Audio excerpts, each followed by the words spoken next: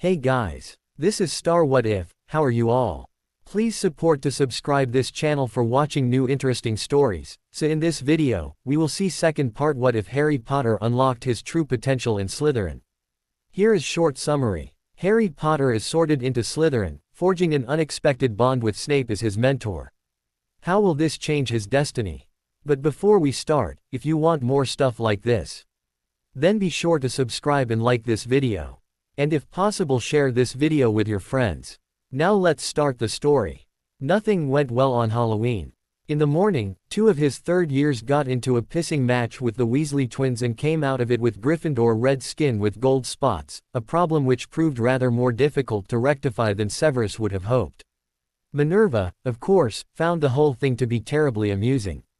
Not as much so, once Severus lobbed a week's detention at all four boys, but that went without saying. She could be such a sourpuss when she wanted. In the afternoon, Severus made himself available for the Potter brat, who never showed up, and who even skipped his regular study session.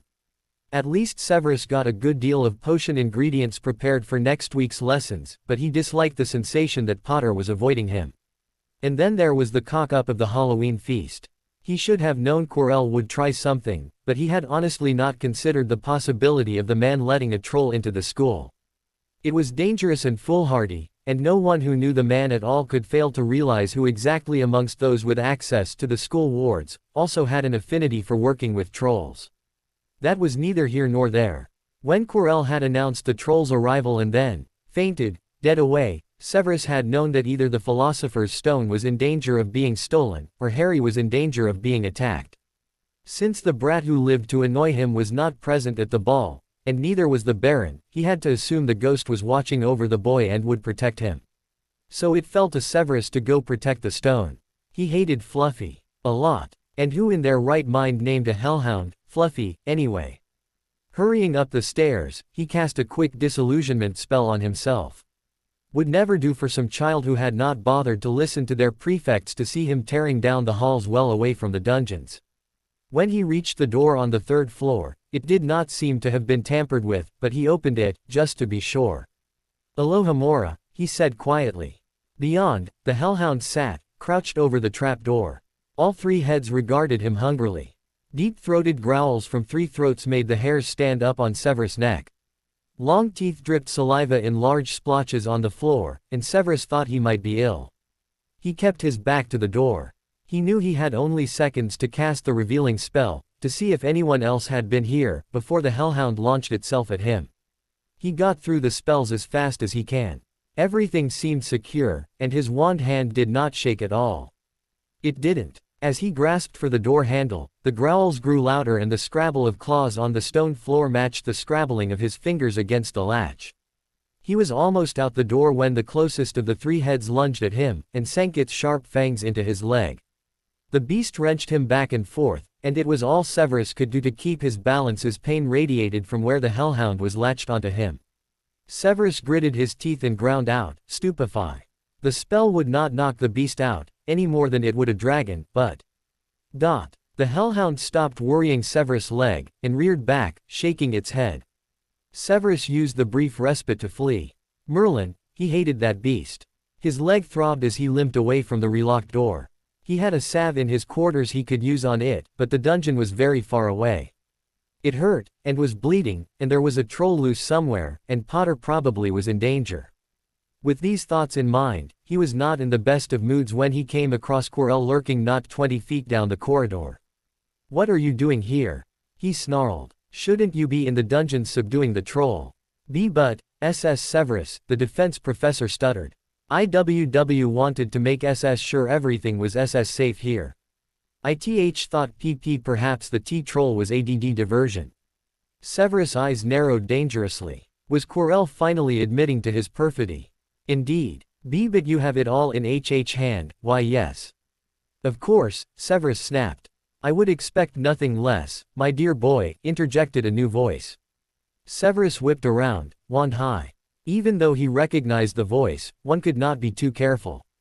He gazed at Albus, whose bright blue eyes took in the two professors, the door, and even Severus' wounded leg, in a matter of seconds. Severus inclined his head sharply and lowered his wand.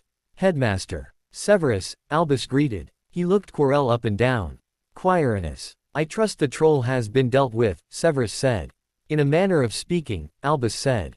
I should think you would find the girls' bathroom on the first floor very illuminating.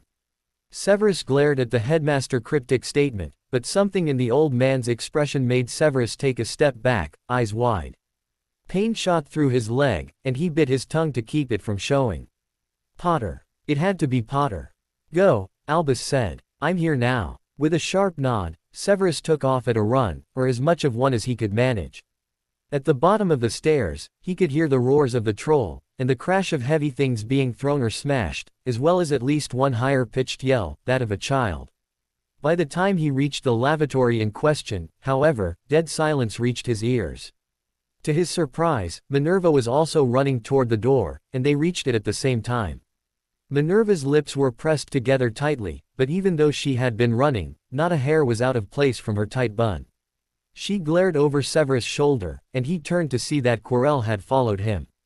This day got better and better every second. They had paused only for the space of a heartbeat before Minerva flung open the door, to reveal a very unusual sight. Potter, he knew it, was standing, wand out, over a 12-foot, lumpy gray troll, while Theodore Nott looked on and Millicent Bulstrode crouched under one of the smashed sinks, softly encouraging the Gryffindor girl, Granger, to come out. The bloody Baron hovered by the sinks, looking a bit less shiny than usual. Severus glared at the two boys and took a moment to gather his thoughts as he checked the troll over. It was not dead, just knocked out. And it stank to high heaven. Minerva had no such compunctions about watching her words. What on earth were you thinking of? Her voice was the essence of cold fury. Severus was impressed, despite himself. You're lucky you weren't killed. Why aren't you in your dormitory? Snape glared at the Slytherins again, specifically at Potter, though he realized with a start that the boys should not have even known about the troll, since he had not been present at the feast. The boy did not hold his gaze, but looked briefly at his shoes before bringing his head up to face McGonagall's wrath. Severus was content to let her yell at them a bit, he would have his chance later. In private. Harry started. A voice from under the sinks interrupted him. Please, Professor McGonagall. They were looking for me. Miss Granger. The girl climbed to her feet. I went looking for the troll because I thought I could deal with it on my own. You know, because I've read all about them. Potter and Bulstrode stared at her, open-mouthed, as she continued, if they hadn't found me, I'd be dead now. They didn't have time to come and fetch anyone. It was about to finish me off when they arrived. Well, in that case, said Professor McGonagall, staring at the lot of them, Miss Granger, you foolish girl, how could you think of tackling a mountain troll on your own? Granger hung her head and said nothing, which was a sure sign of the apocalypse, Severus was sure. Miss Granger, 5 points will be taken from Gryffindor for this, said Minerva. I'm very disappointed in you. If you're not hurt at all, you'd better get off to Gryffindor Tower. Students are finishing the feast in their houses. The girl left, and Minerva turned to Severus, Slytherins, obviously with every intention of bending their ears over the issue. Severus knew there was more going on here than the Granger chit said, but he was certainly not going to let Minerva worm it out of his students. As she opened her mouth to start in on them, Severus straightened from where he had been crouched by the troll and said, You three were lucky, but not many first years could have taken on a full-grown mountain troll. 5 points to Slytherin for each of you. He shot Minerva a sly smile as all three of his students gaped at him. I shall leave you to it, Professor, she said with a huff, obviously annoyed with having the wind removed from her sails. But I shall be informing the headmaster of this, you can be certain. Good evening, Professor, he said, agreeably. I will return to help remove the troll, she added. Once she had left, dragging a still faint Quirrell with her, Severus turned his glare on the three students. Now, tell me what happened. He stared each of them down. And I want the truth. Of the three, Potter was the first to reply, lifting his head. A spark of defiance glowed in his eyes. It was just like Hermione said. We heard the troll in here, and her screaming, and so tried to get her out, first, by distracting it. Teddy threw some pipe or something, and I was just yelling at it, but Millie couldn't get her to leave, so Then you what? Severus said in a dangerous tone. He was gratified to see Harry swallow hard. I jumped on its back. He stared at the troll at their feet and swallowed again. Wand went up its nose. Then Teddy levitated its club up and hit it on the head. Severus closed his eyes briefly. I know it sounds bad, Severus Snape, came the cool voice of the Bloody Baron. Of course it sounds bad, Severus snarled. Because it is. You all could have been killed, and for what? For a friend, Potter said softly. I couldn't just let her get hurt. With a long-suffering sigh, Severus said, why were you not in your common room? We hadn't heard about the troll, Potter said. None of you were at the feast. No, sir, the Knot Boy said. Potter smiled shyly at them. They wanted to stay with me. And I didn't want to go. Very well, Severus intoned. Go to the common room now, all of you. We will discuss this more later. A chorus of, yes, sirs, and they were gone. Well, Severus snapped at the Bloody Baron once the door had closed. You could not have told me what was happening. The Baron did not rise to the bait, but merely gave Severus a long look. I sent a message. To the headmaster. Did he not find you? He did. Well, there you are. Potter is fine, albeit having shown a remarkable lack of self-preservation instinct, and your Slytherins obviously have a loyal friend in Miss Granger. Bully for them. Perhaps you should get that leg looked at. Perhaps you should mind your Severus stopped. Very well. He sighed. Keep an eye on him, will you? Always, Severus. Always. The ghost faded out of the room, and Severus traipsed off to the dungeons himself, wondering how to keep that boy safe, when he seemed determined to throw himself headlong into danger. He only hoped both of them would survive the year. Very well, Severus intoned. Go to the common room now, all of you. We will discuss this more later. A chorus of, yes, sirs, and they were gone. Teddy looked at Harry sidelong as the three of them went back down to their common room. Why'd you tell him that? He asked. Harry bit his lip and shrugged. What do you mean? Why'd you lie to the professor? Millie asked. He wouldn't have. Wouldn't have what? Harry interrupted. Taken 1,000,000 points off us. Given us all detention forever. Millicent sighed and tucked the end of a long strand of hair into her mouth to nibble at it. Well, yeah, okay. He might have. But he's gonna be worse when he finds out what we really did. Harry nodded. He knew that. Don't worry. I'll take the heat for it. Teddy rolled his eyes. Oh no, you don't. We didn't tell him, either, and you're not going to take all the blame on your own. But it was my fault. If I hadn't. Don't, Harry, Millie interrupted. Don't blame yourself. Well, but it's true. You both should have been at the feast. Teddy stopped them, putting a hand on Harry's arm. Harry held himself very still, even as Teddy said, but we weren't. We were with you, because you're our friend, and we wanted to be supportive today. You know, and stuff. Harry nodded slowly. Okay. Yeah, all right. He shrugged, not accidentally dislodging Teddy's hand, but Teddy didn't seem to notice, or mind, if he did. But I'll tell the professor what happened. Later. Millie shook her head with a sly smile. No, you won't. 'Cause I have an idea. With identical raised eyebrows, Teddy and Harry gave her the look. But she refused to say any more, just kept that smug little smile all the way back to the dungeons. The three of them huddled at a corner table in the Slytherin common room, sipping hot chocolate and talking in low voices but not actually whispering. Whispering tended to attract attention, according to Teddy. Okay, so all we have to do is stick with the plan, Millie said. She took a long drink of her cocoa and gave Harry a pointed look. And that means you can't go and do anything heroic. What do you think I am, a Gryffindor? Teddy snickered, pausing in the process of stacking pumpkin pasties in a lopsided pyramid across his end of the table. Well, you did leap on the troll's back.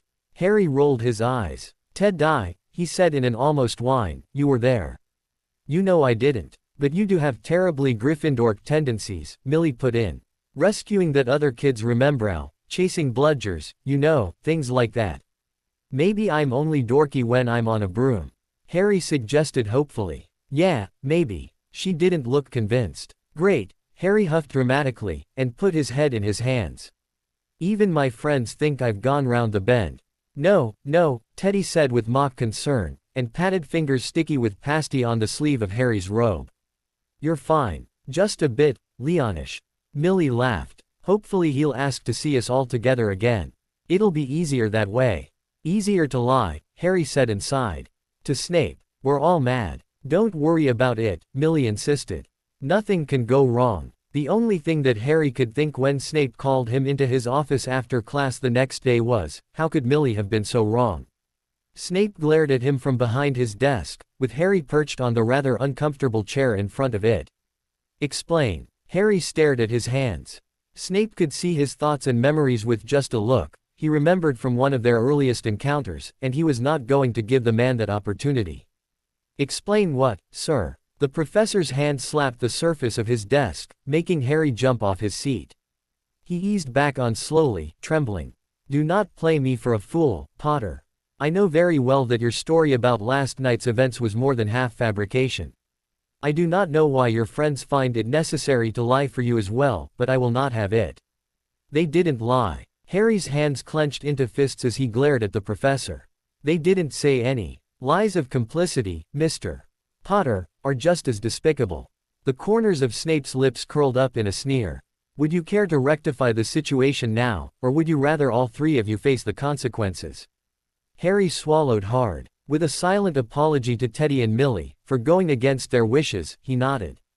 I'll tell you. But please, it wasn't their fault. Snape held his gaze for a long moment, then nodded sharply. If I am satisfied with your rendition, I shall not pursue any punishment for your cohorts. Okay. Harry nodded. We were in the common room during the feast. But then the Bloody Baron came in, looking for me, I think, and said we had to stay in there. I asked why, and he said there was something dangerous set loose in the school, but not what it was. He told me I would be safe in the common room. And you decided it would be in your best interests to disregard his warning. Snape's voice had dropped to a whisper, a very dangerous whisper that Harry recognized at once as something he had no wish to prolong. Well, answer the question, the professor snapped. Yes, all right. Pain flared in Harry's palms, and he looked at his hands in curiosity, to see his nails had bitten into the flesh hard enough to draw blood. Frowning, he shook out his hands and said, I disregarded him. I knew Hermione was in the bathroom. I'd heard someone at lunch say she was upset and crying in there and had been since morning. And so, I knew she wouldn't know about any danger. You should have sent word to a teacher. I asked the Bloody Baron to go warn her, and he wouldn't. He said he had to keep an eye on me. Harry drew a deep breath and looked down again. His confession came out in a whisper. So I figured he could keep an eye on me while I went to find Hermione. Snape was silent so long this time that Harry almost thought he had not heard what Harry had said.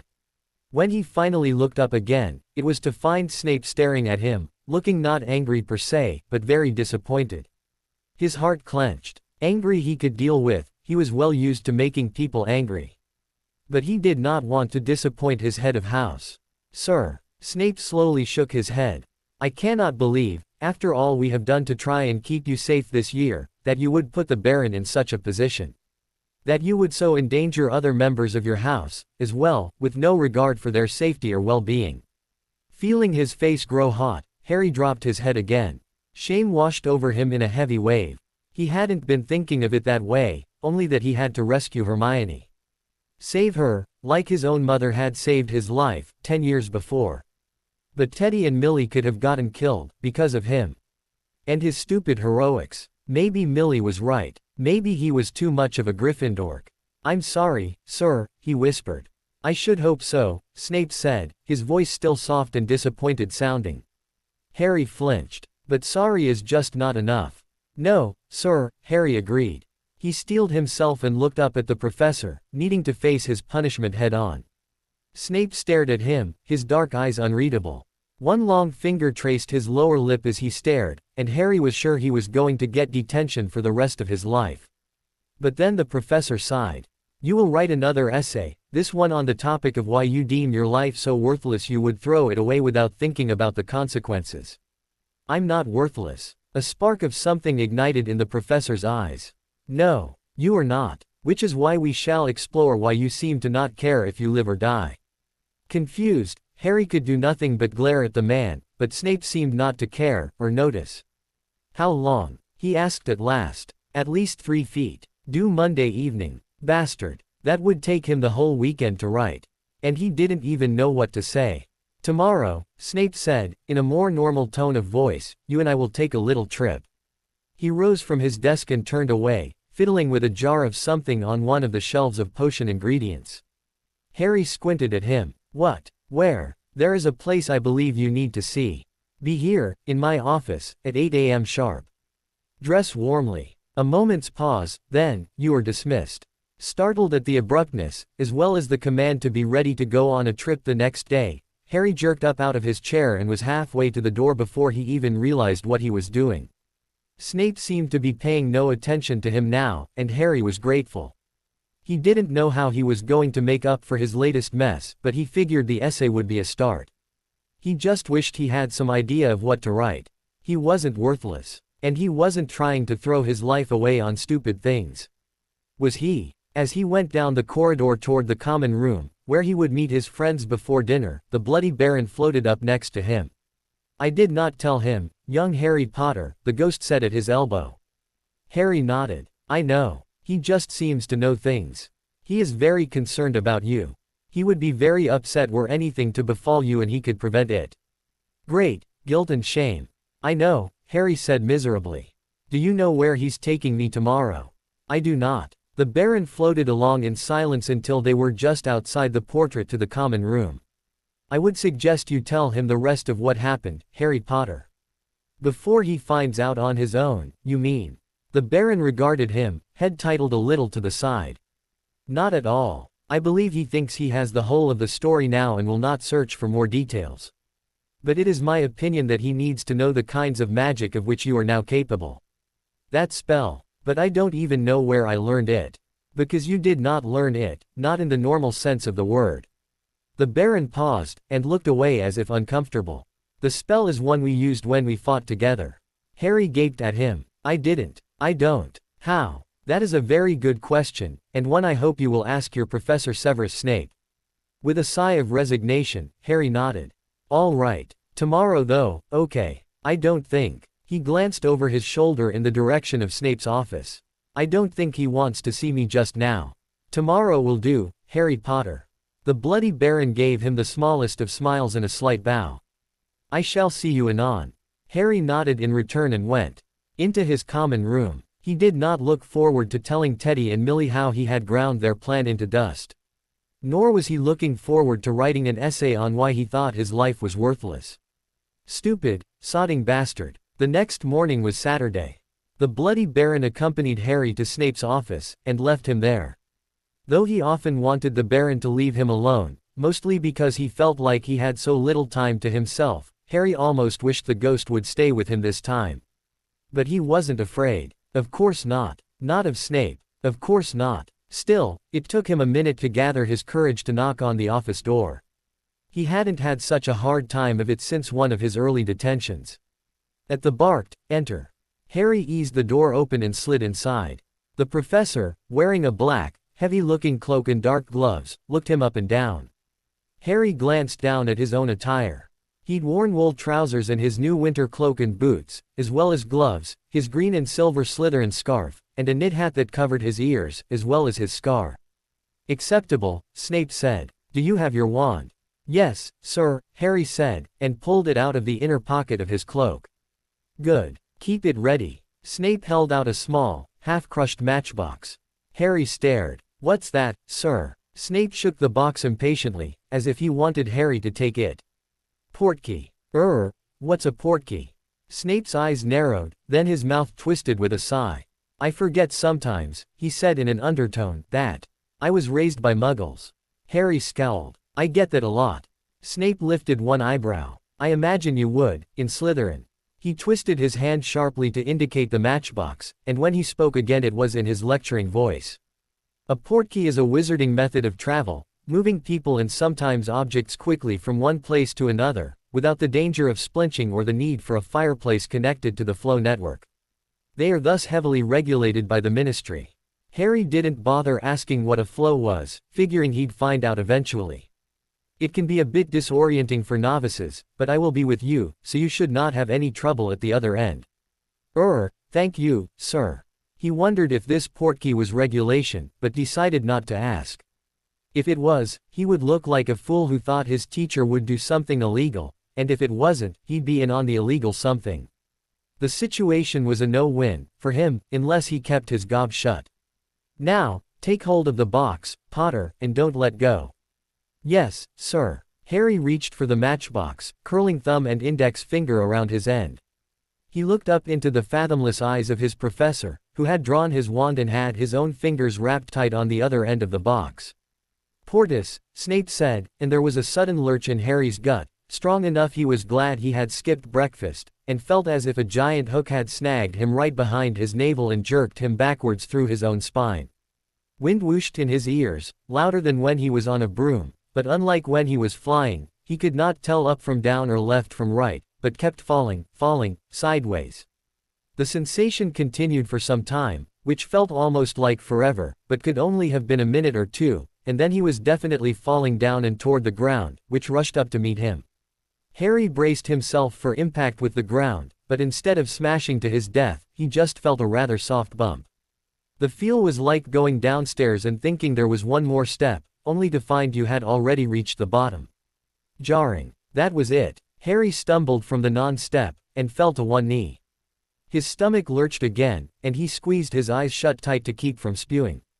"Easy there, Potter," Snape said, and put a hand on his shoulder. Harry flinched violently, and the hand went away quick enough he didn't have to shove it off his shoulder. Feeling his face redden with shame, even in the sudden cold of outdoors, Harry forced himself to his feet. "Sorry," he mumbled and opened his eyes. "I'm all right, though." The professor's eyes were unreadable, and his expression was that careful blank that Harry hated to see. But then Snape just nodded, and turned to start walking along a path in front of them. Harry could see they were in a dense copse of woods, thoroughly overgrown but for the narrow footpath, which might have even been merely a game trail. The air was very cold, despite the autumn sunlight that managed to creep through the canopy, and Harry's breath escaped his mouth in white clouds as they walked. "Where are we, sir?" he ventured after a few minutes. Snape didn't answer, but led him around another bend in the path to where it opened up into a clearing of sorts, with a small building off to one side that looked like a church. Snape moved to the right so Harry could join him, and gestured again, this time to what was all around them. "Gravestones. Hundreds of them. A cemetery." Harry asked. "Why did you bring me here? You have never been here before." It was not quite a question, but Harry answered it anyway. "No. Should I have?" Snape's dark gaze took on an irritated cast. "I would have hoped so. But, no matter. You are here now. This way." Once more he led the way, this time across several rows of plain white markers, and then some taller, marble affairs, one with an angel with outspread wings, and then a wide obelisk with a star on top. Finally, the professor stopped, in front of some marble headstones that seemed at first glance like many of the others. His face went unnaturally still as he stared at the marker. Harry followed his gaze to see what he had never imagined to see on an outing with his head of house, his parents' gravestone. It had their names, and the date they died, and an inscription on the bottom that read, "The last enemy that shall be destroyed is death." His parents lay beneath this cold and unforgiving ground. His parents, whom he could not even remember, except in dreams or nightmares. He had never been here before, and could not understand why he was here now. "Why?" Harry swallowed thickly. "Why'd you bring me here?" Snape's voice was very low as he said, "I thought you might want to see where they were laid to rest." Harry could not meet his gaze. "You've been here before. Only once. For their funeral. To say goodbye. To my parents." He frowned and glanced over at Snape. "I thought you hated them." "No, Harry," the professor said quietly. There was an edge to his voice that had not been there before, but Harry could not figure what it could mean. "I did not get along with you, father, it is true. But I did not hate your mother." The tall man shook his head and turned away from the gravestone, and his dark eyes were bright, almost shiny. "Far from it, in fact." Harry drew in a sharp breath. "You were friends. With my mum." Snape nodded again, and Harry, hardly daring to hope, could feel his heartbeat thudding in his chest. "I was." Harry drew in a sharp breath. "You were friends. With my mum." Snape nodded again, and Harry, hardly daring to hope, could feel his heartbeat thudding in his chest. "I was." Severus watched the play of emotions over Harry's face, and thought for the first time about how unfair it was that the boy had never had a chance to know his mother. Lily had been a beautiful person, not just fair of face but full of life and joy and And the boy was speaking. Severus gave him his attention in time to hear the end of his request, me about her. For a long moment, Severus stared at Harry, his heart in his throat, almost literally. How could he have thought this was a good idea? His own emotions were a mess. It had been years, many years, since he had so devotedly thought about Lily, her life and her death, and about their friendship, about how much he loved her, even after it was clear she no longer wanted him near her. How could he explain any of that to a child? To this child? And yet the boy was gazing up at him with such hope in his eyes that it took Severus' breath away. "We were friends," he said at last. Then he cleared his throat, embarrassed at the thickness of his voice. He looked away, in the direction of far-off Spinner's End, and the neighborhood park where he had first seen his first, and only, love. "We knew each other even before we went to Hogwarts. I met her, on a playground near where we both lived." "Really?" Harry's voice was breathless, his eyes wide, as if Severus was imparting unto him the secrets of the universe. In a way, he supposed, he was. He managed a sardonic smile. "Really? Do you imagine I would lie about such a thing?" The boy's already pink cheeks darkened to a deeper red as he looked down. No, sir. Sorry. I never thought that your old professor was once a child like yourself." His smile deepened. "You would be amazed, Mr. Potter, how much you and I are alike." And in that moment, he realized exactly how true his statement was. The truth of it rocked his foundations once again, and he had to shake himself bodily, to recall where he was in place and time. The cemetery. Lily's gravesite. We are. Yes, Mr. Potter. Would you like to hear how, or would you rather I spoke more of your mother? He knew which the boy would choose, and thus was safe from questions about himself. "My mum, please. Please, sir." Severus nodded, his gaze once more on the gravestone. On her name. On the date she died. Ah, Merlin. How was he going to do this? Your mother was Muggle-born. You know what that means, correct? That both her parents were Muggles. Right. Indeed. And so she had no idea she was a witch. Until I told her. Like me and Hagrid. Just so. That it had fallen to Hagrid to inform the brat who lived to bring back memories that he was a wizard was one of many of the failings of Dumbledore's grand plan for the boy's upbringing. Another, of course, was leaving him with Petunia Evans in the first place. Severus sighed. I saw her in that Muggle playground, as I said, and saw definite signs of magic in her. From the way she could reach amazing heights on the swings, then almost fly as she jumped off them, to the way she all but glowed with power.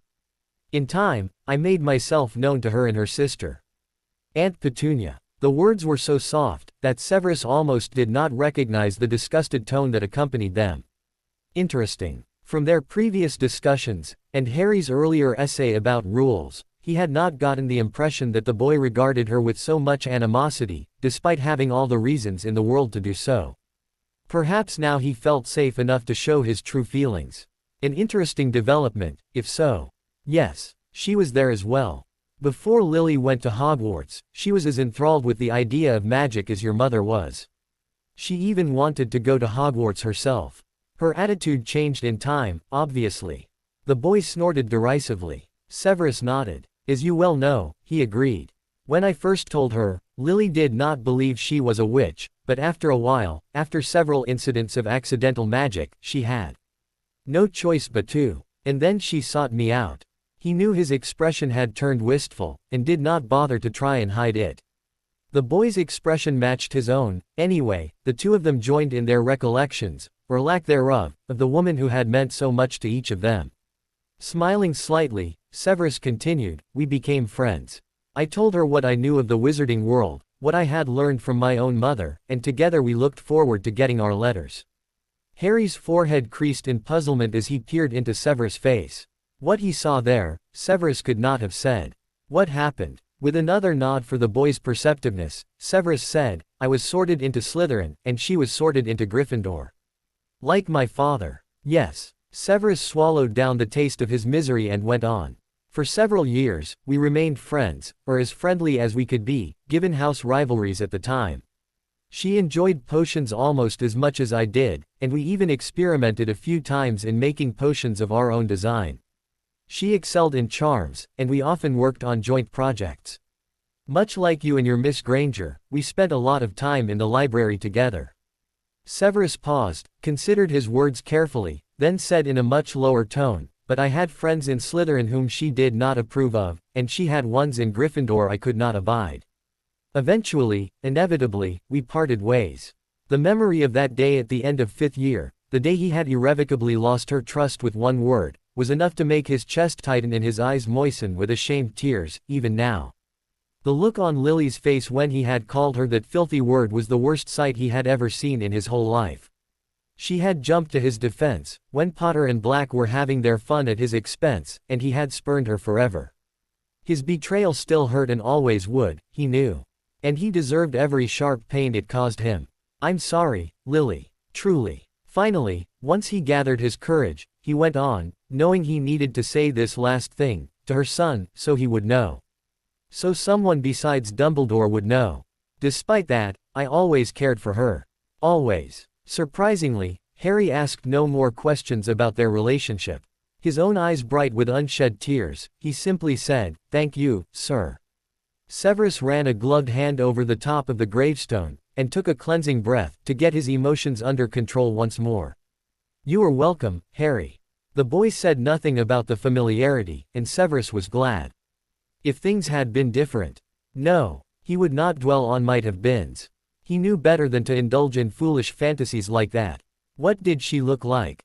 Harry asked, breaking the silence after a few minutes. Severus gave the boy a piercing stare. You have no pictures of her. Surely Petunia could not hate her sister that much. But Harry shook his head. No, sir. None. He paused, bit his lip, then seemed to decide something. Not of my dad, either. But he's got a picture of him in the trophy room. Ah, yes, the Quidditch star. Severus forbore to say anything derogatory, however, about the man who had made much of his 7 years at Hogwarts a living hell, as this was neither the place nor time for such pettiness. And it was petty, he knew, to dwell on such injuries to his pride after so many years. But then, he was a bitter and petty man, in many ways. He had accepted that about himself a long time ago. More recently, of course, he had accepted that he was a bully, too, but he was working to change that, firstly with this boy in front of him. I have some pictures of your mother, he admitted slowly. That was one way he could make up for the wrongs he had done. I would be willing to show them to you. The joy that shone in Harry's eyes and made his whole face glow was something Severus had never thought to see in his lifetime. Really? Oh, thank you, sir. Embarrassed by this display, Severus nodded curtly. It's time to go back, he said. I have work to do. As do you, if I am not mistaken. Harry nodded, then sighed a little and crouched in front of the gravestone, where he traced his gloved fingers along the engraved letters that spelt his parents' names. Once again, Severus had to look away, lest his emotions overcome him. It had been 10 years. Surely he should be over this by now. When the boy stood, finally, Severus motioned for him to head back to the woods, where they would take the portkey he had prepared for their return trip. Lost in his own thoughts, he did not hear Harry's question, until the boy said, a little more loudly, Sir. Yes, Potter. I asked if my parents lived around here. I mean, I thought I saw other buildings outside the churchyard. Yes, they lived in Godric's Hollow, the town which surrounds this church. It's a primarily wizard town, and many renowned families live here, or used to. Like who, sir? The Dumbledores lived here for a time.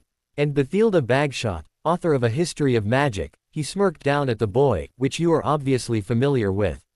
Or should be. Harry laughed. Yes, sir. Anyone else? Think about it. Godric's Hollow. Oh, Godric Gryffindor. Indeed. Wow. Severus snorted a laugh. Indeed. It took them only a few minutes more to reach the spot from where they would portkey, and this time, Severus made a point of telling Harry he would hold his arm to make sure he didn't fall at the other end of their journey. He did not want a repeat of the scare he had given the boy when they had arrived here. He understood the cause, of course, but did not want to exacerbate the situation.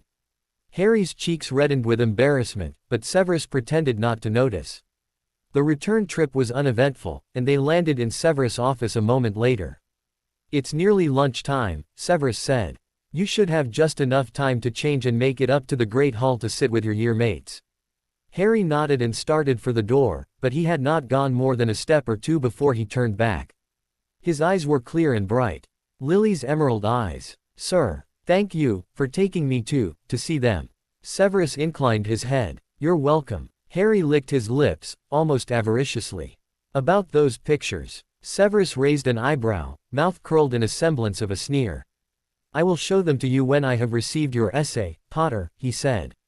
When the boy's expression grew crafty, he hastened to add, but mind this, I will know if you rush through it in order to get your reward, and if you rush, then you will have no reward. Harry's face fell, but he nodded. I'll do it right, he promised. I know you will, Harry. And he did. His previous essay was proof of that. Go on now. Your nutritional supplement will be awaiting you at lunch, as you did not see fit to eat breakfast. Harry's eyes grew wide, thinking, no doubt, that Severus had read his mind. But this time, he had not needed to. Hearing the boy's stomach rumble hungrily all morning had been quite enough of a clue. He smiled, giving nothing away. Go on, he said again, and Harry fled. Shaking his head slightly, he returned to his quarters and the hidden drawer in his desk where he kept his photographs of Lily. As he went through the small stack, he alternately cursed himself for making the offer to Harry, and cursed the Dark Lord for taking his Lily away. It had been years since he went through these pictures, and each one held a memory, for good or ill. After an hour or so, he could take the trip through the memories no more, and went to work on his potions, the one thing guaranteed to make him lose himself. Some days, he wished he could lose himself forever. Harry's eyes grew wide, thinking, no doubt, that Severus had read his mind. But this time, he had not needed to. Hearing the boy's stomach rumble hungrily all morning had been quite enough of a clue. He smiled, giving nothing away. Go on, he said again, and Harry fled. In the Slytherin common room the next evening, Harry sat at the table with his study group mates as they worked on a project for transfiguration. They were supposed to be turning a thistle into a whistle, and since they had to make sure the whistle worked, it was immediately apparent if the transfiguration had been complete or not. Fortunately, Harry recalled, from one of the books he and Teddy had perused, a counter for stinging curses which came in handy against nettles.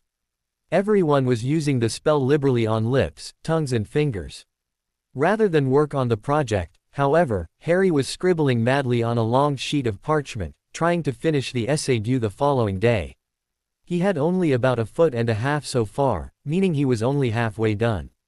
It was miserable work, but he was not fool enough not to finish. Realizing suddenly that the group around him was quiet, he looked up. Millie gave him a pointed stare. It's your turn, Harry. Oh, sorry. He lifted his wand, focused on the reedy plant in front of him and waved his wand just so. Factus barba. Now a thin tin whistle lay on the table. He gingerly picked it up, no stinging yet, and held to his lips, still no stinging, and blew. No stinging, but no sound, either. Or so he thought. From the nearest dormitory came the cacophony of several owls hooting at once, and a third-year girl's shout of, "What the hell?" Nice going there, Potter, Zabini said with a smirk. You made a bird call. Better than you did, Millie countered, sneering. Or was that incantation you yammered on about supposed to shred the thistle? Shut it, Bulstrode. She rolled her eyes. Whatever. You did good, Harry, she said. Thanks. Harry grinned. Your turn. Here goes nothing, she said with a sigh. When she got no better results than the last time she tried, even when Harry gave her a pointer on the wand motion, she sat back with a huff and watched as Draco took his turn.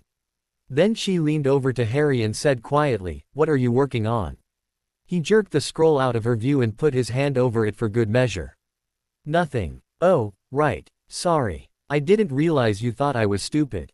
I don't. He bit his lip and flicked a quick glance at Zabini. He didn't want to lie to his friend, but he didn't want to tell her about his essay for Snape, either.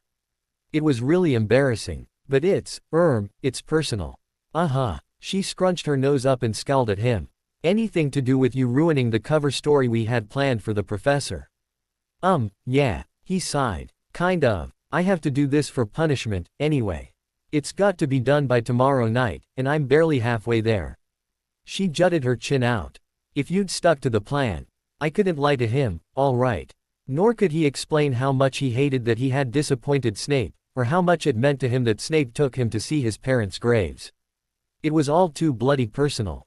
Harry forced his hands to unclench and took a slow breath. I just couldn't. Well fine, she said with a huff of annoyance. Next time, just say so, and I won't waste my time coming up with a brilliant plan to save your hide. Your plan was Millie. Honest. He chewed on his thumbnail nervously, just thinking about that confrontation with Snape. I dunno why I couldn't play along. Your head got knocked about by the troll, I guess. Harry glanced at her sideways, not sure if she was having him on. He caught the sparkle of humor in her eyes, though, and allowed himself a small smile in return. No doubt. He sighed. The Bloody Baron said I should tell the professor about the spell I used, too. He had her full attention now. Harry, are you sure about that? Yeah, I mean, he said so, right after I told Snape what really happened. But, she glanced at Draco and Zabini, but neither seemed to be listening in. In fact, Draco was currently trying to convince Zabini that there was no infactus to no avail. She turned back to Harry, eyes narrowed. But you know you're the only one he talks to, right? The only one who can even hear him. Harry frowned. No. I mean, you were there when he warned us about the dangerous thing in the halls the other night. And when I told him Hermione was in the girls' lab. Millicent looked uncomfortable but she held his gaze.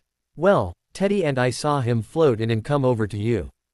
And we heard you telling him about that Gryffindor girl, but we couldn't hear him. Harry's mouth dropped open. He felt it fall. How was it he hadn't realized this?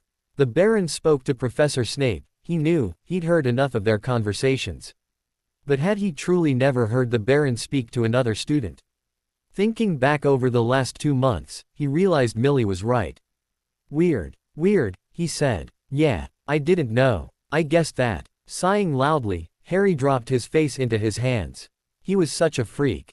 Harry stayed up late that night, using a bit of wand light under the covers to continue to work on his essay. The lines on the parchment were a bit crooked, but at least he didn't spill any ink on his bed sheets. On Monday, he worked on the essay some more during lunch and through his free period afterwards, and finally finished just before dinner. It had been a monster to write. Just thinking about the topic, for one thing, was enough to make his chest feel all tight. And coming up with examples of how and when he had been rather free with his own safety or even his life, was more eye-opening than he would have guessed. Like the time he was 7, or maybe 8, and just had to rescue a neighbor's kitten who was stranded high in a tree. Dudley and his friends were throwing stones at the poor thing, and instead of waiting for the neighbor to get his ladder or call the fire department or whatever, Harry had climbed the tree to protect it. He spent an hour dodging stones and chasing the kitten through the small and occasionally fragile branches, until both he and kitten came crashing down as was inevitable, really, given his luck.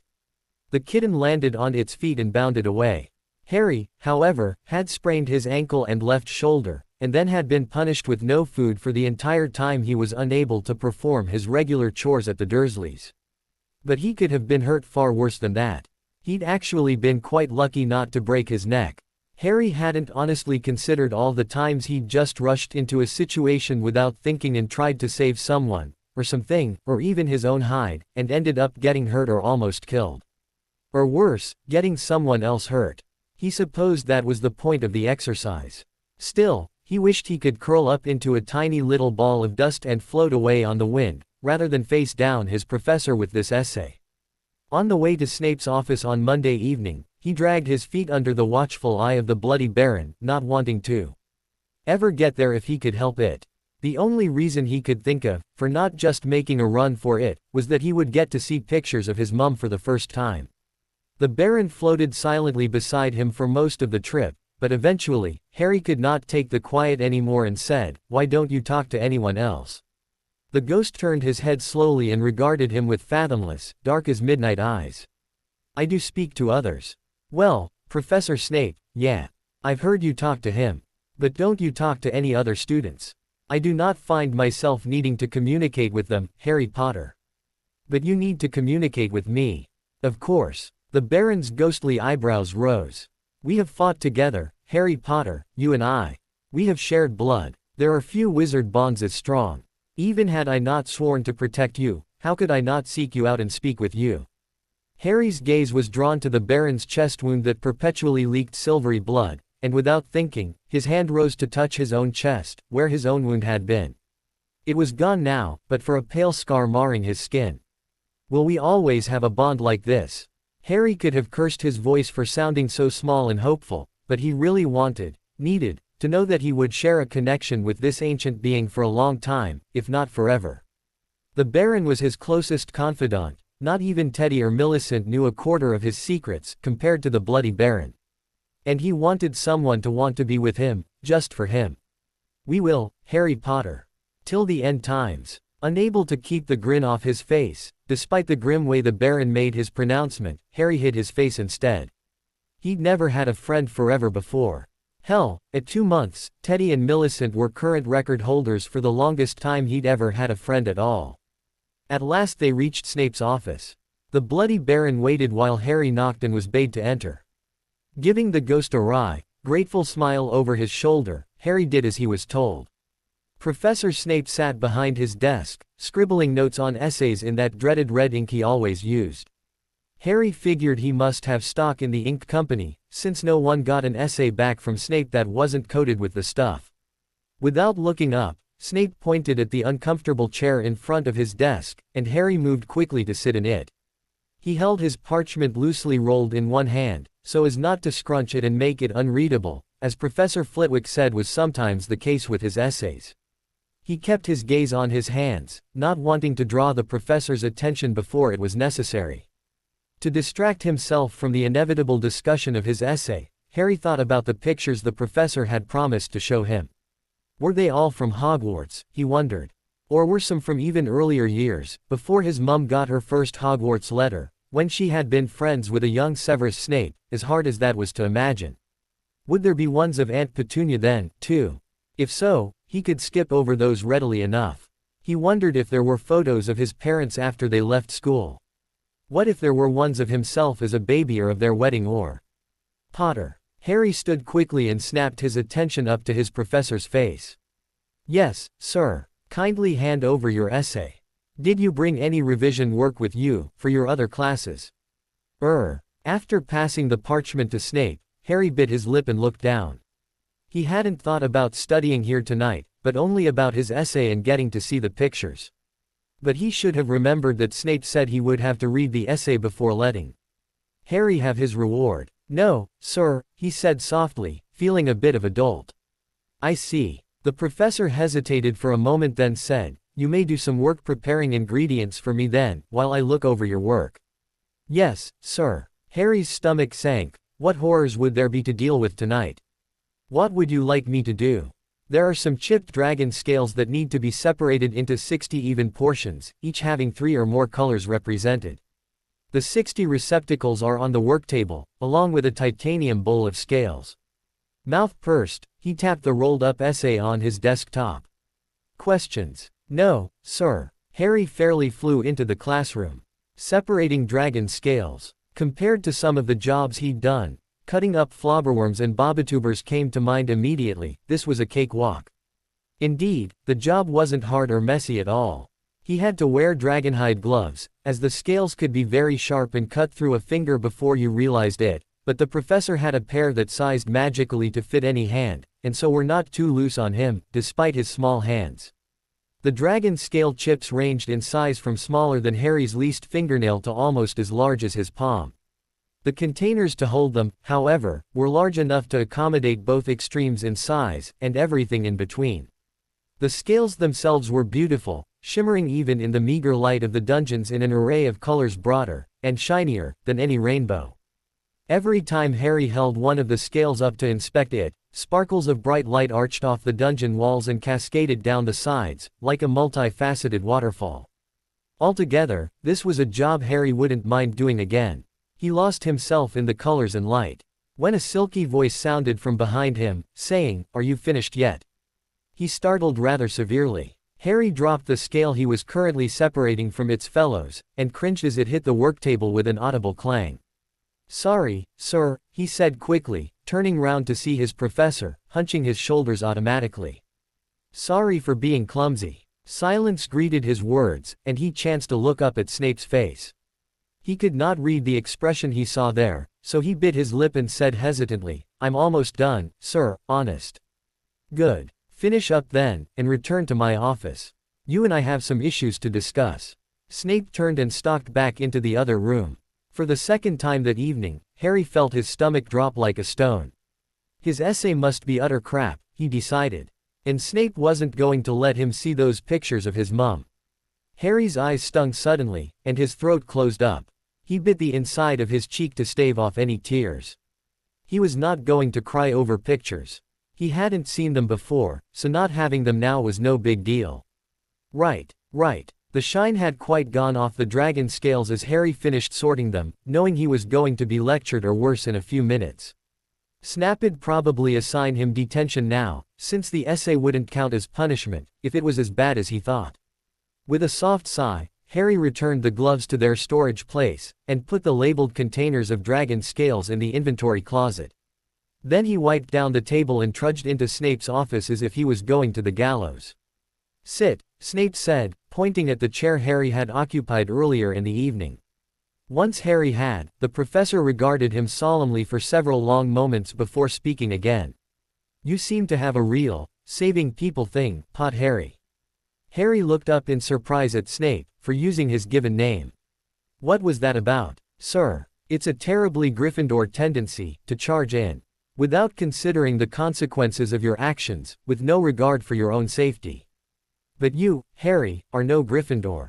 Harry swallowed. "No, sir. No. Only a Slytherin could have survived 10 years of living with those muggles without killing them, whilst managing to keep his sanity intact." Harry's eyes widened. "Surely he didn't mean, sir." "You misunderstand me," Snape said, his voice uncharacteristically soft, without being menacing. "I do not mean to imply that you should have sent them to their graves, only that." He sighed and then glared at Harry. "Why must this be so difficult?" "I don't know, sir." "Oh, I didn't mean you, boy." Snape rose, while Harry scrunched back in his chair, farther away. But the professor merely turned his back on Harry and adjusted a few glass containers on the shelves behind his desk. He continued doing so for several minutes, and it crossed Harry's mind that this might be a way that Snape covered his own nervousness. He dismissed the idea almost at once. Surely Professor Snape was never nervous. Finally, Snape glanced over his shoulder, almost as if to see if Harry was still there. When he saw Harry was, he sighed again, and sat back down at his desk. He folded his hands on top of his desk and peered at Harry through his curtain of hair. "Did your uncle ever hit you, Harry?" "What? No." "Did your aunt?" "No." Harry crossed his arms over his chest. "Why are you asking me stuff like that?" "Do not be so quick to answer," Snape said, still using the quiet tone he seemed to have adopted for this talk. "You had numerous injuries when you first came to school, do you not remember? Contusions in various stages of healing, broken bones that had not been set correctly, and internal damage to some of your organs. Never mind the malnutrition, we'll get to that." When Harry opened his mouth to angrily retort that the Dursleys had done nothing, absolutely nothing, Snape held up his hand to silence him. "From your essay, it is quite clear they were emotionally abusive and criminally negligent at the very least, with regards to your safety and well-being. I need to know if your aunt and uncle were physically abusive as well." Panicking slightly, Harry leapt out of his seat. His breaths came harder as he tried to decide if he should make a run for it. This was crazy. He hadn't said anything like that in his essay. Sure, his aunt and uncle had told him he should never have been born, and that he was worthless, but that didn't mean he actually was or anything. To his shame, his voice cracked as he yelled, "Why do want to know stuff like that? Why can't you just leave me alone?" Professor Snape merely lifted an eyebrow at his outburst, and then, to Harry's surprise, answered him fully. "I want to know, Harry, so I can best decide if you need to be removed, permanently, from their care. And I cannot leave you alone, ethically, not when I am in a position to aid you." Harry shook his head and backed toward the door. That wasn't true, it wasn't. No one could aid him. No one ever had before. And if they said they were, it was only because they had some trick up their sleeves, and he would get into even more trouble than if they'd just let him be. He knew how the world worked. Snape was like everyone else, just trying to trick him, just like always. "I don't believe you," Harry told him, and in a flash, he had the door open, and was running down the corridor and far, far away. "I don't believe you," Harry told him, and in a flash, he had the door open, and was running down the corridor and far, far away. Damn, Snape snarled, and before the boy got more than a dozen steps, he was out of his chair and heading after him. He'd thought briefly of locking the door before Harry made it through, but he knew that was more likely to make the boy panic than anything. Still, he should have put himself between Harry and the door, to cut down on the possibility of the boy bolting. In this state of mind, Harry was liable to get himself into trouble. Just before he left the office, he remembered something, and went back to his desk to grab the packet of photos he had promised to show Harry. He meant to keep that promise, even if Harry thought he was an evil bastard who wasn't actually trying to help him. As he chased after the boy, he reflected on what exactly had gone wrong. He had needed to ask this series of questions a number of times before, and though there were differences in each child he tried to help, there were many similarities in their cases as well, one of which was almost an automatic reflexive denial of any problem. He was actually rather amazed that Harry had not accused him of making everything up whole cloth, including the injuries he'd had healed at the infirmary at the beginning of the year. In his experience, children who were neglected and abused, and he'd dealt with plenty in his tenure as the Slytherin head of house, were some of the least trusting and most paranoid people in the world. Severus had been one himself, so he was fairly confident of his interpretation. But he had the unofficial testimony of his legitimacy of the Dursleys themselves. He certainly had not seen everything they had done to Harry, but he had a pretty good basis to charge them with a number of crimes against the child. What he really needed was for Harry to corroborate what Severus had seen in their minds, with his own words. For the next quarter hour, Severus trailed after the boy, all the way to the Ollery. His leg, despite having been mostly healed from his run-in with that thrice-damned three-headed dog, was aching fiercely by the time he reached the top of the West Tower. The Ollery was cold and drafty this November evening, as the weather this past week had turned particularly nasty. Frost rimmed the grounds every morning, and turned the surrounding hills a dark, steel gray. In the frigid Ollery, Severus immediately cast a warming charm on his clothes as he peered around for the boy. In the dark, one little dark-haired boy in dark robes was not easy to spot. But one white owl was, and Severus honed in on the bird, recalling that Harry had one like it. Half turned from the door, the boy was standing quite close to his owl, stroking her feathers gently. Severus, however, could see the lines of tension running through him as if they were painted on, in every jerky movement of his hand, in every hitched breath, and even in the cant of his head. Severus was going to need to approach the subject of his abuse much more slowly than he had previously considered. From the candidness with which the boy wrote his essay, Severus had thought he was ready to talk about his home life. Clearly, he was not. Or, perhaps he could only talk to his owl about it. Harry's soft voice was barely more than a whisper, but Severus had not been a spy for nothing. He picked out the boy's words over the low murmurs of owls settling and the rustle of feathers. Supposed to do, Hedwig. They always knew when I told anyone anything. Was always worse after. This was before I had you, you know, but I got locked in for weeks, once, after the school nurse made a fuss. She said. He shook his head and ran a hand across his face, wiping away tears. I don't think I can go back to the cupboard again. God, I was so hungry. And where would you go? I can't ask you to stay locked in that stupid little cupboard with me. Seemingly talked out, the boy sighed and rested his head on his arm, which leant on the perch Hedwig was standing on. But Severus had heard enough. Harry, he said quietly, so as not to spook the boy. Harry spooked anyway, rearing back. His green eyes were luminous in the dim chamber. Please, he begged. Please, sir, just leave me alone. I can't do that, Severus told him, again, and moved a step closer. He took it as a small victory that the boy did not back away fearfully as he had half expected. You are my responsibility, just like the rest of my Slytherins. I need to make sure you are all right. I'm fine. Harry swallowed and repeated in a quieter voice, I'm fine, sir. Honest. Severus nodded slowly, and took another step. Right now you are, yes. I'm fine all the time. You don't know me, or anything about me. Don't pretend you do. All right, I won't. You have told me a few things about yourself, however, and I'll make whatever presumptions I care to from that.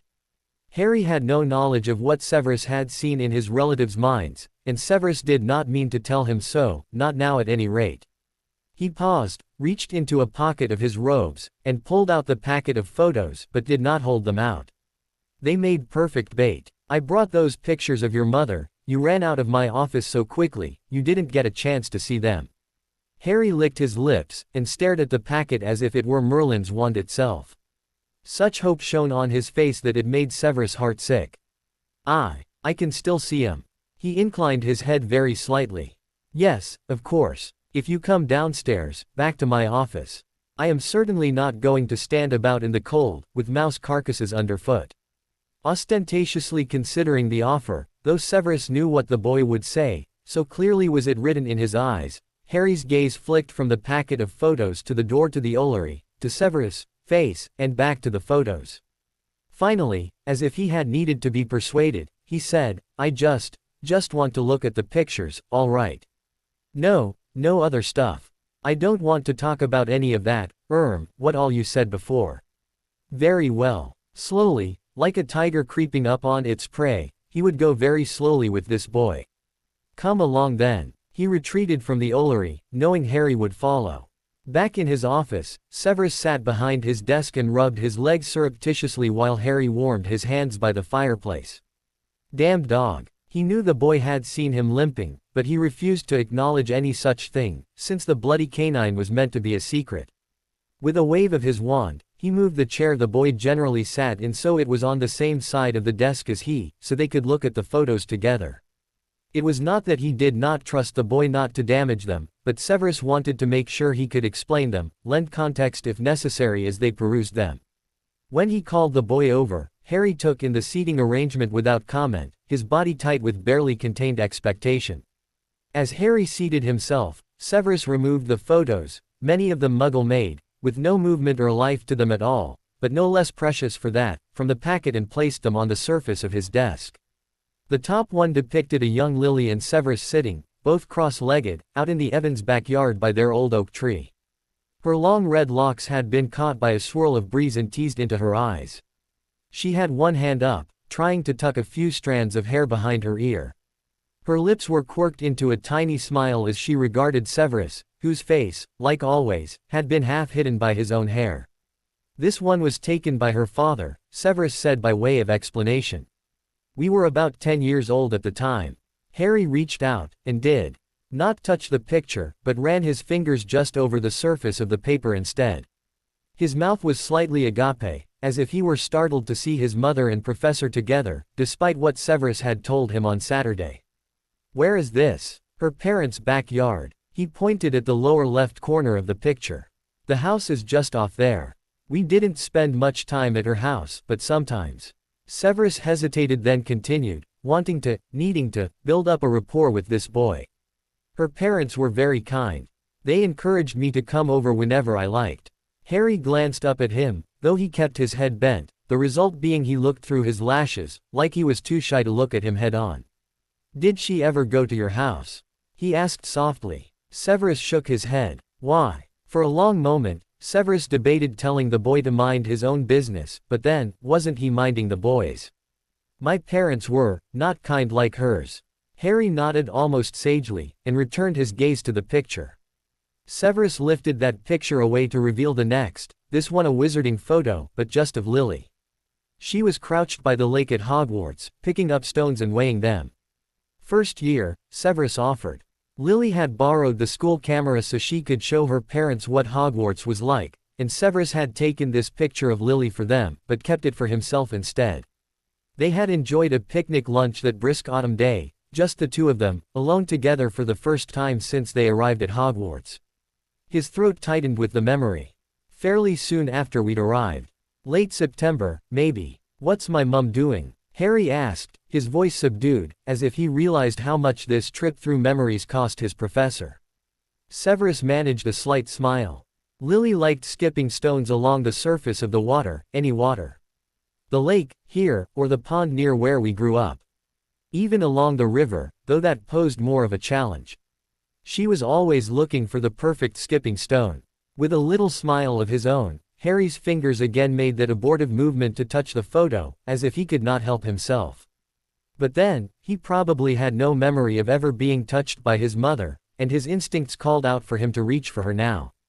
She's awful pretty. Yes, Severus agreed. She was. When Lily stood, rock in hand, and faced the camera, Harry's breath caught. Her eyes, my eyes are just like hers. Severus nodded in silent agreement. They looked through several more of the photos, but it was getting late. Also, Severus wanted to hoard what bait he had, to lure Harry to come to speak to him more in the future, so he wrapped up this session, telling the boy to go to bed. For the first time, Severus caught a real spark of rebellion in Harry's eyes, and he imagined Harry wanted to call him out on his promise and rail about the unfairness of it all. But the spark was extinguished fairly quickly as Severus raised an eyebrow at him. Severus had promised pictures. Just not all the pictures. Thus, Harry acquiesced without saying anything more than, "Yes, sir. Thank you for showing me these." "You're welcome, Potter. Good night." "Good night, sir." Severus watched Harry go, not surprised to see his faithful Baron appear next to him like a guard dog as he went out the door. Drawing a deep and even breath, he carefully returned his most prized possessions to their paper sleeve before locking them away once more. Just looking at her hurt, though less so than the last time he had indulged in such a maudlin activity. Perhaps because he shared them with her son. The next few days passed swiftly, as they usually did this time of year, once the students finally settled into their routine. With the first Quidditch match of the season approaching, Slytherin versus Gryffindor, none of the Quidditch team, especially their youngest and newest member, had time for much of anything but practicing. Thus, Harry had not returned to Severus' office to look at pictures, though he mentioned at the end of class on Friday that he would like to, if he could, come back over the weekend to see more of them. Possibly, Severus told him with a casual air, though he knew he'd let the boy come look at photos whenever he wanted. "Do you not need to catch up on your classes because of Quidditch?" "Oh, no, sir. Captain Flint's been making sure I got all my work done. Said you'd skin him and me, if he let." Harry winced as if he'd just realized what he was saying, and looked away quick. "I didn't mean to say that." But Severus only smirked at him. "I dare say Mr. Flint is right. Good for you for keeping up in your studies." From the expression on the boy's face, you'd think Severus had handed him the moon, instead of a tiny compliment. Thank you, sir. Go on with you, now. I believe Mr. Flint has a practice scheduled in about 15 minutes, does he not?" Harry jumped from his seat and nodded. "Yes, sir. Thank you, sir." The next day was the first game of the season, and Severus made sure all his snakes were suitably enthusiastic and ready to root for their team. He also made sure all the players had breakfast. Unmoved by attacks of nerves that made many of the players want to skip the meal, Severus insisted they eat.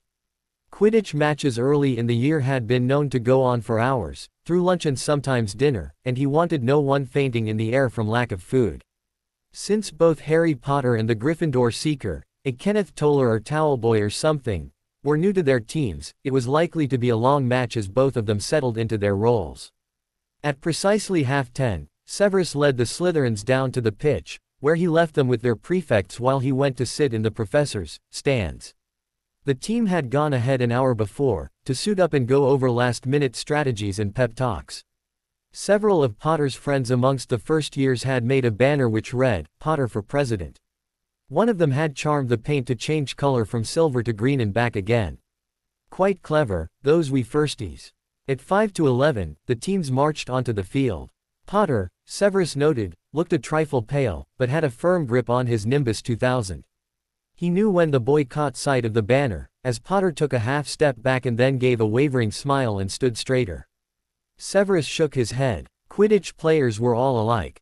Down on the field, Rolanda Hooch was giving her pre-game talk, which was usually some iteration of "play fair," and which Slytherins inevitably translated to "don't get caught." As usual, she eyed Marcus Flint a little more closely than the Gryffindor captain. Severus sneered at the blatant prejudice. Then she gave a loud blast on her silver whistle. 15 brooms rose up, high into the air. They were off. And the quaffle is taken immediately by Angelina Johnson of Gryffindor. What an excellent chaser that girl is, and rather attractive, too. Jordan. Sorry, Professor. Naturally, the announcer was a Gryffindor. No chance of prejudicial commenting there, and a friend of those blasted Weasley boys. And so, naturally, his commentary focused almost exclusively on the Gryffindor team and their possession of the quaffle, their accuracy with bludgers, their seeker's attention to finding the snitch. No matter that the Slytherin seeker was clearly the better flyer, with a better eye and on a far better broom. Severus was disgusted by McGonagall's one-upmanship attitude, evidenced by her choice of commentator. He was aggravated, annoyed, peeved, even. He let none of that show on his face, however, in true Slytherin style, and attempted to enjoy the game regardless. And he would have succeeded, too, if someone had not nearly killed Harry Potter in the middle of it. Gryffindor had scored once, much to the dismay of 1/4 of the fans watching, when the snitch was spotted for the first time. Potter sped towards it, going into a steep dive. He inched ahead of Towelson, who had also spotted the little ball of gold. Then, in a move that was obviously choreographed, the Weasley menaces planted themselves directly in Potter's path, angled so he would have to pull a hard turn at top speed or else careen into one of them. Potter nearly couldn't make the turn in time, and the end of his broom was clipped by one of the red-haired oafs, spinning him briefly out of control. Flint automatically complained to Hooch, but she shook her head, not allowing a foul shot, despite the clear violation.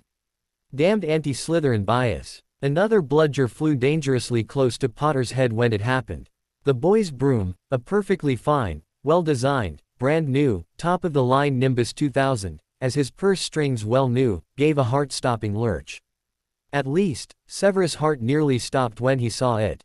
Potter was high enough in the sky that not everyone was watching his every move.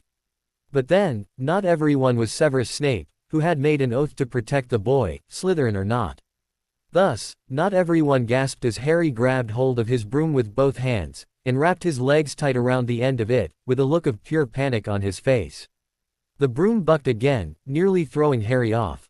More gasps were heard as more people noticed the boy and broom zigzagging through the air, the latter making violent jerks as if actively trying to send the boy into a free fall above the pitch. Meanwhile, the broom went higher and higher, to where a fall would be more likely to be fatal.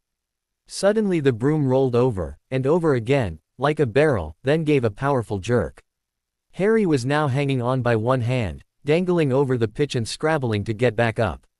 So someone else, besides Severus, must have been watching the boy very closely, because someone was hexing the broom. Someone powerful with dark magic. A feral growl came from Severus' throat. No one messed with his snakes.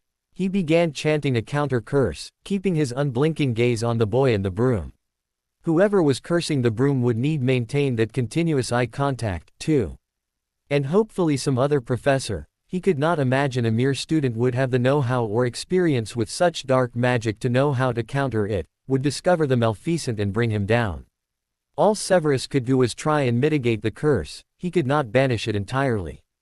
He heard screams around him as more people realized their bloody savior was in danger of dying. Above him, Harry managed to latch onto the broom with his other hand at last, no thanks to the two Weasleys, who flew in underneath him, as if to catch him if he fell, but offered no other assistance.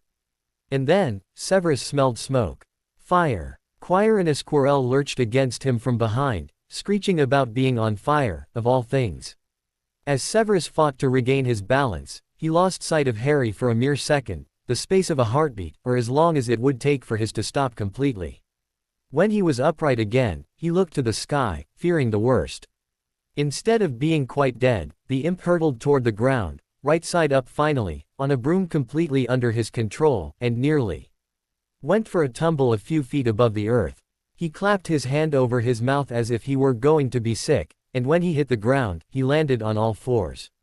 He coughed, rather inelegantly, truth be told, and out of the brat who lived to give Severus heart failure's mouth popped the little golden snitch. Merlin's balls. Severus' scowl was just this side of a smirk, in light of Slytherin's victory. The boy couldn't even play a simple game of Quidditch without making a spectacle of himself. But at least he wasn't dead. And Severus had yet another piece of damning evidence to stack against one stuttering, blundering Dada professor. If only Dumbledore would listen this time. Quirinus Quirrell lurched against him from behind, screeching about being on fire, of all things. You set Professor Quirrell on fire. Harry all but shrieked. They were in the common room, at their favorite table for studying quietly, but the room was so full of celebrating Slytherins, you could not have heard an irrumpent trumpet its horn.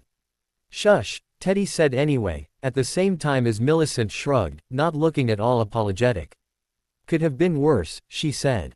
I could have lit his head on fire. That smelly turban desperately deserves it, too. She narrowed her eyes at him. Besides, it got him to stop cursing your broom, didn't it? Yeah, but, are you sure it was him? Teddy rolled his eyes. Course it was. First of all, he's been trying to kill you all year, hasn't he? And also, he was staring right at you, without blinking. In order to carry out a sustained hex like that, you have to maintain eye contact. Uninterrupted. No blinking, no sneezing, no bending over to put out the flames on your robes. Harry couldn't help it, he snickered. Though, when he'd been over 100 feet in the air, his out-of-control broom had been anything but funny. Catching the snitch, though, and winning the game, that had been the best feeling ever. I still can't believe they're not doing anything about him. Millie growled. What do you mean? Teddy gave Millicent a sharp look before shrugging. We saw Professor Snape talking with the headmaster as everyone was leaving the stadium. The professor looked furious, all pale except his lips which were white, he had them pressed so hard. You know the look. Harry nodded dumbly, eyes wide. He'd seen that look a couple of times. It usually heralded detention, and a raging dressing down. Yeah, well, I think he was angry with the headmaster this time. I couldn't hear everything they said, but our head of house was talking about Quirrell and how you'd almost died again and how the headmaster better tighten up security, both on you and the you-know-what. Huh, what's a, you-know-what? Damned if I know. Something they're trying to keep secret, anyway. And well guarded. Teddy got a sly look and glanced around them to make sure none of their housemates had moved closer. They hadn't, the nearest ones were laughing their heads off a few strides away and couldn't have heard anything over the noise in the room. Even so, he lowered his voice, though not to a whisper. Do you know why we're not allowed on the third-floor corridor? Peeves. Harry guessed. Teddy shook his head. Cerberus. Cerba who? Cerberus. A hellhound. 3 heads, big teeth, nasty disposition. Harry gaped at him. A hellhound. Teddy nodded. In the school. Another nod. Why? That's a good question. I think it's guarding something. Guarding what? Teddy wrinkled his nose a bit and sighed. I don't know. But whatever it is, and Hagrid, you know, the gamekeeper. He called it, you know what, earlier today. Whatever it is, if the headmaster wants it safe as much as he wants to protect you, then I imagine it's pretty important. He paused. But the professor was rather put out about Dumbledore being more interested in protecting the you-know-what than you. Harry shook his head. It was too much. A 3-headed hellhound was protecting something on the 3rd floor, and the headmaster was being less than helpful when it came to protecting Harry from the broom-cursing, murderous Quirrell. How do you all this? Harry asked, it being the only question he could wrap his mind around at the moment. He's very sneaky, Millicent said. Sneakier than my big brother, and that's saying something. Teddy gave her a bland smile, and she continued, and he eavesdrops. Give away all my secrets, why don't you?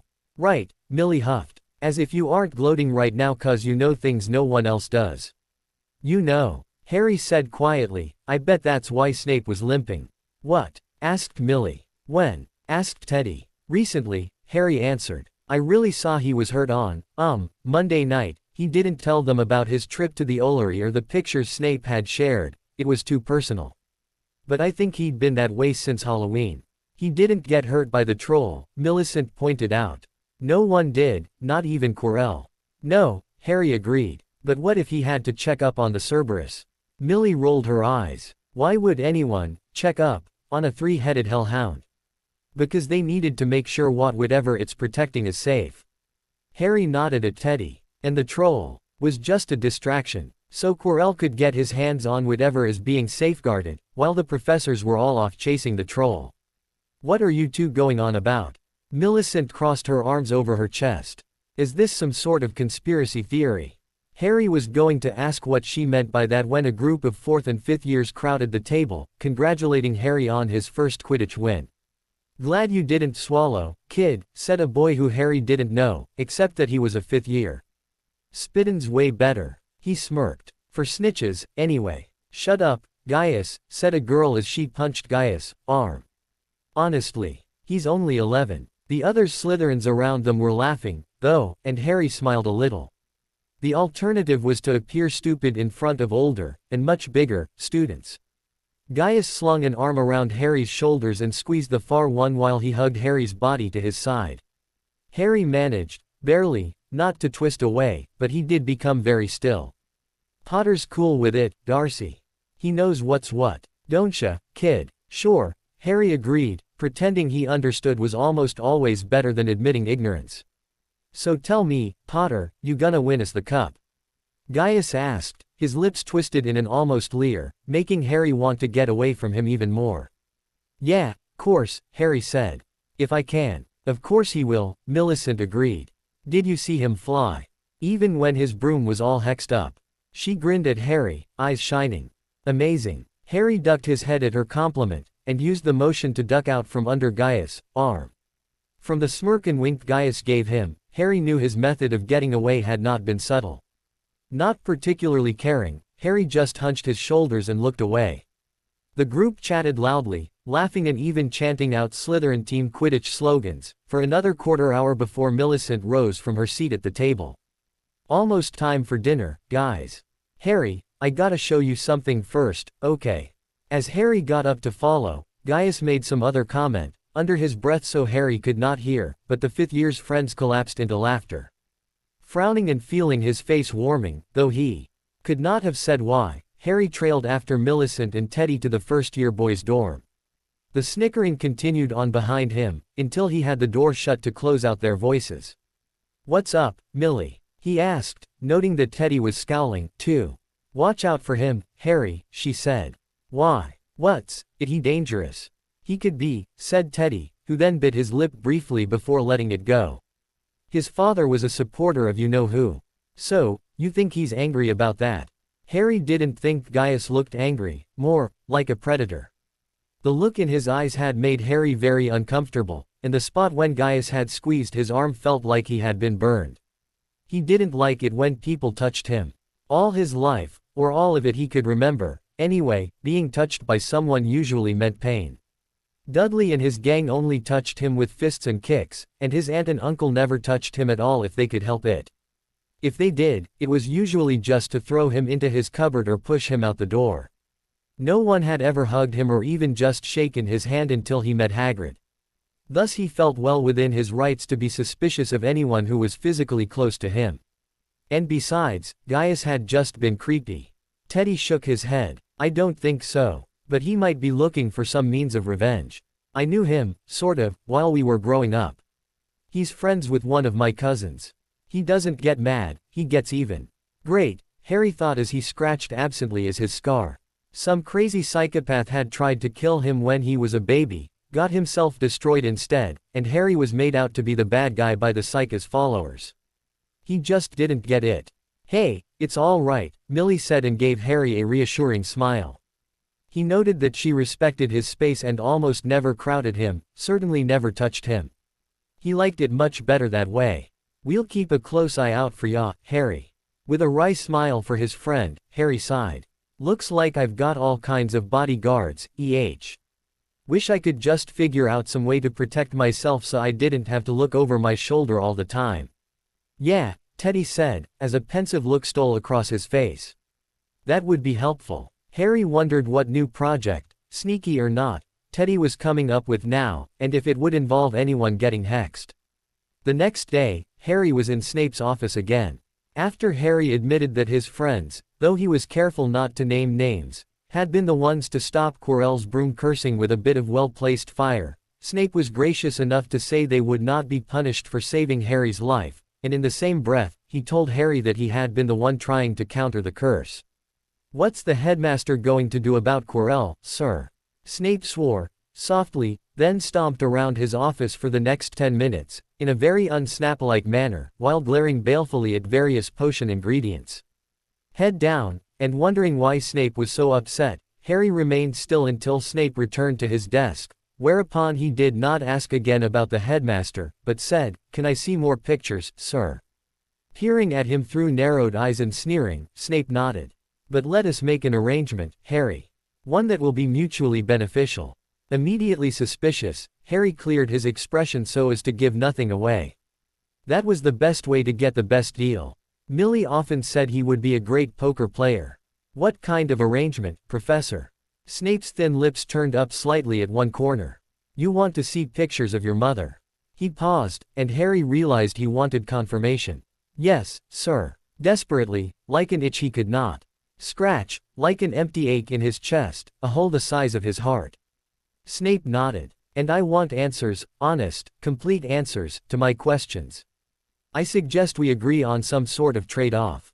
Therefore, I will show you one picture for every 12 questions you answer. Harry had almost been expecting that. One thing he had been learning from his Slytherin housemates was that very little in life came without a price attached, and he was willing to make some kind of trade, in truth. But a dozen questions for one picture. Completely mad. Keeping his face blank, Harry shook his head. How about 1 for 1? That seems fair. Snape lifted an eyebrow, but Harry was almost certain he could detect a gleam of amusement in the dark depths of the professor's eyes. Alas for you, Mr. Potter, life is not fair. Snape laid his hands on the desk in front of him and leaned back in his chair.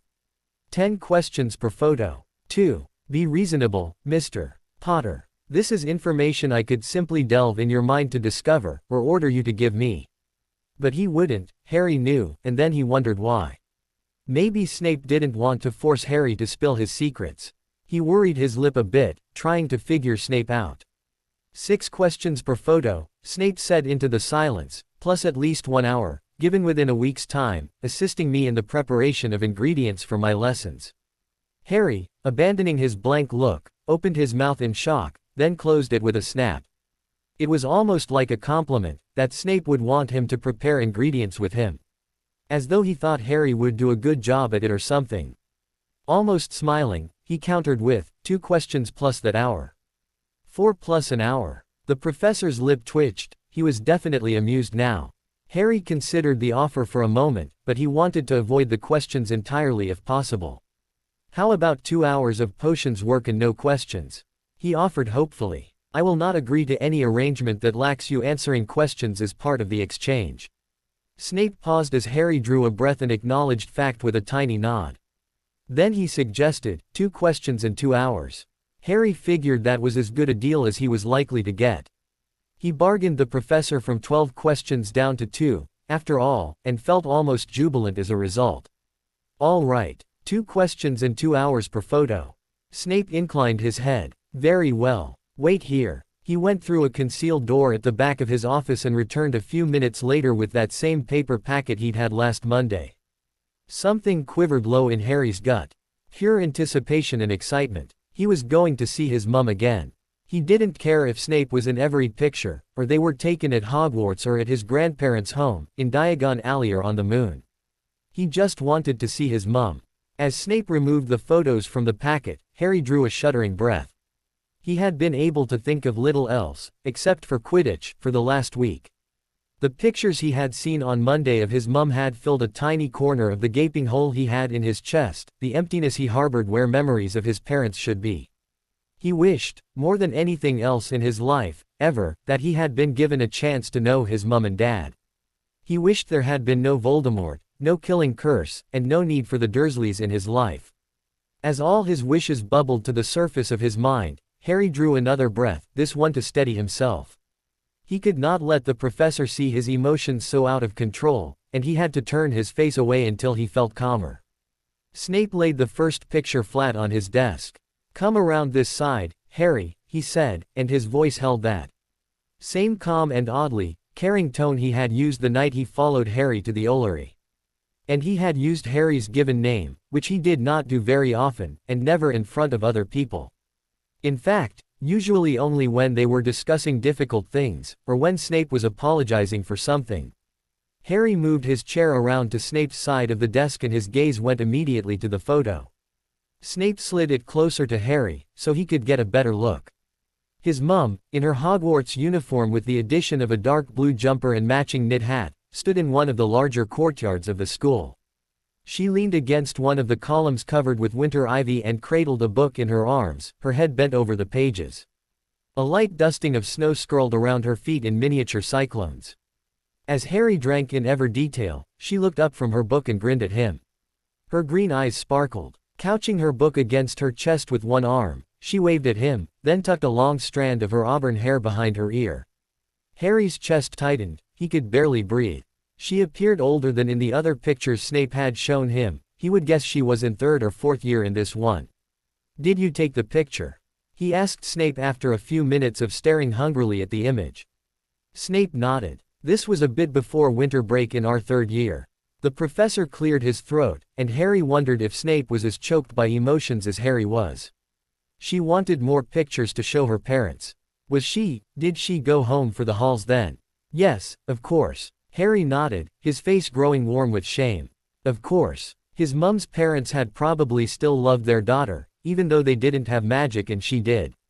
Not like Aunt Petunia and Uncle Vernon, who would be just as glad if he never came back. No wonder their daughter got to go home for holidays, though. They wanted her. He watched his mum read a bit more from whatever book she held, then glance up to grin cheekily at him a few more times. Once, she even spun in place, her robe billowing out like the bottom of a bell as she laughed and laughed. She looked so happy. Wanting, somehow, to have her recognize him, acknowledge him as her son, Harry reached toward the picture as she finished spinning. He wanted to talk to her like he could with the Bloody Baron, or with the portraits of people long dead and gone that covered the halls of Hogwarts. After all, she was smiling at him. "Mum," he called and put his face close to the surface of the picture. "Mum, it's Harry, your son. Mum, can you hear me?" She didn't react at all, and when Snape touched Harry's forearm with his pale, slender fingers, Harry jerked his hand back from the photograph. "She can't hear you, Harry," Snape said quietly. "She's not really there." Harry swallowed down his disappointment. I know." He turned his face away. "Sorry. It's all right." Snape paused. "It's a common mistake for people new to the wizarding world." Harry gave a jerky nod, but could not bring himself to look at the picture again. "Would you like me to put this away now? Or do you want to see another one?" Harry nibbled his lip, considering. He wanted to see them all, but if he did it right now, he feared the pain would overwhelm him. Seeing just one was already making his eyes burn and his chest ache, and he didn't think he could take more tonight. I'm done, I think." Snape nodded again and put the small stack of pictures back into the packet. "I will ask the 2 questions tonight. Your 2 hours of assisting me you will have to schedule, but they should be completed prior to next Sunday." Glad to hear Snape's back-to-business voice, even though it meant he now had to answer questions, Harry said, "Yes, sir." He clasped his hands together tightly on top of the desk as if he were bracing himself. "I'm ready. You know, Potter," Snape said, sounding almost irritated, "I'm not going to hurt you with my questions." "Beg your pardon, sir," Harry replied, clenching his hands tighter, "but you don't know that." He glanced up at the professor's face and met his dark, fathomless eyes head-on. They stared at each other for several long moments before Snape gave a minuscule nod. "My apologies, Harry. You are correct. How about, I will do my best not to hurt you." He paused. "And you will tell me if I have failed." "Agreed." "All right," Harry agreed, though he didn't know if he could do that, in truth. "I'll try, sir." "Thank you. That's all I can ask." He smirked. "Except for 2 other things." Harry gazed at him expectantly, until Snape finally said, "First question, why don't you want to go home for winter halls?" Harry had not said that he didn't, but he figured Snape was drawing on what Harry had asked before, about his mum. But it wasn't fair, Snape was skipping a much easier question to answer. Harry considered making him ask that question first, about whether he wanted to go to the Dursleys for the break or not, but decided not to, less interested in having an argument than in just finishing this and going back to the dorms. "There's no reason for me to," he answered after a moment. "Explain." Harry narrowed his eyes and opened his mouth to ask if that was the second question, when the professor cut him off. "I am not satisfied with that answer, as I do not find it complete. So explain why there is no reason for you to return home for the holidays." Scowling now, Harry mumbled, "Okay. Fine." Hitching up one shoulder, he said, "I'm not allowed to be part of their holidays, except cooking for them and cleaning up afterwards, so I'd rather stay here than be their servant." "What about on solstice itself, or, I suppose as Muggles they celebrate Christmas?" "Yeah, they do." Harry shrugged, knowing next to nothing about solstice. But yeah, on Christmas, sometimes they let me out of my my room, so I can finish cooking dinner for them. Sometimes they don't, though, so I get to spend all day in there, alone, listening to them having fun and all. I'd rather be at Hogwarts, where I'm pretty sure I'll at least get dinner. That would be a good assumption. Snape smiled a little as he said it, and somehow, the touch of humor made Harry feel a bit more comfortable to be talking to him. What about presents? And yes, this is still part of question 1. Presents. Harry frowned. What about them? Won't you miss out on getting gifts from your family? Harry actually laughed, terribly amused by Snape's inadvertent joke. No, he said, still chuckling a minute later. They never give me anything. First present I ever got was on my birthday this year. Hagrid gave me a cake when he brought my Hogwarts letter, and then he gave me Hedwig when we got my school supplies in Diagon Alley. He chanced to look at Snape's face. The man did not show surprise or pity or any of that, and Harry was glad. Oh, wait, Harry added a moment later, continuing to hold the man's gaze. I did get a present for Christmas once. The day he started primary school, he had been promised a gift if he was very, very good until Christmas. He went for months not questioning any orders, and never talking back, hardly talking at all, in fact. He worked for hours every night after school doing chores to make up for the fact that he wasn't home during the day, and that was only after he did Dudley's homework. He was allowed to do his own homework after he finished the chores. During those 4 months, he never dared to ask for food or challenge any mean thing Dudley said about him or his dead parents, and he never complained when Dudley and his gang chased him or beat him up. He had been so good, and so looking forward to getting his present he'd been practically frantic with anticipation on Christmas morning. Shaking his head, Harry shook off those old memories. His voice was quiet and lacking any emotion when he said, I got a clothes hanger. He never trusted anything they promised him, after that. Shaking his head, Harry shook off those old memories. His voice was quiet and lacking any emotion when he said, I got a clothes hanger. He never trusted anything they promised him, after that. Severus watched the play of emotions over Harry's face, far fewer than he may have expected from an average child, but far more than he was growing to expect from Harry. The boy had a better blank face than almost anyone else he knew, and he considered what the boy was not saying. There was obviously a lot more to that story than, I got a present once, it was a hanger. The pause between his two statements, for one thing, and the bright, brief glint of grief in his expressive green eyes. Not to mention the question that had led up to this admission. As head of Slytherin, he had at least 1 or 2 children a year who did not want to go home for holidays, as Harry obviously did not. The reason they gave was almost universal at its core, that they were not wanted at home. Neglect was one of the more insidious forms of abuse he came up against, and one of the most difficult for him to combat in children who were already age 11 when they first reached his demesne. The main problem, of course, was that children subjected since infancy to such profound neglect often grew up believing there was nothing wrong with the treatment they endured in their homes.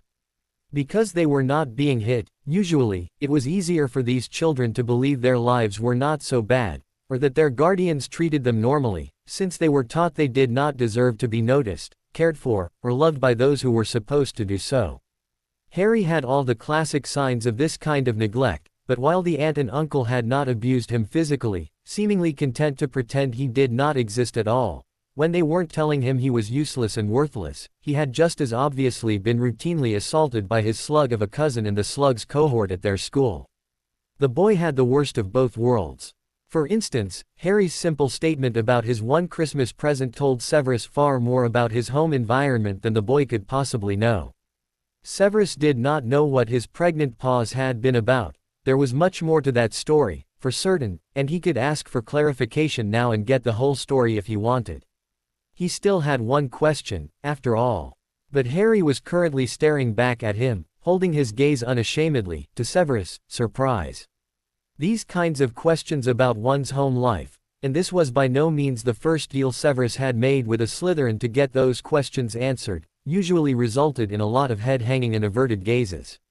Yet, he had known for some while that this boy had less fear, as well as less of a sense of self-worth, than most others he had dealt with recently. It was troubling. How far had his guardians worn him down that he could continue to maintain his cool, blank mask about this particular episode, the memory of which would have reduced most children to tears. Severus pursed his lips. What should he ask? Harry opened his mouth, but before the brat who lived to interrupt could get a word out, Severus said, "Next question." As he hoped, the boy subsided and sat back in his chair, his expression still contained in that blank mask. "Yes, sir." Severus almost smiled. Harry was also almost unfailingly polite. Not that such an attitude would have done him much good at his relative's house, but such manners had likely been drilled in him since infancy. Only its lack would have drawn attention, and not any good attention. But Severus did not smile. Instead, he kept his tone perfectly level as he said, "How are you getting along in our house?" "All of it, sir." "Or just with firsties? How much contact do you have with the upper years?" He would wager Harry had far more contact with Slytherin uppers than most other firsties, because of whose curse he had survived when he was 15 months old, among other reasons. Not much. The boy's forehead wrinkled as he considered. Quidditch team, mostly. Obviously, Severus knew, as Harry averted his gaze after his hesitation, he was recalling at least one other interaction. But Severus did not call him on it, and merely waved at him to continue. "I get along okay." If the brat thought he'd get away with that, he must have been confounded. "Elaborate." "Me and Teddy and Millicent are good friends." Severus had been bowled over to learn as much, in fact. But since then, he had seen the three students growing closer, spending much of their free and study time together. Not the trusting sort, he was keeping a close eye on the Knot boy, for obvious reasons. He doubted any son of Hiram Knots would stand idly by, or even less likely, attend, while the brat who sent the Dark Lord scurrying continued to live and learn in the den of snakes. So far, he had seen nothing incriminating, but he would not stop watching. Over a dozen years as a spy had ingrained that habit in him. As had his promise to keep the boy safe. As if he had gleaned some disbelief in Severus' expression, Harry defended his statement with an almost petulant, "They are. Teddy helped me figure out my frogs weren't cursed. And Millie's always standing up for me against the upper years." Severus raised one eyebrow. "Cursed frogs." Without objecting to the additional question, Harry smiled wryly. "Well, they weren't cursed, were they? Was nice, really. Hermione, from Gryffindor, she gave me some chocolate frogs when I went to hospital." Another wry look. "Both times. But she didn't sign the card, so I didn't trust to try them." Severus nodded, though he was surprised. Not many children would be so suspicious of sweets. If he let it, the fact that Harry was so suspicious, at his age, would have distressed him. "What did you try?" He managed to put a note of admiration in his tone, which often worked wonders with children who had rarely, if ever, been praised in their lives. Harry grinned, looking pleased. Severus suppressed an answering smile, but he was glad to see one on the boy. They were rare enough. "First, of course, we tried Revelio and Finite Incantatem, which I'd read about before, but then Teddy taught me Estendo Virum, the one where you look for poisons, and then one for specific curses. We did some research. In the library." Severus interrupted, eyes wide with mock incredulity. The boy's grin turned cheeky. "Yes, sir. Please." Severus waved his hand. "Do go on." "Very well," Harry said slowly, in a fair imitation of Severus' own tones, and Severus shook his head, a smile touching his lips at last. "So, we did research, sir, in the library, and then tried Chiast Vomica and—" He listed a few more diagnostic spells, rather enthusiastically, and Severus was duly impressed.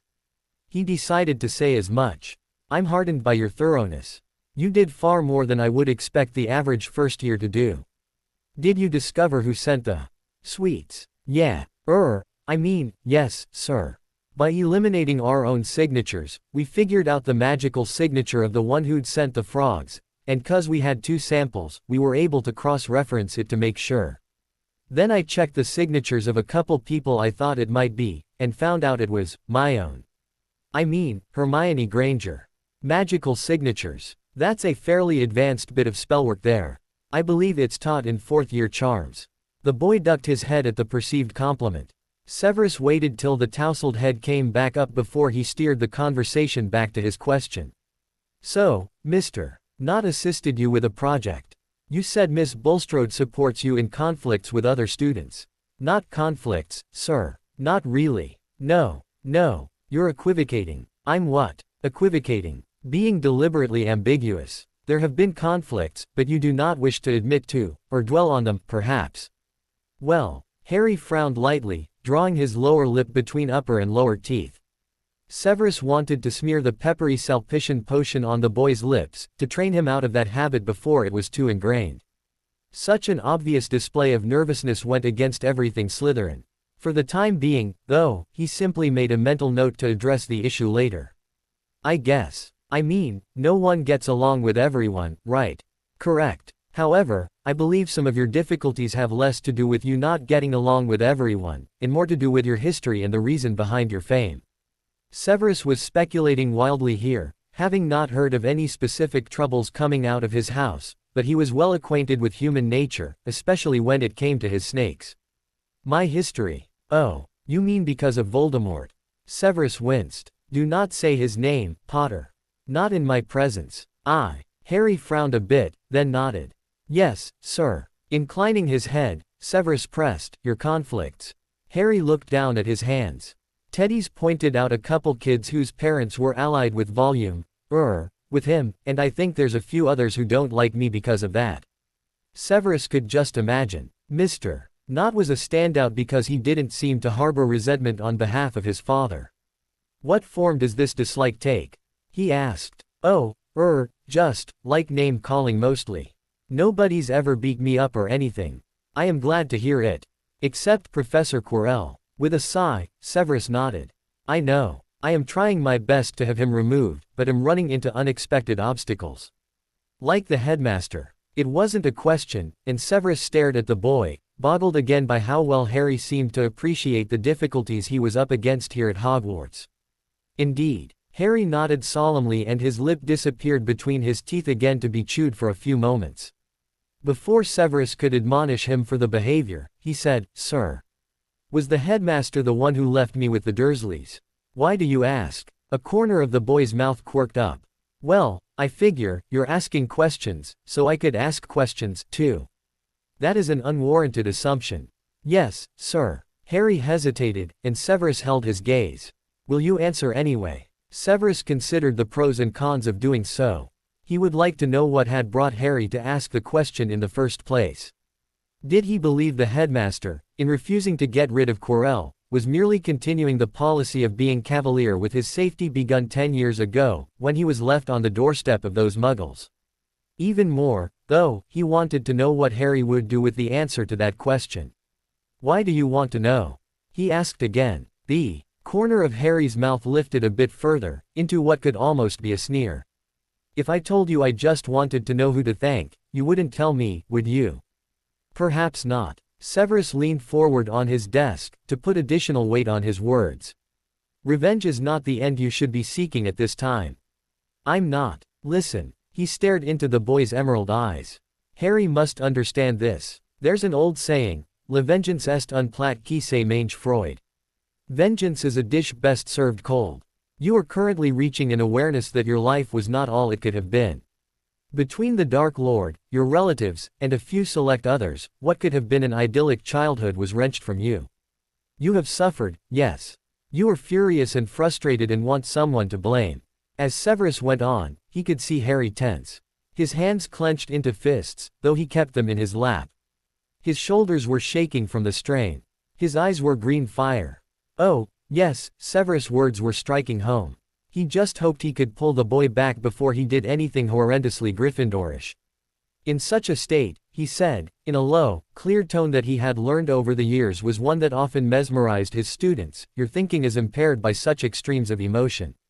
You will make mistakes. Thus, your revenge will never be as complete, nor as sweet as you want it to be. It cannot. You cannot fully appreciate the fruits of your efforts while still caught up in your rage and distress. When Severus paused to let his words sink in, Harry nodded slowly. The fire in his eyes dampened to embers. But when I've cooled down, at that time, you will be more in control. For a long moment, Harry held Severus' gaze, but then he dropped his head to stare at his hands. His voice was soft, and void of emotion, as he said, but I was right. Professor Dumbledore left me with them. Severus let his silence answer for him. Then he sighed. To be fair, you had no other family. And your godfather had just been imprisoned. There was nowhere else for you to go. Harry's head came up with a jerk. I have a godfather. Severus barely kept himself from growling. Yes. The boy frowned at the enmity contained in that one word, and Severus winced. He obviously had still not cooled enough, if he were to come across bloody Sirius Black from some inconceivable reason, to enact his own revenge against that cur. Who is he? Severus shook his head. You don't know him. I thought you said. I don't wish to discuss it. The damnable brat cocked his head to the side and considered him like a Cerberus considered a steak, or a potion master's leg. Then he nodded slowly, again, his face taking on his blank mask once more, after all Severus had done to dismantle it this evening. My apologies, Professor. I didn't mean to bring up bad memories. Never mind. Forget it. Yes, sir. Severus pinched the bridge of his nose. Are we done, sir? Without looking up, Severus said, what form, besides name-calling, have your conflicts taken? As he had planned, the boy was enough taken aback by the swift change in subject to not hide his reaction. He shrugged and looked away. His shoulders hunched, but at least he did not deny such other incidents existed. Tell me. I'm not sure it even. Just tell me. The boy sighed, tucked his hands under his armpits, and if he could have, he probably would have drawn up his knees in front of his chest to protect himself further. He would not look at Severus. There's, this guy who kinda. I dunno. He touches me. Severus stood up and took a long stride toward Harry without thinking. Touched him. The boy was meant to be safe within their house. Has he hurt you? Harry startled when Severus spoke, having not expected him to be so close. No. I mean, he just makes me real uncomfortable. One shoulder came up a bit higher. I don't like it much when people touch me. That's understandable, Harry, he said softly. Children who had been neglected and or abused were often averse to physical contact, along with having a high startle reflex. Harry's cheeks were well on the way to red, when Severus added, and nothing to be ashamed of. I guess. Who was it? Severus asked, still speaking quietly. Harry shook his head. Tell me, Harry. Just like I want to know whenever you have pain in your scar, or interaction with Professor Quirrell that affects you negatively, or even debilitating nightmares, I also want to know of students who might be a danger to you. I don't think he's a danger. Harry. He knew saying the boy's name was enough of a surprise it often took him off guard, and wondered briefly how often he had been called Harry by his relatives. Not often, he would wager, and he was willing to use any weapon in his arsenal to get through to this boy. Harry, would you let me be the judge of that? He moved another step closer and sat on the corner of the desk, just in front of the boy. Folding his arms over his chest, he lifted an eyebrow. I have had a bit more experience ascertaining levels of danger of teenage boys. Not to mention that of Death Eater's sons. I guess. He only just said some stuff after the match yesterday. But Teddy, he and Millie said I should watch out for him 'cause his father was a supporter of him. And then last night, it was just weird. Severus nodded and gestured for Harry to continue. I don't want any trouble. For me or him. I understand. Like your friends, I shall just keep an eye out. Okay. Harry broke off, slapping a hand to his forehead. His face crumpled with pain. Harry. Severus leaned toward him, reaching for his arm. What is it? Your scar. Forrest, he gasped. Blood. He's thirsty. When Harry pulled his own hand off his forehead, it came away slick with blood. Then his eyes rolled back in his sockets, and Severus barely caught the boy before he hit the floor. Harry. He knew saying the boy's name was enough of a surprise it often took him off guard, and wondered briefly how often he had been called Harry by his relatives. Not often, he would wager, and he was willing to use any weapon in his arsenal to get through to this boy. Harry, would you let me be the judge of that? He moved another step closer and sat on the corner of the desk, just in front of the boy. Folding his arms over his chest, he lifted an eyebrow. I have had a bit more experience ascertaining levels of danger of teenage boys. Not to mention that of Death Eater's sons. I guess. He only just said some stuff after the match yesterday. But Teddy, he and Millie said I should watch out for him 'cause his father was a supporter of him. And then last night, it was just weird. Severus nodded and gestured for Harry to continue. I don't want any trouble. For me or him. I understand. Like your friends, I shall just keep an eye out. Okay, okay. Harry broke off, slapping a hand to his forehead. His face crumpled with pain. Harry. Severus leaned toward him, reaching for his arm. What is it? Your scar. Forrest, he gasped. Blood. He's thirsty. When Harry pulled his own hand off his forehead, it came away slick with blood. Then his eyes rolled back in his sockets, and Severus barely caught the boy before he hit the floor. Okay. Harry broke off, slapping a hand to his forehead. His face crumpled with pain. Harry. Severus leaned toward him, reaching for his arm. What is it? Your scar. Forrest, he gasped. Blood. He's thirsty. When Harry pulled his own hand off his forehead, it came away slick with blood. Then his eyes rolled back in his sockets, and Severus barely caught the boy before he hit the floor. Harry woke in the infirmary. He knew where he was before he even opened his eyes, because of the smell and the feel of crisp hospital-issue sheets. When he did open his eyes, he shut them again very quickly. The light in the room jabbed into his head like a spike to the brain, even though it was the middle of the night, as far as he could tell from that split second of seeing. God, his head. Harry, said a low voice he recognized at once. Snape. Bloody hell, could this get any worse? I know you're awake. He nodded a tiny bit, but even that made his head go all woozy, and he pressed his hands to his temples, to hold his brain still. The professor murmured something softly and Harry could hear the whisper of something moving through the air and then a spud of it hitting flesh. A second later, he heard a cork come out, and then, still using a quiet voice, Snape said, I have a potion for your pain. Let me help you sit up. Harry tried not to shy away when Snape slid an arm under his shoulders and drew him upwards, but it was too hard not to. He was already in pain, and he was always less able to hide his feelings when he was hurting. But Snape said nothing snarky about it, and when he had Harry sitting up far enough, he held a glass bottle to his lips. Drink, he said, and Harry could almost hear the smile that accompanied his next words, and try not to dwell on the taste. Thanks, Harry said wryly, and was surprised by how rough his voice sounded. But he swallowed the potion as fast as he could, trying to let it touch his tongue as little as possible. Bletch. There had to be a way to make potions taste better. In moments, however, he'd forgotten the taste as the stabbing pain faded from his head. He sighed in relief as Snape lowered him back to the pillows. Better. Harry opened his eyes to slits, experimentally, and was pleased to see that he could see, without agony. Yes. Thank you, sir. I am pleased to see your manners are as crisp as ever. Harry wrinkled his nose, not sure if he was being mocked or not, but he was too tired to worry about it. I need you to tell me about your vision, Harry. Giving the professor a quick look, Harry rubbed his hands over his face. Couldn't you? He coughed to clear his throat. It felt raw, as if from screaming, but he couldn't recall doing that. He couldn't remember much about his body, back in Snape's office, in fact, after the pain began. Couldn't you have just gone in and looked while I was out? I could have, if I never wanted you to wake up again. At Harry's dropped jaw, the professor gave him a mild, for Snape, sneer. Legilimency is a very precise art, Mr. Potter, and the way you were thrashing around, with at least one other presence in your mind, if I had gone in as well. Let's just say the results could have been catastrophic. Oh, indeed. The professor leaned back a bit in his chair. Tell me what you saw.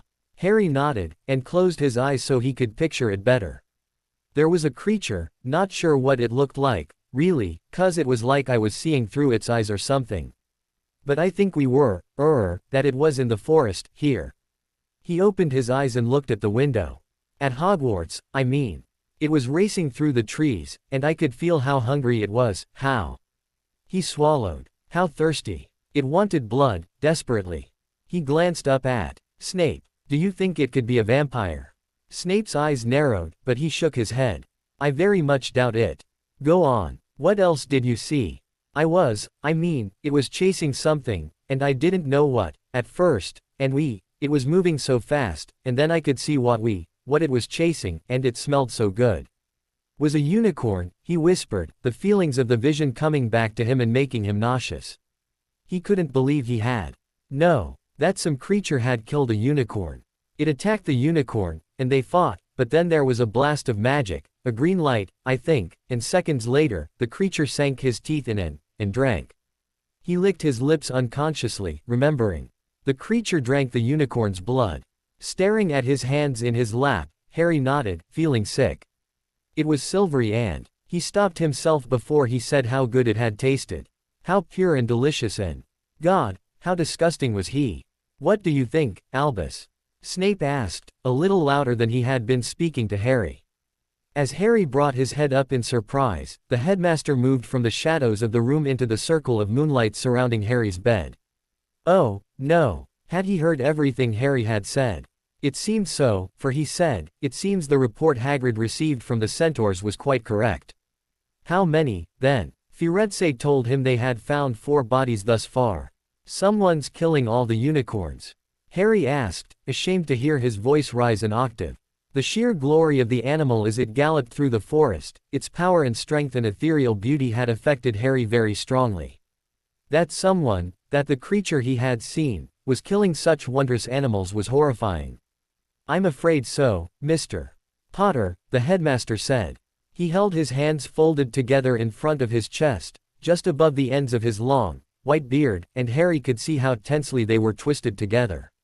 But why? Can you not discern the reason?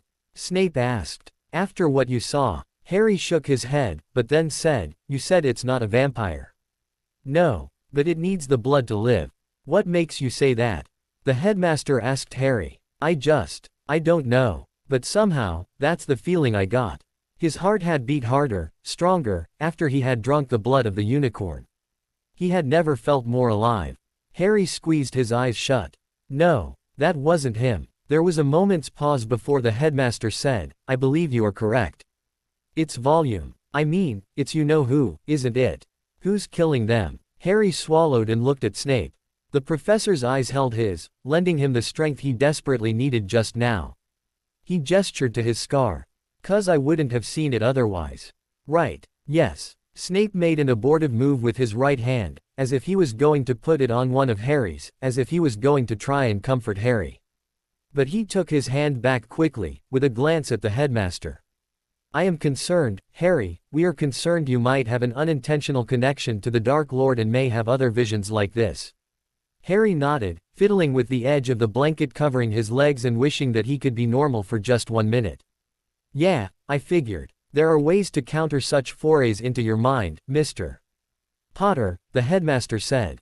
To stop the intrusion once it starts, or block the visions from getting in the first place. Really? Harry felt the first tendrils of hope enter his heart. How? Instead of answer, the headmaster turned to Snape and gave him a long look. Snape felt the weight of the older man's stare, but did not bend. He glared back. Absolutely not. He is too young. His mind is not ready for that. The headmaster merely smiled. Even in the dimness of the infirmary, Harry could have sworn he saw a sparkle in the old wizard's eyes. Did you not tell me previously that you believe he is a natural occlumens? If so, I believe he just needs focus and practice. Snape's glare hardened into something more terrifying to behold, and Harry was very glad the look was not aimed at him. Being able to cast me out of his mind is one thing. But to cast out the Dark Lord, it's too much. I will not jeopardize Harry's sanity like that. It's Harry now, is it? The headmaster asked, beaming at Snape. He waved one of his hands negligently. He will need to know how to do it sooner or later, or I predict many more trips into Poppy's domain. And as much as I'm sure the boy enjoys her hospitality. Snape pressed his face into his hands and was silent for several long moments. Harry hated being talked about like he wasn't in the room, but his aunt and uncle had done so all the time, so he was well used to the feeling, and he didn't interrupt. Damn you, Albus, Snape muttered so softly that Harry was pretty sure no one was meant to hear. Then his head came up and he gave Harry a measuring look.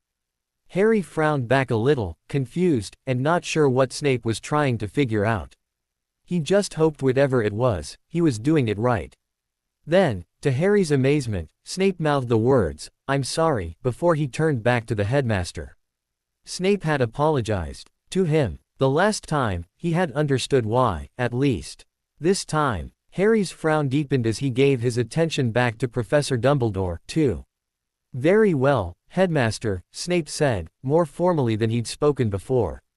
His face was back in the blank mask that Harry knew so well, and for some reason, that alone was enough to make the hairs on the back of Harry's neck rise. I will teach him, but I want a concession from you, as well. The headmaster's smile was absolutely radiant. I will see what I can do, Severus. What is it you require?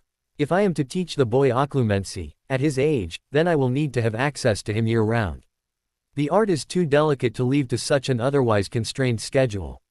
That means we will work during holidays, too, both winter and summer, and I will not call upon him in that muggle hovel. It is an inappropriate learning environment. Harry held his breath. Not go to the Dursleys during the summer. Was it possible for him to get that lucky? The headmaster was nodding before Snape even finished. Winter holidays, of course you may work together. I imagine Harry, here, and Harry jumped, startled, at hearing his given name come from the headmaster's mouth, will be staying in Hogwarts then, regardless. Naturally, Snape said, in almost a snarl. Harry wondered why. Snape knew, at least somewhat, why Harry didn't want to go to the Dursleys. Did the headmaster know, too? But the summer holidays. I'm afraid that is out of the question. Unacceptable. Severus, you know the Board of Governors does not allow any student to remain in Hogwarts over the summer holidays. Snape swung around on his chair and pinned the headmaster with the look that made his students quail. The headmaster did not seem ruffled. Not even Harry Potter. Not even if you informed the governors that his life will be in danger if he returns to their loving care. The amount of sarcasm dripping from the potion master's mouth was nothing short of awe-inspiring. Harry watched the two of them battle it out, over him, for another few minutes, hearing various things like blood wards, and statutes, and continuity of instruction, before the headmaster sharply interrupted Snape mid-sentence, saying, "We will discuss this more at another time, Severus. I believe Mr. Potter needs his sleep more than he needs to hear our disagreements." Snape drew himself up, obviously not used to people interrupting him. Recalling his one experience at doing so filled Harry with a fair amount of fear, and nodded once, a mere jerk of the head. "As you say, sir." He rose from his chair and turned to Harry. "My apologies, Mr. Potter, for keeping you from your rest. Good night." He turned in a swirl of robes and left the infirmary in several long strides. The door swung shut behind him with a soft sound, leaving the room in silence. Harry stared after the professor, wondering if he had just been abandoned to the metaphorical wolves. No, Snape wouldn't do that to him. Probably. The headmaster caught his stare and smiled benevolently. "I'm sure we'll work it out, Mr. Potter," he said, not unkindly. "Professor Snape will come around. We don't want you to have a vision while you're up on your broom, for instance, do we?" Harry barely kept from rolling his eyes. He wasn't a baby, for pity's sake. "No, sir. Of course not." "No, of course not," Dumbledore repeated and nodded, seemingly to himself. "I'll let you get your rest now, Mr. Potter. Sleep well." Before the headmaster could reach the doors, however, Harry called out to him, "What about the unicorns, sir?" Dumbledore cocked his head a bit as he looked back at Harry. "What about them, child? Who's going to protect them, from you know who? What if he tries to kill another one?" "Don't you worry about that," the headmaster said, smiling his kindly smile. "Just get some rest. Everything will be just fine in the morning." With that, he was gone, and Harry was absolutely furious at having been condescended to. Again. The next day, after he was released from the infirmary, he sought out Millie and Teddy as soon as he could. He told them about the weird vision he'd had, and about other unicorns being killed in the forest, which had been confirmed by Hagrid. And he told them how he was almost certain that the creature killing the unicorns was going to try to steal whatever it was that the Cerberus was guarding. Not immediately, but soon. Though he didn't say so to his friends, he had gotten a strong sense about the creature's plan, while he had been watching through the creature's eyes. "So," Teddy gazed at him through narrowed eyes. "What do you want to do about it?" "I think we have to find out what it's guarding and figure out why you know who wants it. I'll wager it has something to do with keeping him alive." "I don't know, Harry," Millie said. "I don't really like dogs all that much." Harry smiled grimly. "Hopefully it won't come to us having to go in that room. But I think, if we can figure out what he wants with it." "Harry," Teddy interrupted. "Why don't you just tell Professor Snape about this?" Harry gaped at him. "Tell the professor?" he asked after a moment. Yeah, I mean, if he's helping to guard whatever it is, he'd want to know that creature's going to try and steal it, right? Harry frowned. Tell a teacher. Tell Snape. I don't know, Teddy. What if they told him and Snape didn't care? What if he laughed at Harry's fears, or didn't listen, or worst of all, just blew off his concerns as those of a stupid, attention-seeking brat? What if he ignored Harry, like practically every other adult he had ever met had done? Hell, instead of ignoring him, he might even give Harry detention for knowing about the Cerberus at all, since the third-floor corridor was supposed to be forbidden. What don't you know, Harry? Teddy asked softly. I mean, this seems like the sort of thing we ought to warn him about. After all, we can't be expected to do anything about it, we're just first years. He paused, then, what are you afraid of? I'm not afraid, Harry said. I'm not. But, well, you can't trust them. Them. You know, teachers, professors, upperclassmen. Harry shook his head. Nobody. Teddy held his gaze for a long time, then said, is that a Muggle thing? Harry frowned, not understanding, and Millie, who had been looking back and forth between the two of them, like at a tennis match, now she spoke up. It isn't, is it, Harry? Not just Muggles. You really don't trust anyone. He shrugged, still a bit confused. I trust you guys. And Hermione. Millie gave him a sly smile. That's 'cause we're naturally trustworthy. Well, maybe not that Gryffindor, 'cause of how she cursed your frogs. She didn't. Millie laughed. I was just kidding, Harry. But really, I wouldn't say we could go to any teacher, like not McGonagall or the headmaster, obviously, but we can trust our head of house. I mean, once he started treating you decent, he's been okay. Then suddenly, she frowned. But what do you mean by, upperclassmen? Did that worm Gaius bother you again? Harry winced. He'd meant to tell them before, but hadn't gotten around to it. No, if he was honest with himself, he'd admit he hadn't wanted to tell them. He'd been embarrassed at getting himself cornered by the Git so easily. He did. Millie exclaimed. Damn it, Harry, why didn't you say anything? Harry shrugged and looked away, but when Teddy said, come on, you can tell us, he admitted, 'cause I was stupid, he mumbled. And I didn't want you to know. Well, that's the part that's stupid, Millie told him. What did he do to you? Nothing. Bullshit. Millicent. Oh, shut it, not. You know it's bullshit, too. Teddy rolled his eyes. Of course it is, but your ITY is uncalled for. Prude, Millie muttered. So, spill, Harry. What did he do? Did he hurt you? Harry snorted. That's what Snape asked. You told Snape. How? Teddy interrupted Millie mid-rant. Good for you, Harry. That must have been tough. Harry shrugged one shoulder. Yeah, but I had to. We made a deal. What kind of deal? Millie asked, but Teddy gave her a pointed look. We're getting a bit off track, Bulstrode. Oh, yeah, right. So when was this, with Gaius? Saturday night. Harry looked down at his hands, unable to deal with his friend's expressions. He knew he'd been an idiot to let himself be trapped alone. He followed me into the toilet. Was anyone else in there?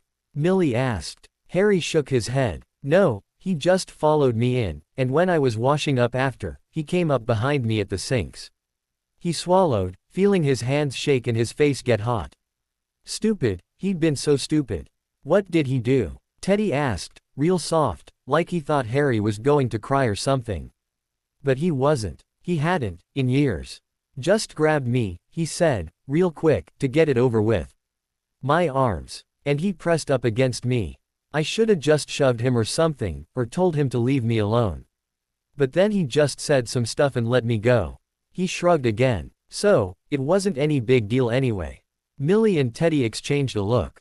Harry could see it out of the corner of his eye. Look, you guys, he didn't do anything. It's not that big a deal. Okay, Harry, Teddy said, too quickly for Harry not to know he was just placating him. But you told the professor all this. Yeah, well, most of it. Sort of. Except he'd not said who it was before the vision knocked him out. Stupid visions. Okay, that's good. Teddy glanced at Millie again. So, will you tell Professor Snape about the whatever it is being in danger of larceny, or do you want me to? Harry stared at his friend. Teddy seemed perfectly serious. But if anyone was going to take the fall for this with the professor, Harry would not let it be one of his friends. He sighed. I'll tell him. Teddy smiled. Excellent. Now, we still have an hour before lunch. I say we start our transfiguration essay before it gets too noisy out here."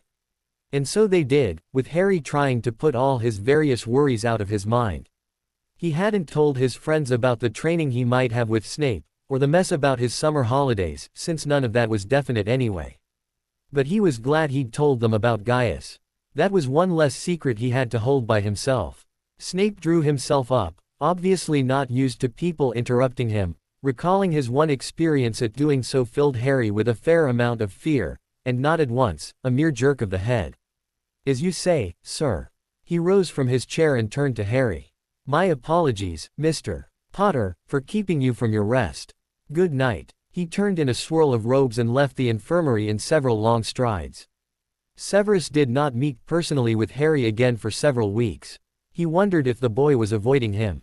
It seemed very possible, after the mess he had made of things in the infirmary. Arguing with the headmaster, of all things. When he had become so frustrated he was on the verge of hexing the old coot, he had had to leave before doing anything of the sort. What must the boy think of him? He had met with the headmaster twice more since their argument in the infirmary, and seemed no closer to an agreement than before. But he would not allow Albus to have his way this time. Not without him giving in with regard to Harry's summers. One way or the other, he would get the boy away from those horrid muggles, especially if he was expected to put the added strain of Occlumen's training on Harry's mind. The week after his vision, Harry had completed his 2 hours of ingredient preparations as agreed, but did not ask to see any more pictures of his mother. And Severus had not even seen him since except for brief glimpses in the great hall at most meal times. At least the boy was eating, or in class. Yet, after each lesson, Harry packed his materials and fled, looking pale and stressed, and as if frightened he might be asked to stay behind. But since his work was up to standards, Severus had no reason to keep him. He did not think telling the boy he merely wanted to see how he doing would get the results he wanted. He had assumed Harry would come to him, wanting to see more pictures of Lily, but perhaps he had been overwhelmed by the whole experience. After all, Severus had real memories of Lily, and Harry did not. The way he had called out to his mother, and tried to get her picture to acknowledge him, had nearly broken Severus' heart. Maybe Harry did not want to put himself through that pain anymore, and Severus could hardly blame him. But why should the boy avoid him? He had thought they were finally reaching a level of rapport where Harry would confide in him, and, if he could bear to admit, he found he missed the boy's quiet company as he worked on assignments or helped him with potion ingredients. What had changed? Around the end of November, he finally decided to ask the Bloody Baron about it. "Harry Potter has much on his mind," Severus Snape, the ghost intoned, once Severus explained his concerns. "You would do well to remember that." Severus could not suppress a sneer, disliking being called out again by this ghost. "Like what? What has he told you?" He admits he still has his nightmares, of course, including a new one that seems to cause him great anguish. "He spoke to me of the vision he had of happenings in the Forbidden Forest and the death of the unicorn. And, too, he said the headmaster wishes him to learn occlumency." The prospect frightened him, naturally, especially as he has had to discover on his own what the term meant. The ghost paused, and his dark eyes almost glowed. "Is this true, Severus Snape?" Severus nodded. "He wishes for me to teach the boy. Better you than he," the Baron said coldly. "He does not have as much care for Harry Potter as you, regardless of his motives to serve the greater good." With a sigh, Severus said, "I know. He would tear the boy's mind apart to teach him. At least I have already had a glimpse of how Harry's mind works. I will do my best to spare him." "I know you will." The ghost paused. "But you should explain the concept to him and not let him float adrift as he has been these last few weeks." "I tried," Severus exclaimed. "He has been avoiding me." "Why do you think that is?" "Perhaps he is afraid of occlumency, like you said, and fears the power I will have over him." "I very much doubt that is his reason," the Baron said sharply. "It's not you forcing him to learn that art at his young age." "Then I don't know. Perhaps he was very upset by what we discussed his last time in my office, the pictures, and his muggle relatives, and then." He trailed off, feeling as if a door had suddenly opened in his mind. For the first time since that Sunday evening weeks ago, he recalled what secrets he had been trying to pry from the boy, just before Harry had collapsed with the vision and begun writhing in pain on the floor of the dungeon. Despite the potions and spells he had tried, nothing had worked to stop the boy's convulsions or his vision, to sever the connection between Harry and the Dark Lord. When he had told Harry, in the infirmary, that he could not use legilimency to see what had happened in his vision, he had been telling the truth. But he had tried to use a little-known type of legilimency, to loosen the Dark Lord's hold on the boy, and had found he could not penetrate the vision without causing Harry's mind irreparable harm. No, he had been unable to do anything to help the poor boy. He had never felt so helpless before, so completely powerless and lost, not even when, years ago, he had been held under the Cruciatus curse by the Dark Lord, and was left drooling blood at his master's feet. "I will protect him, Lily," he vowed once more. His hands balled into fists. How could he have forgotten that conversation with the boy? The vision and the busy, argument-filled days with Dumbledore that followed were no excuse. What if something more had happened? He would never forgive himself. "Just before he had the vision, he told me another boy was making unwanted advances toward him," Severus said to the Baron through gritted teeth. "Has he mentioned anything of the kind to you?" The bloody Baron's eyes narrowed dangerously. "I have heard nothing, and I have seen nothing, as I only accompany him outside of Slytherin common rooms, which means. It's one of my snakes, I know."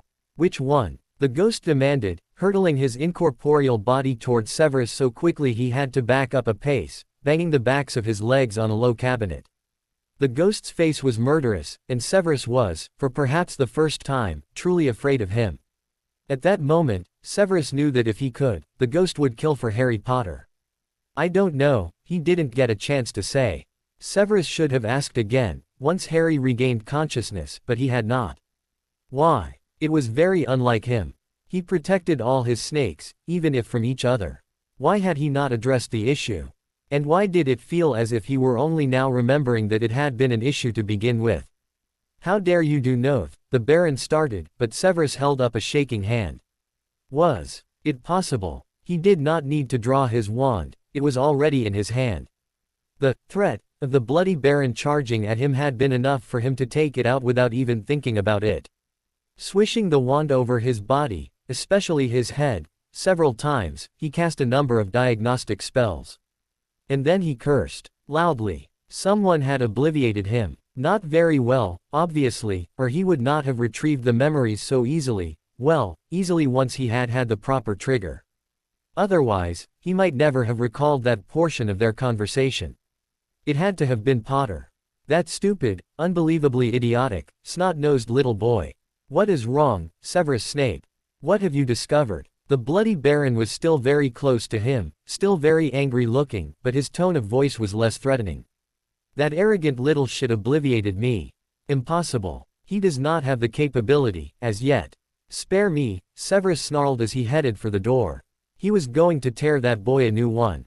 No one fiddled with his mind. He did it, no one else knew about our conversation. As he flung open the door to his office, the bloody Baron zoomed in front of him, attempting to halt his progress in his march toward throttling the boy.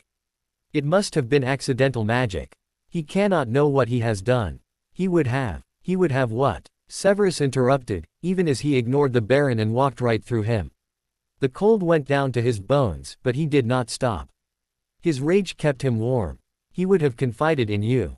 Not if he wanted no one to know. "And why is that, Severus Snape?" The Baron flew in front of Severus again. "The boy is filled with shame about his family and the way they treated him, and he believes he is not worthy of anyone's care. He has learned, time and again, that those he confides in will turn their backs on him, that he is the one who suffers when anyone in his life attempts to help him." Severus walked through the ghost again, though his rage was not as hot as it had been, and he shivered upon resuming his march. "He stole my memories." He protected himself. The ghost snarled back at him. "Or, at least, I believe that is what he was trying to do." "You know him so well, do you? Are you sure he has not tried the same with you?" Even as he said it, he knew it was stupid. The Baron was floating backwards now, but still in front of Severus, so they could continually glare at each other. Severus Snape, how could a boy, even with accidental magic, obliviate a ghost? If it could ever be done, Harry Bloody Potter is the one who would do it. "That is true," the Baron admitted. I have seen him do things already I would have never imagined possible for a boy his age. But he did not do this intentionally, Severus Snape, I am sure of it.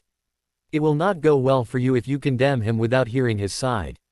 Severus had reached the portrait to the Slytherins' common room, and he spat the password without replying. Heads turned to see who stormed into the common room, and just as quickly turned away upon seeing his expression. None of his snakes was suicidal enough to stare at their head of house when he was in a rage. He took 2 strides toward a table of firsties, all with their faces buried in books hastily lifted from the table. "Where is Potter?" he growled. Though most of them kept their heads down, 1 or 2 even shaking in mere proximity to him, Zabini lowered his book far enough to eye him cautiously. "Boys laugh," he said clearly after a moment, and pointed. Bulstrode's face reddened, but she did not call out the boy for giving Potter's location up. Instead, she dared to meet Severus' eyes. "Why do you want to know, sir?"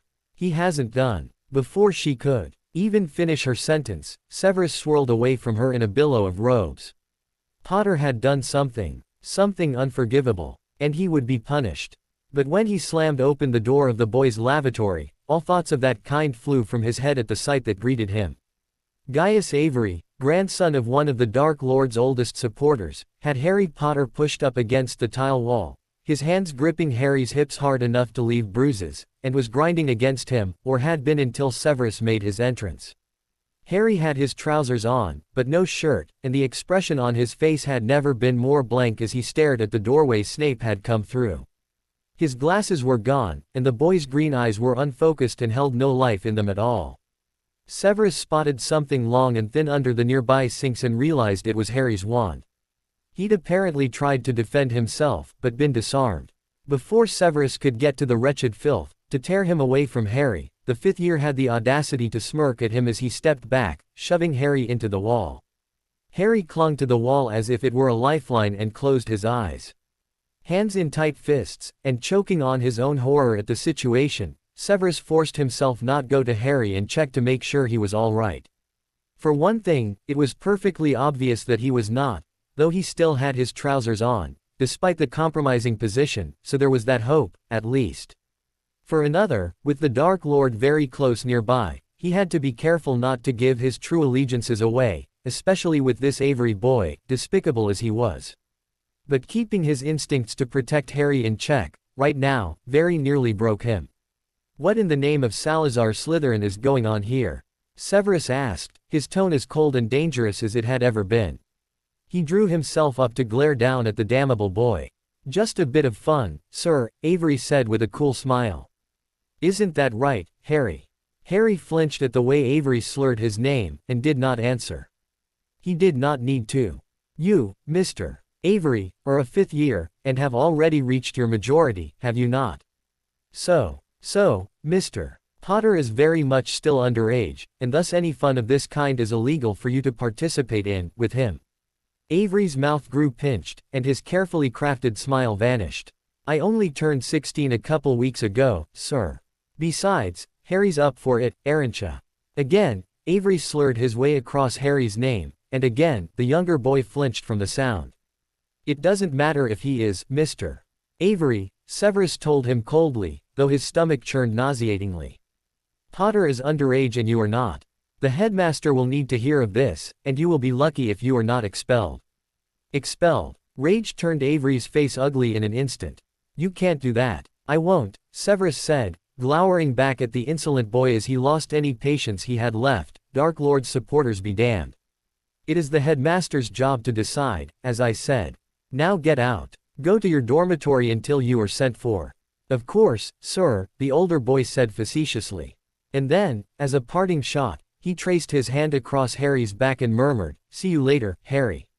Severus grabbed Avery by the arm and flung him across the room hard enough that he hit the wall beside the door with a meaty thud.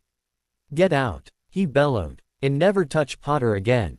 Avery's eyes were wide for a moment, till they narrowed to slits, filled with cunning to match his smile.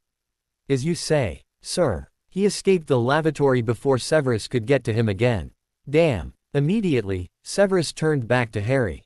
As the door to the lavatory closed, the boy had crumpled to the floor, where he was hugging himself, knees to his chest, in the smallest ball he could make.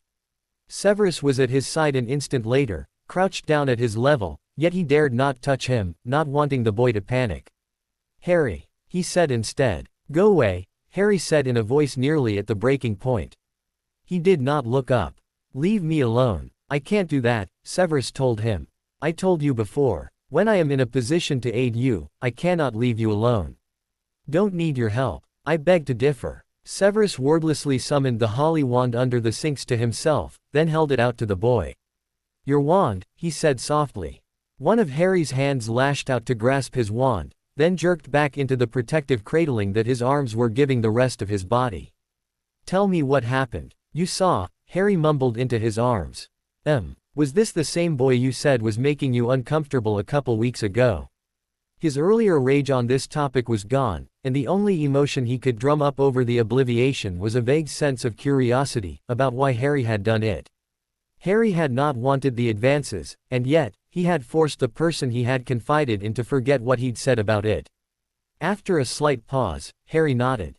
Severus steeled himself and asked, "Was this the first time he's attacked you since then?" Another pause, then a head shake for, "No." A sound of abject disgruntlement came from behind him, and he turned, wand at the ready, to see the bloody Baron hovering near the door. "Why did you not tell me, Harry Potter?" the ghost asked. "I thought you were safe within the walls of Slytherin, or I would have kept to your side even here." Harry's head came up at last, and Severus saw no traces of tears on his face, despite expectations, just a heavy weariness in the boy's mien. "It's nothing. He didn't hurt me. I'm fine." Severus shook his head, even as the Baron said, "You are not. I thought the troubles you were having these last weeks, with not eating or sleeping, were because of the nightmares you were suffering over the unicorn. But I see now that it was something far more insidious. Why did you tell no one? Why did you not tell me?" "I couldn't," Harry yelled, and Severus was glad he had shown emotion at last.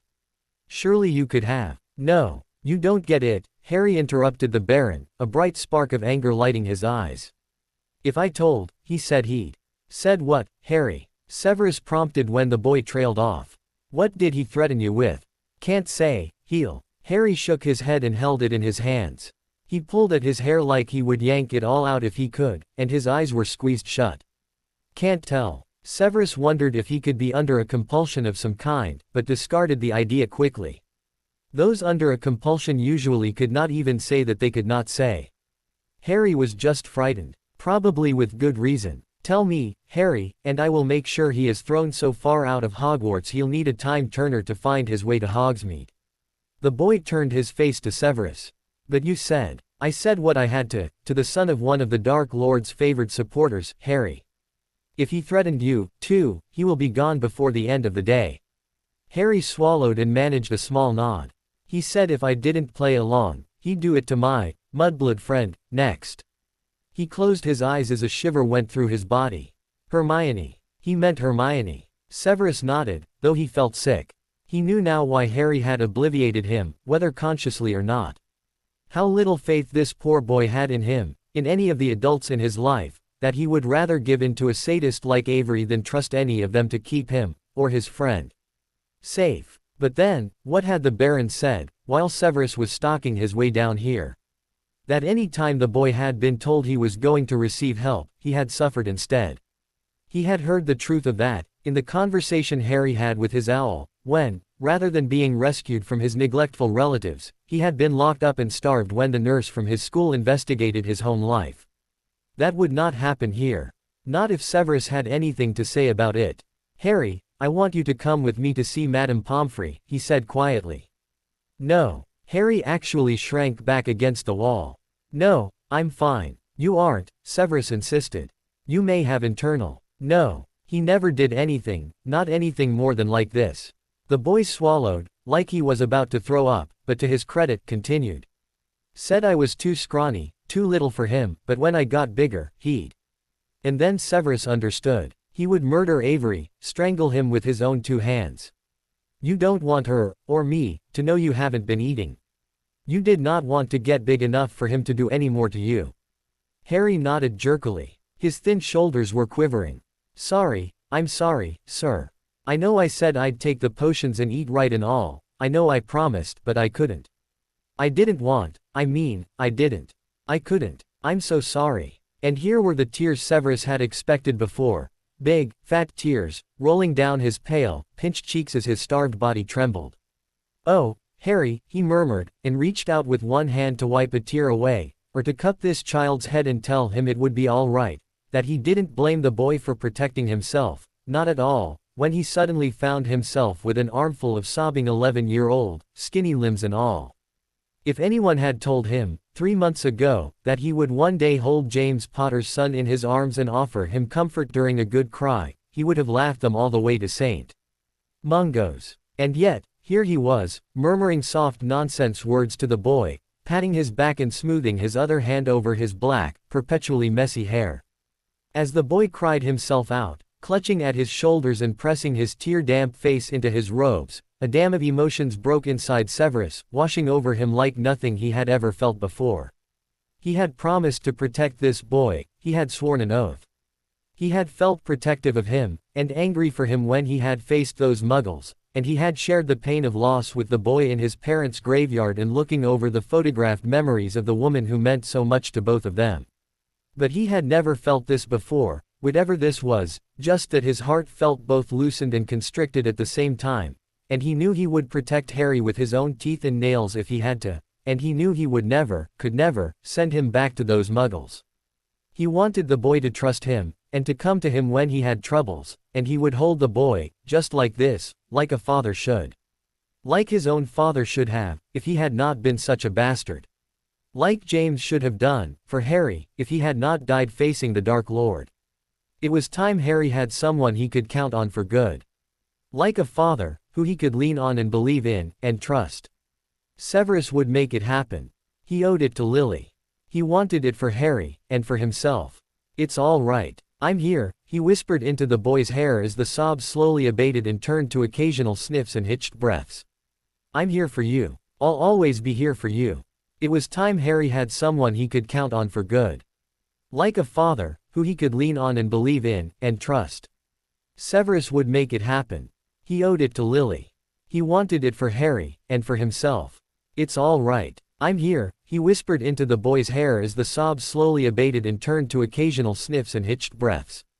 "I'm here for you. I'll always be here for you."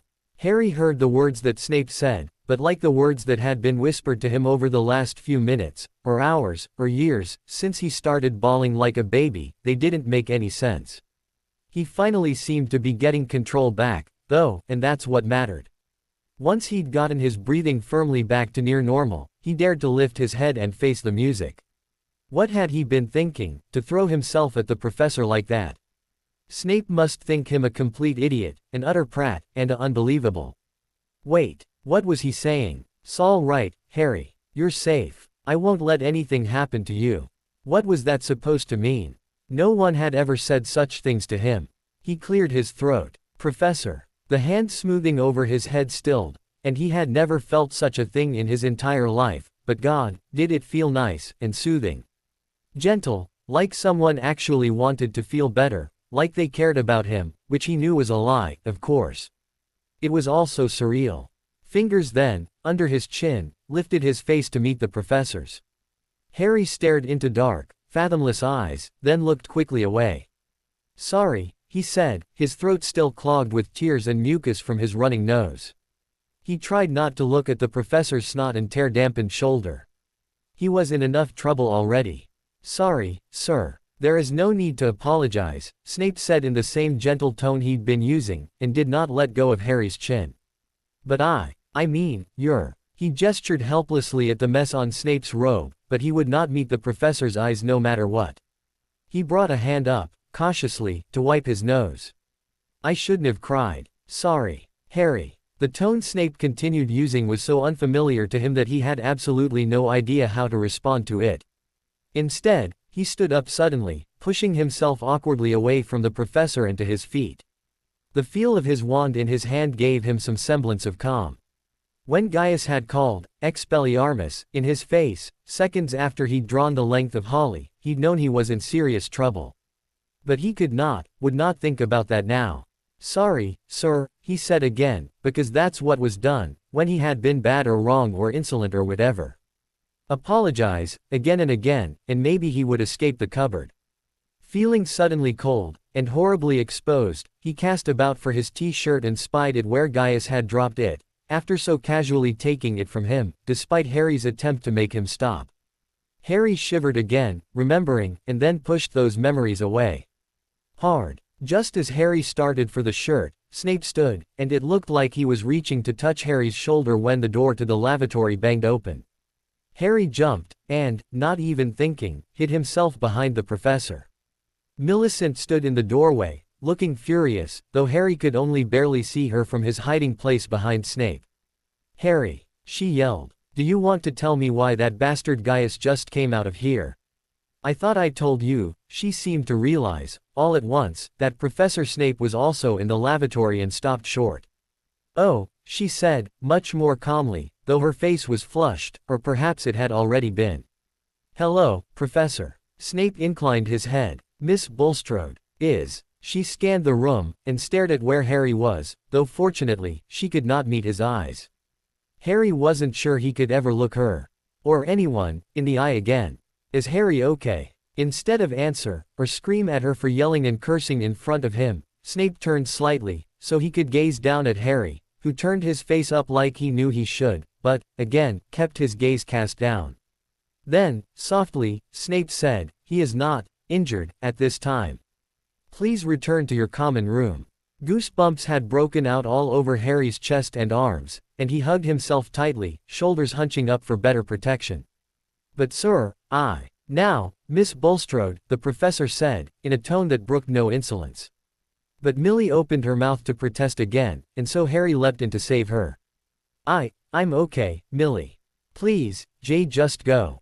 He could feel her study him, even if he was mostly hidden, and he tried to project a sense of confidence, to let her know he was fine, but he had no idea how to do that anymore. Slowly, she said, "All right. But Harry, please come talk to me." He gave a short, jerky nod that he wasn't even sure she saw, and then she was gone, and he was alone with the professor again. Immediately, he darted for his t-shirt and yanked it on in harsh, uncoordinated movements. His fingers fumbled, tucking it into his trousers, and he dared not look up even once, even though he knew the professor had turned his back, to give him some little privacy. He was extremely grateful. "Thank you, sir," he said, when he was back to rights. He sidled toward the door to the lab. I've got an essay to finish.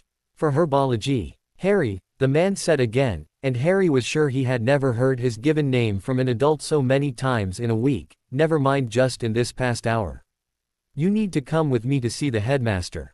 Harry shook his head. No way. He was not about to tell what happened, not now, not ever. He didn't even want to think about it.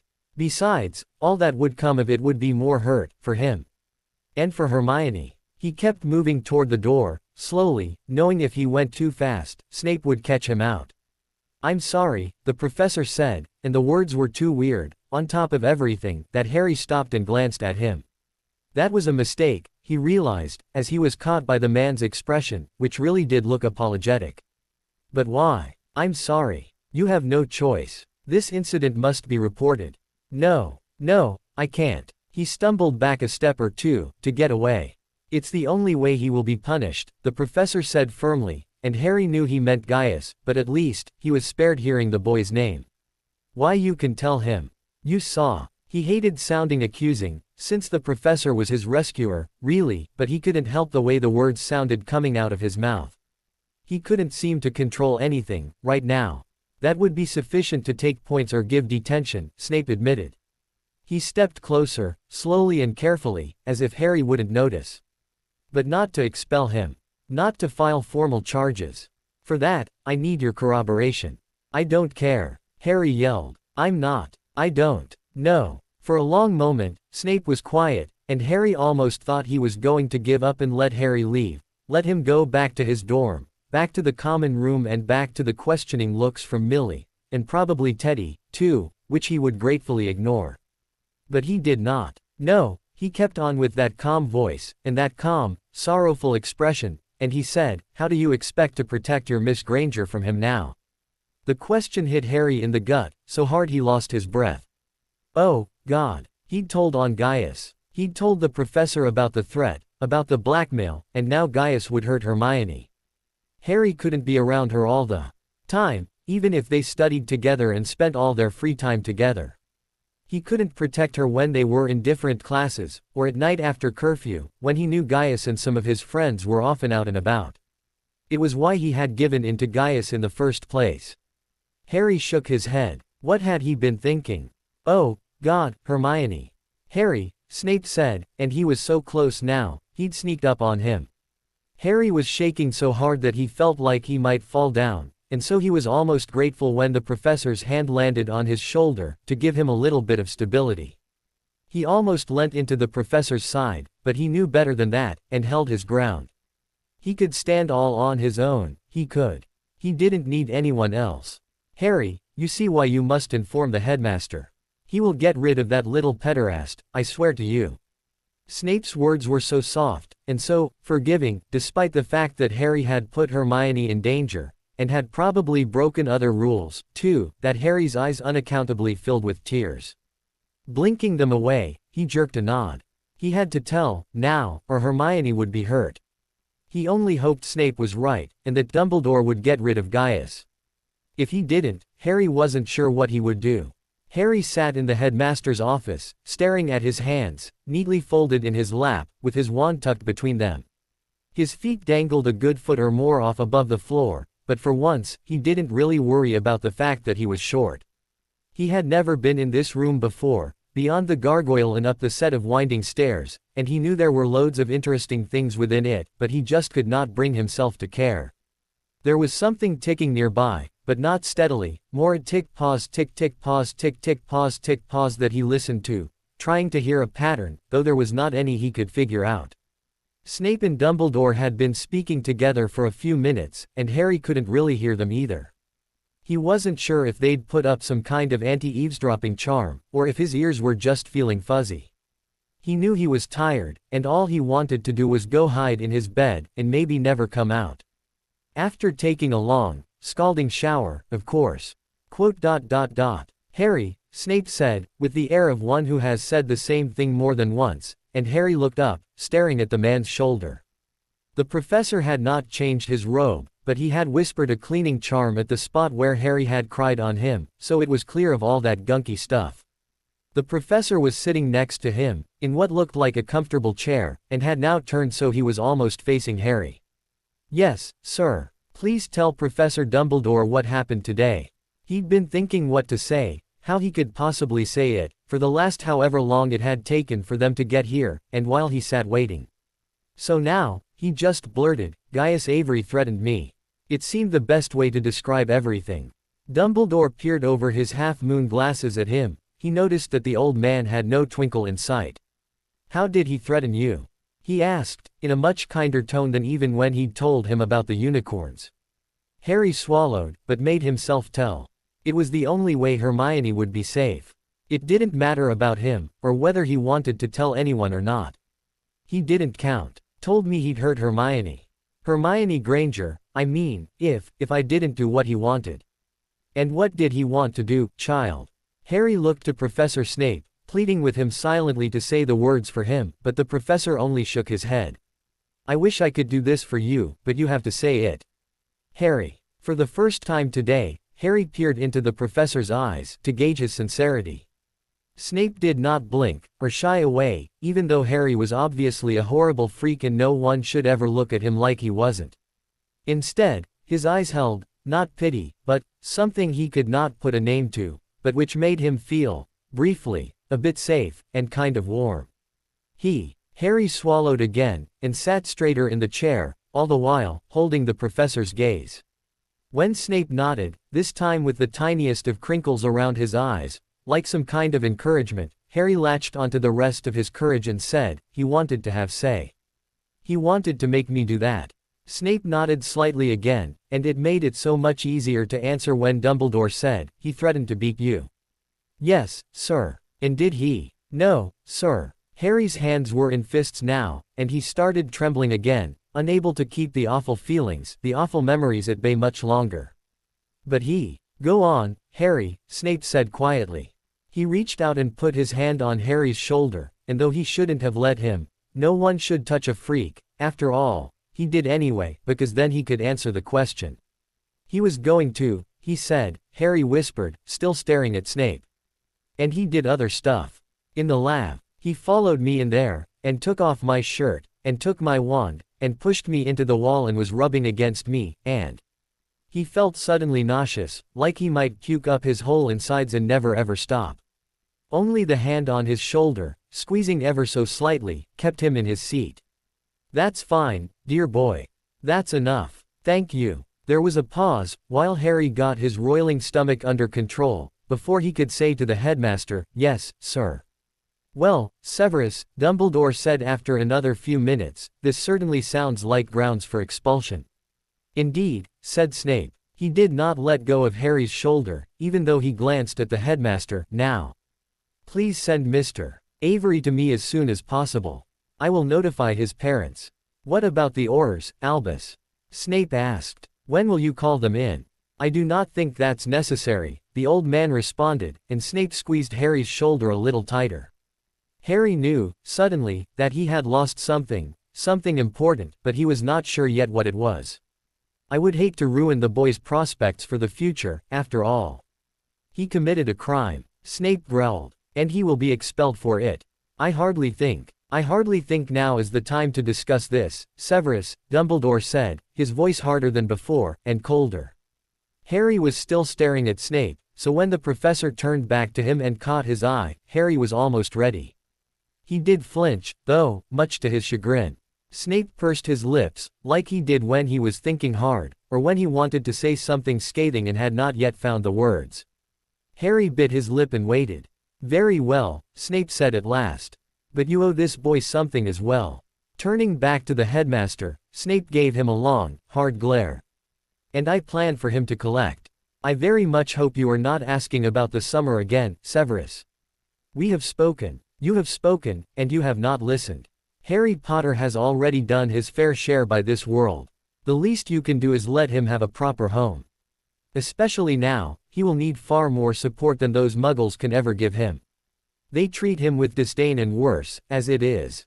And if you still want him to learn occlumency, which I still do not believe he is ready for. Out of the corner of his eye, Harry saw a gnarled hand sweep to the side, as if brushing away a rather large fly. All right. You have proved your point, Severus. I will see what I can do. But if we cannot find a suitable alternative for the Blood Wards, then he will have to return. There was a glint in Snape's eyes that had not been there a moment before, though not many would be able to detect its presence. Thank you, Headmaster. That is all I ask. Yes, of course. If there is nothing else. Snape rose from his seat, and because Harry was still attached to him, hand to shoulder, Harry got up, too. Good evening. I shall send Mr. Avery to you presently. With one hand steering Harry out the door, Snape closed it behind them with his other.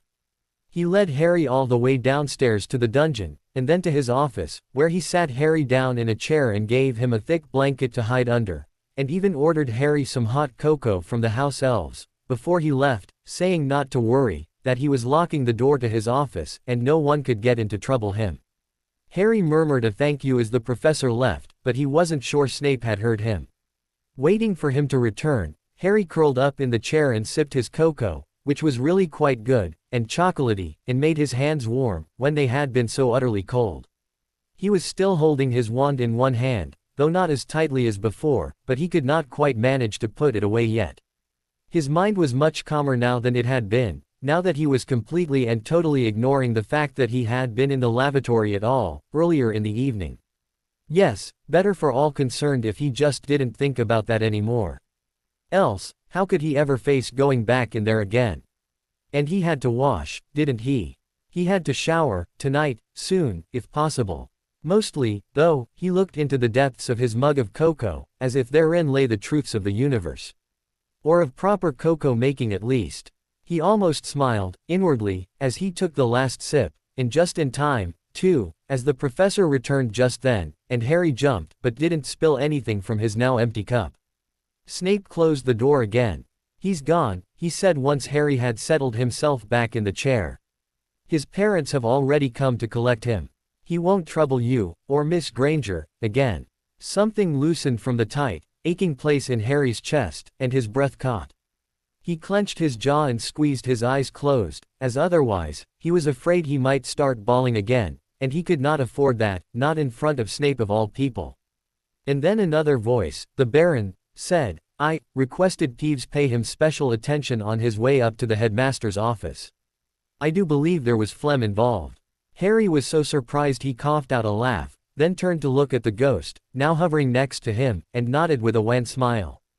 "Thanks. You are very welcome, Harry Potter.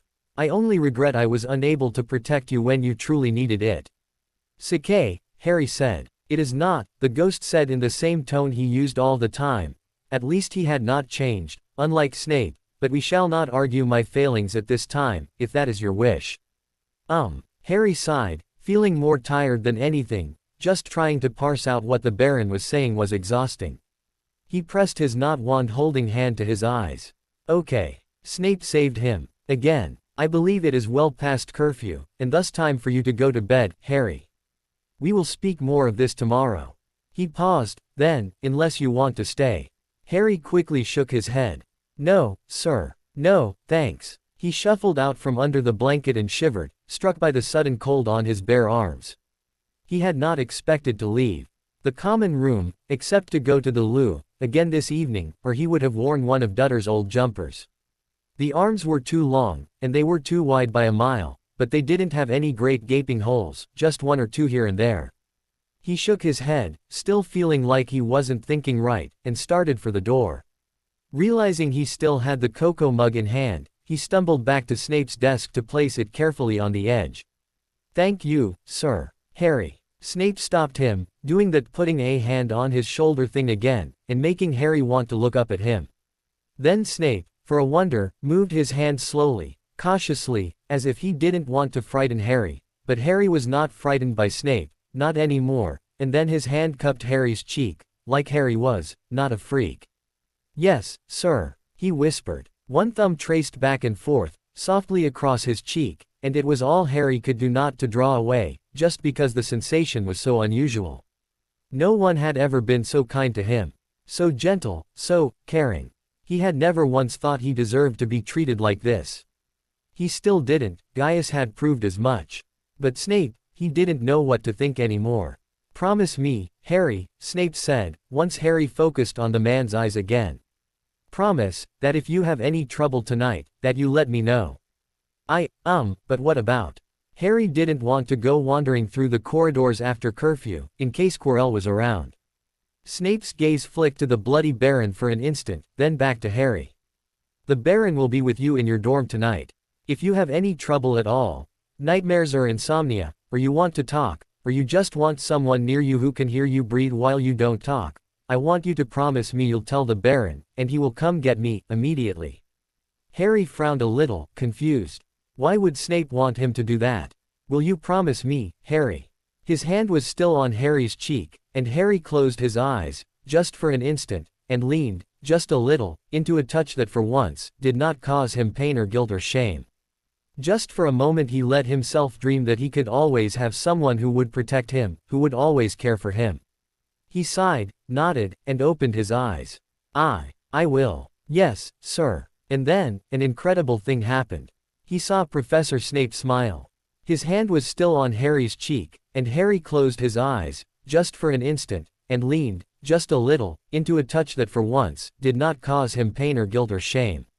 Just for a moment he let himself dream that he could always have someone who would protect him, who would always care for him. He sighed, nodded, and opened his eyes. I will. Yes, sir." And then, an incredible thing happened. He saw Professor Snape smile. Severus was in his chair by the fireplace, not wanting to fall asleep in case the Potter boy needed him during the night. He knew the Baron would wake him, if the boy did need him, but he did not want to waste those precious minutes it would take for him to become coherent again, never mind get dressed. So he stayed awake, reading, or pretending to read, for his own peace of mind, with a cuppa at his elbow on the small table beside his favorite chair, and he thought. He wasn't sure anymore, what his intentions were with regard to the boy. To Harry. Surely he could no longer hold himself apart, as if he didn't care. Or worse, that he only cared or didn't because of Lily, or James. Ah, Lily. If things had been different the last few years of school, if he had never said those hurtful things to her, nor been involved with Lestrange, Rosier, and those other animals. No, he would not. Maunder in, might have beens. Doing so was extraordinarily unfair to Harry, as well as to himself. Things were how they were. He could not change the past, only the future. And the future must be changed. If it were not, if Harry's life were to continue in the direction it had been going up till now, if he were forced to return to the family that hated him and were given no support over what that bastard Avery had done to him, if Harry were to defeat Voldemort, a monster already in the process of returning, given the vision Harry had had about the unicorns, if he were expected to destroy the Dark Lord without mental, physical and magical support and preparation, then not only was Harry doomed to a life of sadness and misery and violence, but so, too, was the wizarding world in its entirety. Neither of these outcomes were one Severus could live with. And, he knew, neither could Harry. Thus, Severus had to do something to shake up the status quo. If that meant putting his life and his job on the line, so be it. Severus already had one unbreakable vow in place concerning Harry Potter. To himself, in this moment, he made another. He would do anything in his power to not only protect Harry, as his current vow held him, but to make sure he was prepared, as well as was possible, to meet his destiny. As the second vow took effect on his magic, Severus felt a moment's peace. This was right. It was good. He had, in the last few years, nearly forgotten what such selflessness meant, what it felt like. Less than a quarter-hour later, a shimmer of silver appeared near the door of his quarters. Severus was on his feet before the Baron was completely finished sliding through the wall. "It has begun," the ghost intoned. Severus practically ran to the Slytherin dorms. Thus was the pattern set for the next fortnight, at least. Severus would be woken, or, more often, notified, by the Baron, at some point near midnight, that Harry was having nightmares or could not sleep, more often the former than the latter. Severus would go to the boy, making sure as he entered the dorm to set silencing charms, as well as a net of stay-sleeping charms over the rest of the boys, so none of them would wake and be curious about Harry's difficulty at night. Once in the dorms, he would sit with Harry for as long as it took for the boy to go back to sleep, or, if that was going to be impossible for him to do on his own, he would give the boy a sleeping potion. Rarely, he gave him one for dreamless sleep. Yes, despite the frequency of his nightmares, rarely. Aside from the regular side effects of that potion, including the possibility of addiction, it was not made for children, so Severus was hesitant about giving it to him at all. Sometimes, however, he knew the boy would get no rest otherwise, and Harry needed that more than anything else, except, possibly, proper nutrition. During these nighttime visits, Harry rarely shared anything with Severus about his nightmares, but with some prompting he usually admitted to having them, at least. Severus did not chastise him for his silence. He recognized Harry's need to not appear weak, especially in front of him, an adult. After all, Harry's experience had taught him, over and over, that adults were not to be trusted. But Severus meant to prove himself trustworthy, if it took all of Harry's 7 years at Hogwarts to accomplish. In order to make sure that were even possible, Severus had to stay at Hogwarts, and not fear for his own life at the same time. Which meant that, for one thing, before he had dropped Gaius Avery off at the headmaster's office the evening he was expelled, he had obliterated the hateful child of the memory of Severus' protectiveness of Harry. He could not have Avery running tales to his father, one of the Dark Lord's inner circle, of how Severus had saved the boy who lived from some abuse, or else the Dark Lord would find out when he returned, and Severus would not be able to protect Harry in the future. Even now, he was finding protecting Harry harder to do. Harry seemed to attract trouble like flames did moths. For instance, almost 2 weeks after Avery was expelled, the brat who got into more trouble than any 9 measles put together admitted to him that he knew what the 3-headed hellhound was protecting. Or rather, the boy copped to knowing that whatever it was something the Dark Lord wanted, even if Harry did not know what it was specifically called. Trying to deny this year's secret in Hogwarts, Severus sat back in his chair and showed a blank face, but his mind was racing. "What in the world are you talking about, Potter?" The boy's face became shuttered as he adopted the same blank stare, and Severus winced internally. This was no way to get Harry to open up to him. Besides, He had promised to call the boy, Harry, when they were not in classes, figuring it was one step along the long road to proving to the boy that not all adults were harsh and abusive. That some could treat him with a modicum of respect and caring. Severus drew a deep breath and pressed fingers to his temple, trying to think. As they had been doing since the incident in the lavatory, they were sitting together in his office, once classes were over for the day, having tea and biscuits. To ensure Harry would meet with him, and to gain the boy's trust so he would open up more, about his nightmares and the abuse, and eventually about, he hoped, the Dursleys, Severus had relaxed the rules for showing Harry pictures of his mother. Now, so long as Harry met with him for an hour between classes and dinner, whether he answered any questions or not, he could see any pictures he liked. Of course, Severus did ask him questions, starting with fairly innocuous ones, such about how his day had gone or if he was enjoying, or having trouble in, any of his classes, and getting progressively more personal and serious from there. This method had borne fruit, obviously, as Harry was now sharing something with Severus that he had not even asked about. Harry, he said at last, when it was obvious the boy had closed down. I would like to know where you got that information. There, he'd not confirmed anything, as he could not, with Albus, oaths of secrecy weighing heavy on him, but he'd not outright accused the boy of making things up, either. Harry seemed to accept his words as the peace offering they were, and turned to face him again. He refused to meet Severus' eyes, though, the same as he had done for the last 2 weeks. Just figured it out, sir, he said quietly, picking at the skin around one thumbnail. Me and some friends did. Figured out that Fluffy's a Cerberus, and's guarding something. And in that vision, of the unicorns, you know. I got the sense that you know who wanted whatever it was that Fluffy's guarding. Severus' eyes narrowed. Was it just a feeling, or did you actually hear his thoughts about this thing? Just a feeling, Harry said.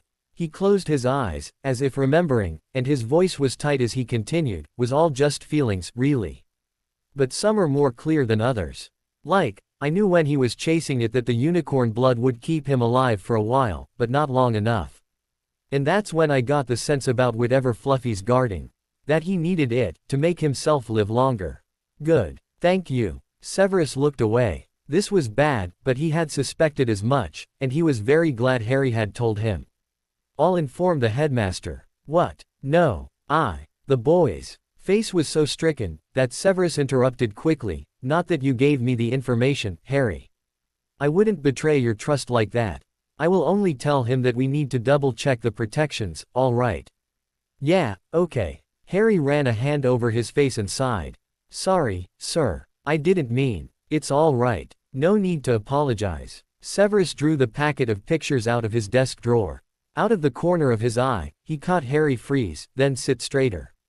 What would you like to see? Harry leaned forward eagerly. The one of Mum at the Quidditch game. Severus smiled to himself. He was quite fond of that one, too. He shuffled through the pictures to find the one of that rather cloudy day, where Lily's smile seemed to light up everything around her. He had just located that picture and brought it to the front of the pack when a hesitant voice said, I lived in a cupboard. Very carefully not changing his expression, though his jaw wanted to clench as much as his fists, Severus finished moving the picture to the top of the pile and placed the pictures on his desk. He glanced at Harry to see that the boy was staring at his hands in his lap. Oh, he said, the merest hint of curiosity tinging his tone. Yeah, the one under the stairs, where Aunt Petunia kept cleaning things for the house. Was my bedroom till I got my Hogwarts letter, and where they sent me when I was bad, too. But when the letter came, then they thought someone was watching, so they let me have Dudley's second bedroom. Still trying not to react too much, or frighten Harry's confession into silence, Severus nodded slowly. Why did they think someone was watching? He was almost positive that Albus had not been, or, if he had, Severus almost did not want to know it. He didn't think he could handle it if Albus had known about the horror the boy had been through and had done nothing to aid him. 'Cause of the way the letter was addressed, Harry said, and he moved his chair slightly so he could see the picture Severus had laid out, both of them acting as casual as could be, as if what they were saying meant so very little. What way was that? Severus tilted the picture towards him, just a touch, and when Harry could see it, he smiled, just a touch. Harry reached to take the picture, and Severus let him. He held it out in front of himself like it was a letter. It said, to Mr. H. Potter, the cupboard under the stairs, 4 Privet Drive, and all the rest of it.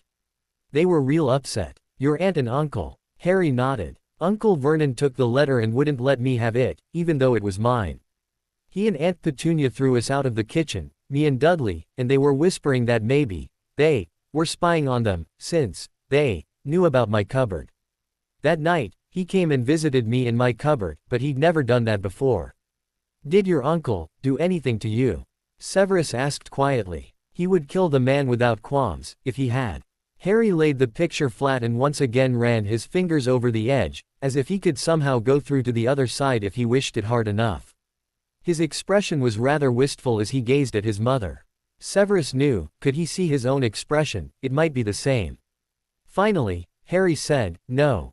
Not really. I mean, he told me the letter was addressed to me by mistake, but I said it wasn't, on account of the mention of my cupboard.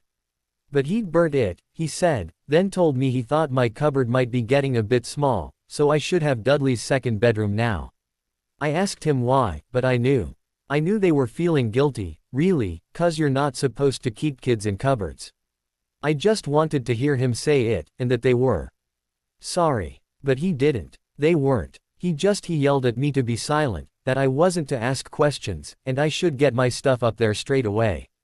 So I did. An odd sort of smile crossed the boy's lips and then was gone just as quickly. Dudley was awful mad the next day. Screamed a lot and hit Uncle Vernon with his smelting stick, and even made himself sick on purpose, but they wouldn't give him back his second bedroom. Ah, Severus recognized the smile now. Schadenfreude. So how did you get your letter? He asked, curious now. Hagrid had to bring it to me. Uncle Vernon tried for days to keep them from coming into the house. I got 3 the day after that first one, and they were addressed to me as being in the smallest bedroom, so the Dursleys were sure someone was spying on them then. Harry seemed to be warming to the subject, at the same time as he continued to look at the photo of his mother in the stands at the Quidditch pitch.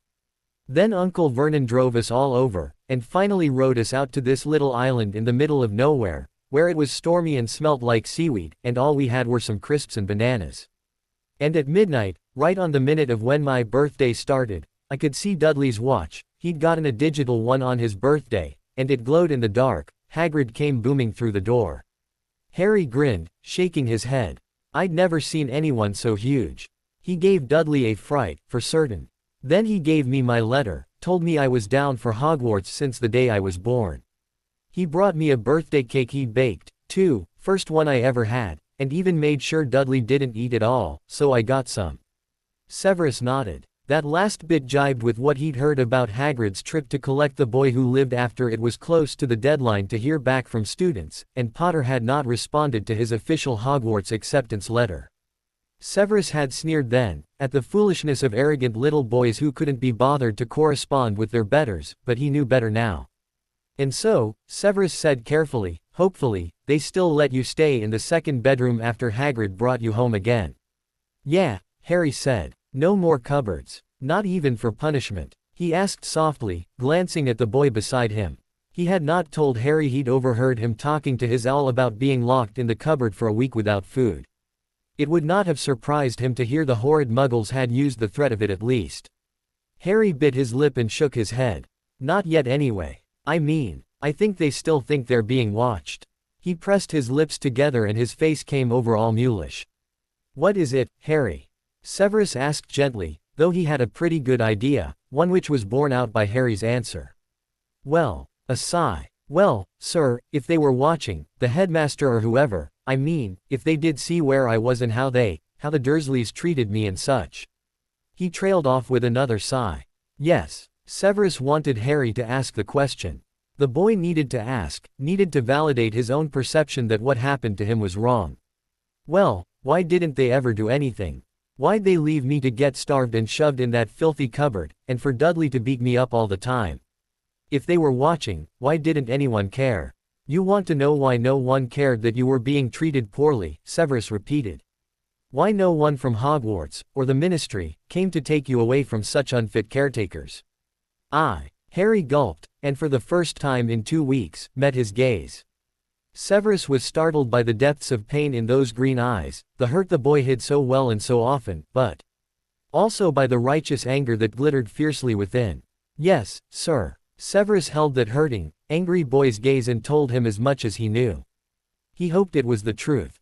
I don't believe anyone was watching, truly. I don't know exactly how the yearly letters are addressed, but I think it's an automatic process. I honestly don't think anyone looks at the addresses of the prospective students, so no one would have known that way that you were living in the cupboard. But that's neither here nor there. You're asking about the last 10 years, not just about the letter. I have to believe that, if Professor Dumbledore knew your circumstances, he would have intervened. Harry's eyes narrowed. Really? Even this child of 11 was not fooled by the headmaster's grandfatherly manner. Harry knew that Gaius Avery had merely been expelled, instead of incarcerated. He knew Albus wanted him to learn occlumency, which in a child so young, could fracture his mind. He knew Albus had not intervened when it came to keeping Quirrell away from him, either, even when it meant he was not safe at school. Given all this, why should he believe this latest claim? Once again, he told the boy the truth. Any less would be insulting, to both of them. I hope so, Harry. I honestly do. He knew Harry understood, by the calm nod of his head, and his pensive air, and he wished the boy didn't have to weigh his own worth against that of a Dark Lord's destruction. He wished there was an easy way to ask Albus this question, or rather, an easy way to get an honest answer out of him. But if wishes were horses, then beggars would ride.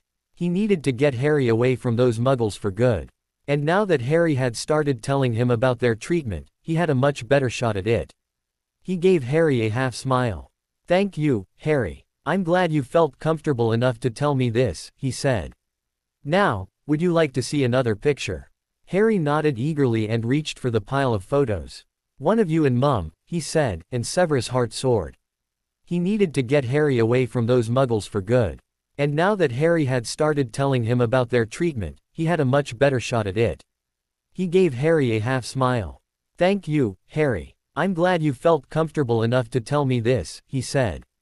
Now, would you like to see another picture? Harry nodded eagerly and reached for the pile of photos. One of you and Mum, he said, and Severus' heart soared. A couple days later, once Harry admitted to Snape about knowing about the third-floor Cerberus, and also about how he had lived in a cupboard, when he'd also mentioned his first birthday cake, from Hagrid, Harry decided he really needed to see Hagrid again. It just wasn't right that he hadn't visited the gigantic man at Hogwarts, not once since he'd been sorted. He had to admit, though, Hagrid's reaction to his sorting had made him nervous. Hagrid wouldn't really hold that against him, could he, that he was in Slytherin. But maybe he did. Maybe he thought, like some students from the other houses, that Slytherin housed all the evil people at school. Really, though, he knew there was only one way to find out for sure what Hagrid thought. Thus, Harry went to visit his first ever friend on Friday after classes let out for the day. He asked Millicent to go with him, figuring correctly that she might appreciate meeting the man who had rescued Harry from the Dursleys. And, since Teddy had heard him ask Millie along, he asked Teddy, too, though he hadn't actually expected the fastidious boy to want to meet the school's rather untidy groundskeeper. Teddy surprised him, though, by quickly agreeing to take the trip down to Hagrid's cottage, which was near the edge of the Forbidden Forest. Having advised Snape that he was going to go see Hagrid, instead of meet with him to look at pictures as he usually did these last few weeks, Harry led his two friends across the lawn and over a small hill to Hagrid's cottage once herbology let out. Harry was a bit nervous about just showing up at Hagrid's door, worried that Hagrid would turn him away, maybe call him a dark wizard in training, an epithet Harry had been taunted with a few times, mostly by Gryffindors, over the last couple of months. Maybe Hagrid was disappointed in Harry. Maybe he was sorry that he'd given Hedwig to Harry, and demand he give her back. Maybe he'd say as much in front of Harry's Slytherin friends, or refuse to be his friend at all unless Harry gave up Millie and Teddy. The door opened on his third knock, and Hagrid stood framed by the space. About 2 seconds later, the man's surprised look vanished, and he said, "Ari. Watch her doin' down, air." "Hi, Hagrid," Harry said, and drew up a deep breath along with his courage. "I hoped I could talk to you. I mean, that we could," he amended, feeling tongue-tied and stupid, as he gestured to his friends. I mean, I haven't seen you in a long time, and I just wanted to visit. Hagrid's face immediately broke out in a huge grin. O' course, Ari. Come on in, all of ye, tha's right, I've some treacle fudge, new made, and, we can, avenue it wit, a nice cuppa. Relief flooded Harry like water in an overflowing bathtub, pouring over the edges and making him feel warm inside. He grinned up into the face of his friend. Sounds great. As Hagrid ushered the three of them into his cottage, Harry took a look around. Hagrid lived simply, with a large table and chairs and a low, but wide bed in one corner the only real furnishings.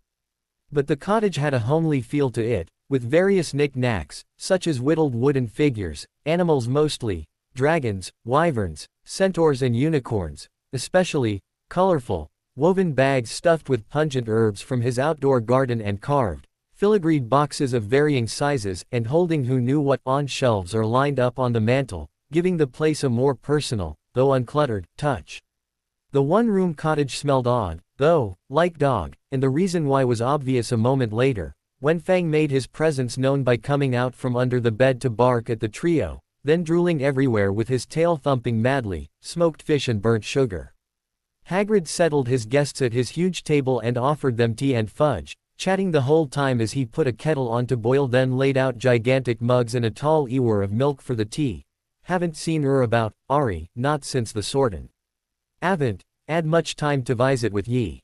Sorry 'bout that. Been real busy and all. Real busy, important business for Professor Dumbledore, ye know. Good man, Dumbledore. Business for the headmaster? Teddy asked. What kind of business? Pausing as he set out a plate, piled high with wedges of treacle fudge, Hagrid looked embarrassed for a moment. Shouldn't have said that. I should not, Avenue said No, it's okay, Hagrid. Don't worry, Millie quickly assured him, smiling. She seemed very comfortable in the big chair, swinging her legs back and forth to bang her feet on the rungs, and Fang appeared content to have his ears scratched as he rested his head in her lap. We'll never tell. Hagrid flashed her a big smile. A good on, Millicent. A real good on. Just, Avenue some of that fudge, alright. He said, and pointed a meaty finger at the plate. Made it myself this mornin'. He turned back to the fireplace to collect the teapot. Thanks. Millie bit into a piece and spent the next 10 minutes trying to chew the sugary treat without losing a tooth. Essa good, she remarked, and Harry shook his head at her, bemused. He liked treacle quite a lot. It was his favorite pudding, bar none, but Hagrid's effort didn't look very appetizing, and he hadn't eaten any of his portion yet, planning to feed it to Fang. That's where the burnt smell came from, he was sure. Does the headmaster's business have anything to do with the Cerberus on the 3rd floor? Asked Teddy. You know, he added, with deliberate casualness. Fluffy. Hagrid dropped the teapot. How do ye know about Fluffy? He asked, all cheerfulness and friendliness gone from his voice. So you do know about it, Teddy said. Hagrid frowned and pulled out a cloth as wide as a quilt to mop up the mess. Well, yeah, he's mine. Bought him off a Greek chappie I met in the pub last year. I just lent him to Dumbledore to guard the. Yes, said Teddy eagerly when Hagrid trailed off. Now, don't ask me any more, said Hagrid gruffly. That's top secret, that is. He looked over his shoulder to the left, then right, as if someone else might be listening to the conversation while in this very room. He then pointed a large finger at Teddy. Who told ye about my Fluffy, then? Harry jumped in quickly to rescue his friend. No one told us, Hagrid. We found out accidentally. He supposed overhearing something might be considered accidental if a person didn't go out of their way to listen in. He sighed. Who was he kidding? It was a lie, and he hated needing to lie to Hagrid. He was starting to think that bringing Teddy along might not have been the best idea for fixing his friendship with Hagrid. Given Teddy's doggedness over this issue for the last month or so, Harry knew that his dorm mate wouldn't just let the matter go, but would worry it like a dog with a new toy. Teddy was the one who'd overheard Hagrid speak to the headmaster about the, you-know-what, the Cerberus was guarding, and had been intrigued by the mystery ever since, becoming even more so once Harry had told him and Millie about his vision of the unicorn killer. All this, despite the fact that Teddy also seemed to want Harry to tell their head of house about what he'd sensed from his vision, and kept telling Harry and Millie that, as first years, they shouldn't be responsible for fixing this problem. He was right, of course. Then again, Harry himself was intrigued by the mystery involving dead unicorns, a mysterious item being heavily guarded, Quirrell's attack on him and the Baron, and the pain in his scar, and not just because it was his life being threatened, although that obviously played a fairly big role. So, maybe Hagrid could help them discover who was behind the whole thing, focusing on whoever was trying to steal the you-know-what. Somehow, Harry doubted it was the stuttering, bumbling Professor Quirrell. He was too incompetent to be a real thief. Maybe Hagrid could help them thwart the true villain. Suddenly recalling his first and only time at Gringotts, and Hagrid's little side trip when they were in the tunnels, as well as an article in the Daily Prophet just after school started, Harry put two pieces together and took a chance on his instincts being right. Hagrid. Harry gave Teddy a look that asked him to go along with what he said, and the other boy nodded minutely, agreeing. Have you noticed anything weird about Professor Quirrell this term? Aside from the stuttering, I mean. Hagrid shook his shaggy head. Nah, he's same as always. Though, now ye mention it, he never did, avenue de, stutter before. Picked it up in, his travels, I guess. Hagrid had put another teapot on to boil, and he now filled their mugs to the rims before easing his large frame into one of his chairs. It barely creaked. Why ye ask? Hesitating only a second, Harry plunged on. We think someone's trying to steal what Fluffy's guarding. You know, that package you picked up from Gringotts. Hagrid's eyes grew wide and he pushed his chair back with a loud screech of wooden legs on wood floor. Now listen to me, all three of ye, meddlin' in things that don't concern ye. It's dangerous, and it's nothing to do with Professor Quirrell, I can tell ye that much right now. So you just forget my Fluffy, and ye forget what he's guardin'. That ain't none of your business. It's just between Professor Dumbledore and Nicholas Flamel, and ain't no concern of yours at all. Aha, said Millie, having finally unstuck her teeth, and sounding quite triumphant, but whether about the unsticking, or what she was saying, no one knew. So someone called Nicholas Flamel is involved, is he? Hagrid looked furious with himself. To Harry's regret, despite a fairly nice chat until dinner time, once the unpleasantness of Hagrid's fuming was over, their visit could have gone much better. All in all, Harry was sure that Hagrid didn't believe him about someone, likely Quirrell, trying to steal the item in question, so it was just as well he had already discussed it with Snape. He hoped that Snape really did make sure that the protections on the thing were double-checked, as he certainly did not want Quirrell, or anyone else with malicious intent, to get their hands on something that had once needed to be guarded by such secure measures as goblins could provide, and was now guarded by a three-headed hellhound. Not to mention, he figured that Quirrell, having already failed to kill Harry twice, would not hesitate to try again, if it should be within his power to do so. Though whatever it was probably something to aid the professor in that job. After dinner, the three of them chatted together about the project, and their possible courses of action, going forward. The visit with Hagrid had given them valuable information, Harry was willing to admit. Based on the man's reactions, they reasoned, they now had a better chance of figuring out what the thing was. For one thing, from Harry's recollection of his Diagon Alley expedition, the thing was small enough to fit in Hagrid's palm. Harry told the other two everything he could remember about the package Hagrid had picked up from Gringotts, and they added Nicholas Flamel to their list of clues, which already included the unicorn killer's desire for it, as a means to prolong its life, in a way unicorn blood could not. They talked until almost curfew, and before they went to bed that night, Teddy suggested they should start looking for references to Nicholas Flamel in the library the next day. Millie, however, suggested that it was their responsibility, especially given how free Hagrid seemed to be, talking about what the trio knew were supposed to be secrets, to tell one of their teachers about what they had learned. Their head of house, specifically. Harry wasn't sure what to do. He didn't want to get Hagrid in trouble, and since they hadn't learned anything new about the possible thief that Snape didn't already know, he decided to play it by ear. The next few weeks went by fairly quickly as winter holidays approached. Harry continued to meet with Snape to look at photographs of his mother. Sometimes she was by herself, sometimes with Snape, and sometimes with the friends she had made at school. He noticed, but never mentioned, that Snape had no pictures at all of her with James Potter.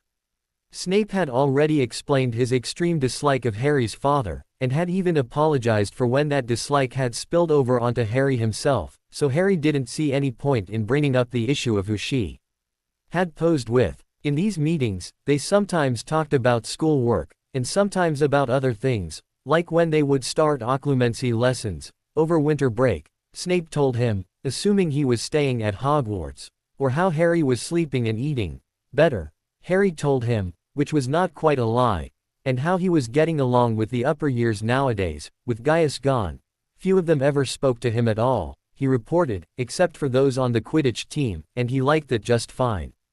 They rarely talked about what had happened with Gaius, except for when that overlapped with Harry's nightmares and he couldn't get away with non-answers, and they spoke even less frequently about Harry's life with the Dursleys. Harry could tell, and Snape had told him outright, several times, that Snape wanted him to talk about them. Snape claimed it was so he could present evidence against them to Dumbledore, as proof Harry should not be sent to live with them again. But 10 years of living under his uncle's iron rule had taught Harry some, occasionally hard-earned, lessons, the first of which was, don't tell. Harry knew with absolute clarity that, if he told, he would be in deep, deep trouble, and would likely spend an eternity in his cupboard, regardless of whether anyone was watching, the Dursleys or not. There was no way in the world he would test Rule 1, no matter how many promises Snape made that nothing bad would happen to him if he told. Harry figured he was probably already doomed for saying as much about them as he had. Which is why, when the sheet went up on the bulletin board in the Slytherin common room, for those who would be staying at Hogwarts for the holidays, Harry signed it immediately. He was the first one, and he knew already he'd be the only one from Slytherin first years, at least. Within 15 minutes of him putting name to paper, of course, Blaise Zabini had started to take the mickey. "Ah, that's so sad. Don't you think that's sad? Not even Mugglescum want poor Whittle Potter in their home," he teased in a sing-song voice from across the room, then topped it off with a sneer. "Not that I'm surprised. Shut it, Zabini," Teddy said tiredly from his seat at the corner table, where a bunch of them were revising for a transfiguration exam the next day. "No one cares about what surprises you. If they did, they would have cared about your mother on the day you were born." Zabini's eyes narrowed dangerously. "Mudblood-loving, ball-beeping pig," he snarled. "Just wait till your bollocks drop," Teddy interrupted in the same bored voice. "Let us alone to work in the meantime, will you?" Harry's face grew hot in embarrassment, even as Draco and his two goons sniggered, and Millie raised a hand to her forehead in a mock swoon. "Gracious, Theodore, such language. So saith the Queen of Ity," Teddy shot back, and Millie stuck out her tongue at him. With a snort and a leer, Teddy offered to show her where to put that bulbous thing, and in the laughter that followed, Blaise Zabini stomped out of the room, forgotten. For now, Harry was just as glad. He was tired of Zabini's lowbrow remarks about his family and his heritage, no matter how true they might be. He was glad he had friends like Millie and Teddy, but he wished they didn't need to stand up for him quite so often. Over the last few months, Harry had learned that inside Slytherin House, the snakes could be callous and cruel. He'd had to stand up for Millie a few times against some of the other girls, firsties as well as upper years, who teased her about her weight and her looks, and said how she'd never have a husband except that her parents could afford to arrange a marriage for her. And Teddy had come under fire from other Slytherins, as Draco had, too, for the choices their fathers had made after the war which ended in 1981, when Harry survived the killing curse and Voldemort had vanished. One of the sixth-year boys in particular, Oscar Dolohov, seemed to hold a special grudge against Lucius Malfoy, Draco's father, because his own father had been in Azkaban for 10 years, whereas the elder Malfoy had escaped prosecution by saying he had only done the Dark Lord's bidding whilst under the Imperious Curse. On the other hand, outside of their common rooms and dorms, Slytherin stood together as one when faced with the slander, mockery and occasional bullying from the other houses. There was no denying that. After the laughter died down, Teddy nudged Harry's side with an elbow and, without looking at him, murmured, "You know you're welcome to join me and my father for the holidays." "I know," Harry replied just as quietly. "But I told you, I'm meant to do some new training with Professor Snape. I wish you'd tell me what that was, so we could get some books or something to prepare you." "Can't," Harry started, and Teddy joined in for the rest of his statement, knowing it by rote by now. "It's a secret." Harry grinned. "Well, it is. And I promised not to tell." One corner of Teddy's lip went up as he gave Harry a sly, yet casual look, then nodded. Seems like you can learn, after all. Learn what? Harry asked, frowning. To trust an adult. A professor, too. Yeah, well. Harry shrugged, embarrassed again. Hey, don't worry, Harry, Teddy said, grinning at him. I won't tell Bulstrode. You know she'd have a coronary. Never tell me what. Millie called out from across the table. Never mind, Harry and Teddy said in unison. Millie crumpled up her transfiguration notes and threw the wad at the two of them, then sighed dramatically. Boys. Later, when they were getting ready for bed, Teddy pulled a book out of his trunk and, after checking to make sure no one else was in their dorm room, handed it to Harry. The book was heavy, as thick as Harry's hand. The red leather cover was embossed with gold lettering that read protection from the earth up, the elements in you. What's this? A book. Harry rolled his eyes. Very funny. What's it for? Reading. At Harry's look, Teddy held up his hands. Okay. After we talked a while ago, about you being able to protect yourself better, I've been doing some research, to figure out what we could do so you wouldn't have to worry every second that you were going to be attacked. But then that shit with Avery happened. Teddy eyed Harry as if he might bolt from the room, and it was an act of sheer will for Harry to not flinch at the sound of that bastard's name, and I didn't get a chance to look more into it until recently. Teddy worried his lip briefly then said, anyway, I found this book, and it has some interesting ideas in it for how you might better protect yourself. Just read it, okay? But don't let anyone else see it, it's not exactly firsties material. We can talk more after the break, if you want. Harry stared at his friend, not knowing quite what to say. Finally, he settled on, all right. Thanks. Teddy nodded, and headed over to his bed, so when Draco entered the dorm, Harry slid the book into his own trunk, to examine later. For a long time, Harry lay awake thinking about the book, thinking about the upcoming holiday break, and thinking about the people he needed to protect himself from, if he didn't want to end up as dead as a unicorn. Thus, it was no surprise that he found Professor Snape at his bedside in the deep of night, telling him he had suffered another nightmare, even if it was one he could not recall.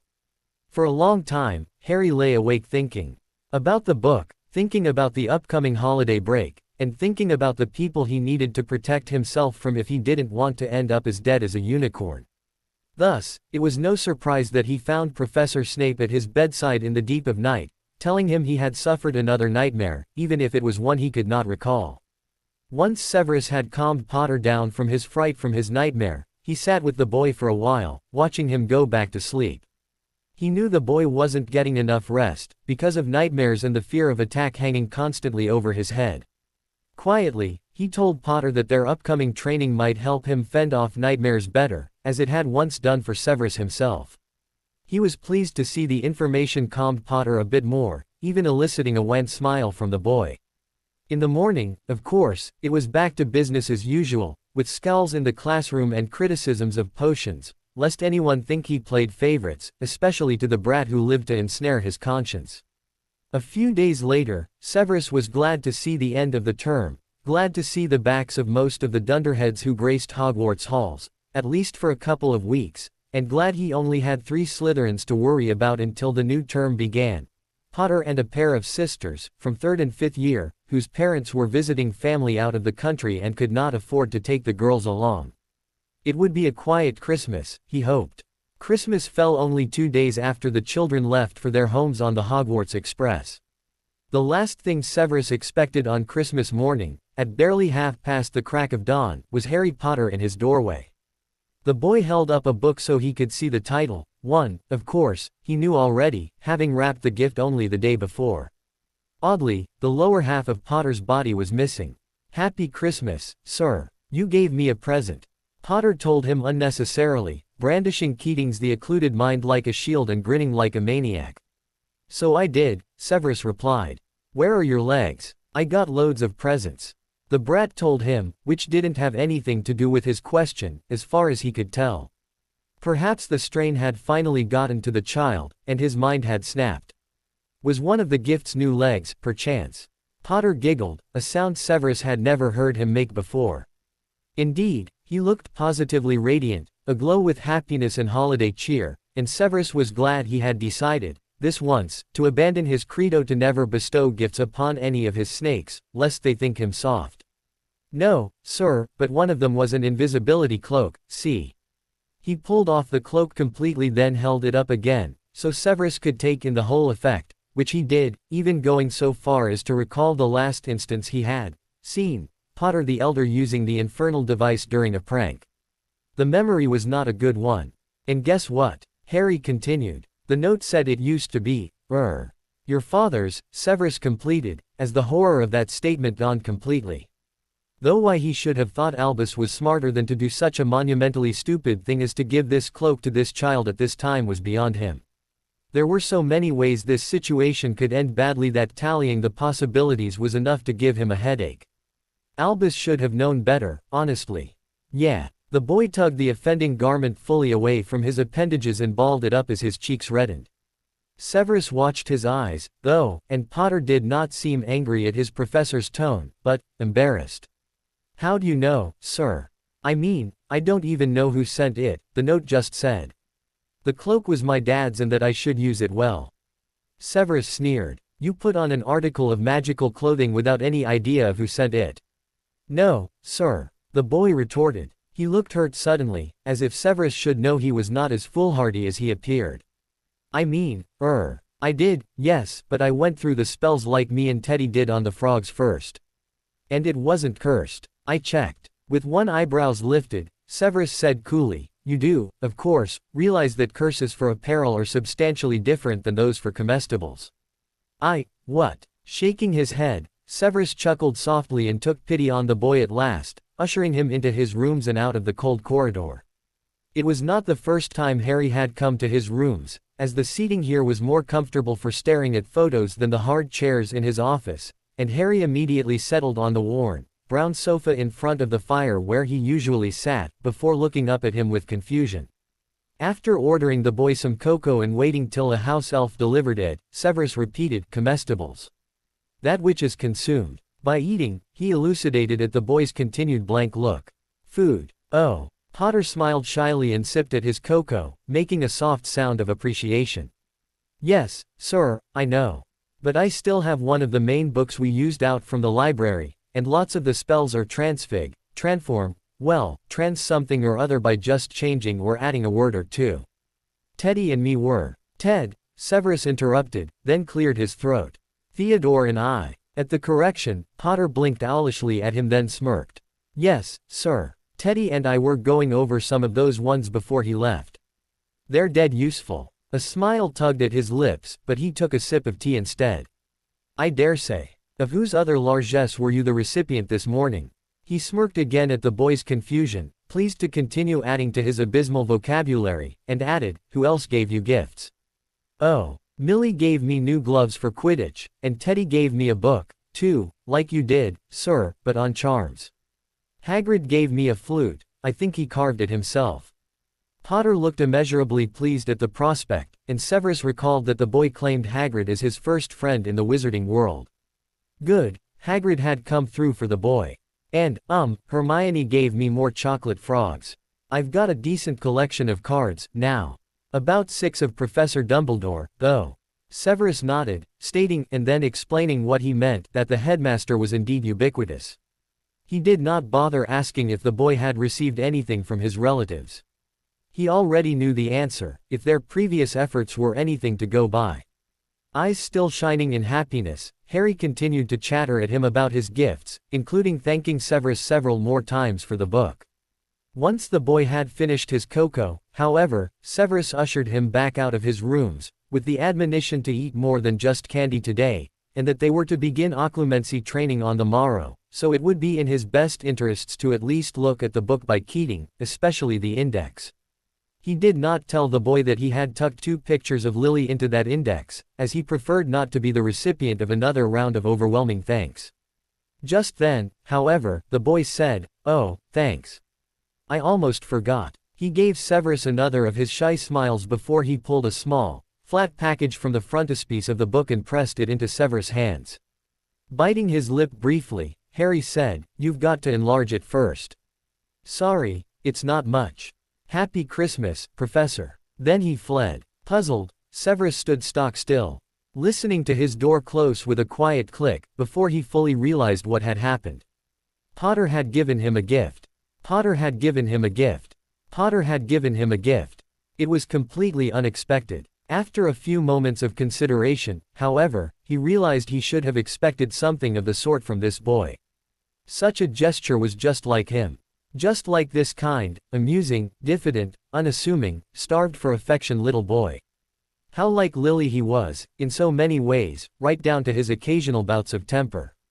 Oh, how she had raged when they were in school, sometimes, at the injustices against muggleborns like her and half-bloods like him. He remembered, suddenly, the first gift she had ever given him, and he darted into his bedroom to find it, needing desperately to see her drawing again. After rooting around in various drawers, he finally found the pencil sketch tucked in the back of his wardrobe in a small box of odds and ends. She had done his face at the ripe age of 10, and even then her talent for shading his nose and proportion his mouth was apparent. She had progressed quite far over the years, of course, and, somewhere, he had an updated portrait she'd done of him when they were 5th years. It had been the last gift she ever gave him, for his 16th birthday in January 1976, 6 short months before their relationship had gone the way of all meat. He realized he still held Harry's gift in his left hand, and he now sat back on his heels to open the small package, about the size and thickness of a Hogwarts letter. The wrapping was plain parchment that had been colored green and silver with a simple charm, but one not officially taught to students. That the boy had gone so far as to learn a new spell for the wrapping touched him. Then he recalled that Harry had said to enlarge the gift, too, and the shrinking charm was definitely a second-year spell. After he reversed the charm, the package was easily twice as large as before, maybe 3 times, but was still just as thin. Severus removed the wrapping carefully, wondering what an 11-year-old considered, not much, and gasped when he saw what lay within. Lily's son had drawn him, too. Severus looked from one picture to the other and noted the similarities and differences, even accounting for the 20-year span in his age when he was drawn. Harry's effort was, at once, a more complicated drawing than the one Lily had done, but understated and seemingly simplistic, with the darker ink lines coming together just so to complete the whole. The boy's pen and ink sketch must have been mostly from memory, as it showed Severus at work, hovering over a cauldron with tiny wisps of vapor timelessly rising from its depths, and the boy could not have sketched him in this pose whilst in class and not been caught out. Using perspective quite well in the background he chose, he depicted a portion of Severus' office, with its shelves full of jars and bottles of ingredients, rather than the boring chalkboard of the potions classroom.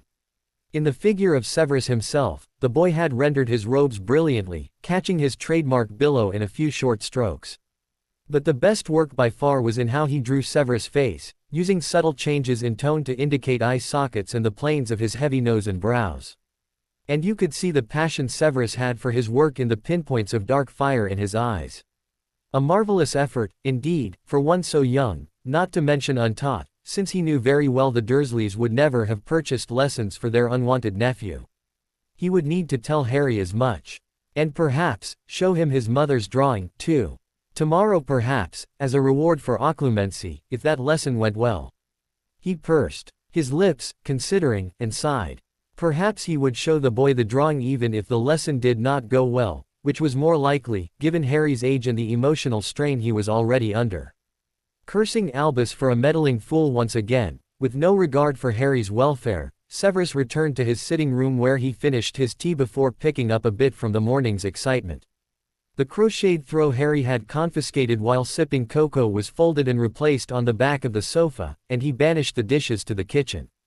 Severus moved the few gifts he had received, from Minerva and Albus, in addition to Harry, into his study, where he tucked one of the books into the space reserved for it, next to others by that particular author, and left the other on his desk till he had the chance to peruse it more thoroughly and decide how to catalogue it. Harry's drawing, after a moment's thought, he rested on its bottom edge against the back wall of his desk so he could see it while working on his lesson plans, a form of inspiration, perhaps, he thought with a smile. Finally, he luxuriated in a long bath before putting on dress robes and gracing the Great Hall, and its overblown Christmas dinner, with his presence. For all the raucous, unfettered joy of it, which rarely gave him anything but a headache, he might not have bothered. The children all ate too much candy and pudding, as he knew they would, and were exponentially louder as a result as the afternoon wore on. All 10 of those staying at Hogwarts over the holidays, even the 2 Ravenclaw 7th years and the 1 lonely Hufflepuff 4th year, were far too filled with cheer for Severus' sensibilities, excepting Percival Weasley, perhaps, a Gryffindor prefect who had other unfortunate personality issues to more than make up for that lack, including a nauseating tendency to kiass. The Christmas crackers were their usual booming, smoky annoyance, and the headmaster showed off his new flowered bonnet with glee at dinner, while Hagrid got redder and redder in the face as he called for more wine, finally keying Minerva on the cheek. To Severus' amazement, she merely giggled and blushed instead of clocking the lout as he deserved, while her top hat wobbled to and fro. He had rarely seen her so deep in her own cups in front of the children, and hoped for her sake that she either forgot the incident entirely or, at least did nothing even more foolish before she had a chance to sober up. He made a mental note to refuse her a hangover potion in the morning unless she asked very, very nicely. And brought a bribe. Peripherally, Severus noted that Potter was the recipient of a wizard's chess set from a cracker, among other treats, and wondered if the boy even knew how to play. Likely not, he thought. Thus it was to his surprise that he found, late in the afternoon, after the children came in from a rowdy snowball fight, which Severus had watched surreptitiously from an upper window to make sure no one Potter, for instance, was injured, and most had dispersed to their common rooms, Harry seated at one of the currently shrunken tables in the Great Hall, playing wizard's chess against the youngest Weasley boy. As far as he could recall from the previous few months, Potter and Weasley did not get along. Weasley had been one of Potter's most vocal attackers all last term, with his frequent accusations of how Harry must be on his way to becoming a dark wizard due to his placement in Slytherin. Severus appreciated neither the sentiment nor the preconceptions that fueled it. Making his way toward them, Severus decided to find out what this sudden camaraderie was all about. Perhaps it was nothing more than the 2 boys being the only children in their year 2.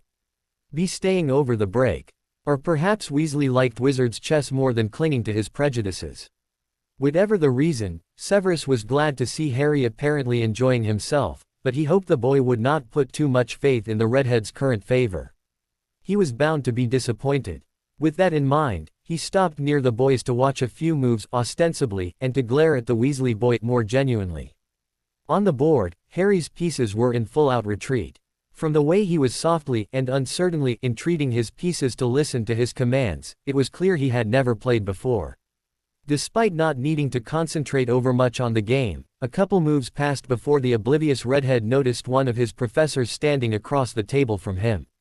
Not surprising, after all, the imbecile never paid attention to anything going on around him, which was why he was as much a menace in potions as his year-in housemate, Longbottom. Between those 2 blundering idiots, the floor and ceiling of his classroom would need to be re-tiled over the summer, simply due to the number of exploding and/or melting cauldrons for which they were responsible. He wished he could take the cost of the damage out of their hides, and hoped only that neither caused injury to their classmates before the year was out, especially as his Slytherins shared that class with them. "I can't believe you don't know how to play," Weasley was saying in a low voice while shaking his head mournfully. "Or I wouldn't, if you weren't so pants at the game. You're really hopeless, aren't you? Can't wait till I tell the twins how I beat Harry Potter at wizard's chess." The back of Harry's neck was red in a way Severus recognized meant he was upset at the string of insults but unwilling to say so. As he knew Harry had been penalized for speaking out by the muggles who raised him, this was hardly a surprise. He could also tell, by the way the boy's shoulders tensed, that Harry had realized almost immediately that Severus was standing behind him and was listening to every word. Also not a surprise, given his upbringing. Severus had his best sneer ready for when the redhead's face finally rose to meet his. Oh, how glorious was the sight of blood draining from that wee freckled face. He had the power, he snickered to himself, to terrorize ickle firsties. How low he had fallen, truly. "P.P. Professor?" the boy asked with a gulp, though his blood flooded his cheeks swiftly enough once again, when Severus' lip curled just a little bit more. This Weasley, unlike his older brothers, was quick to anger and would be easy to provoke into some brash sentiment of bravado. Oh, he did hope so. There was little on this earth sweeter to Severus than assigning detention to a Gryffindor on Christmas Day. "I did not realize Professor Quirrell's affectation was CC contagious," Severus mocked. A quiet expulsion of breath was all he heard from Potter, but it was enough to let him know the boy was trying not to laugh, even as he bowed his head as if not wanting to see what was about to happen. Weasley's cheeks reddened further. "We're just playing a game, sir." "Well, I'm teaching him how to play." Severus raised an eyebrow. "So I see. Sometimes the most innocuous statements could produce profound results." Weasley proved his hypothesis correct by scowling darkly, then murmured something under his breath, almost too soft to hear.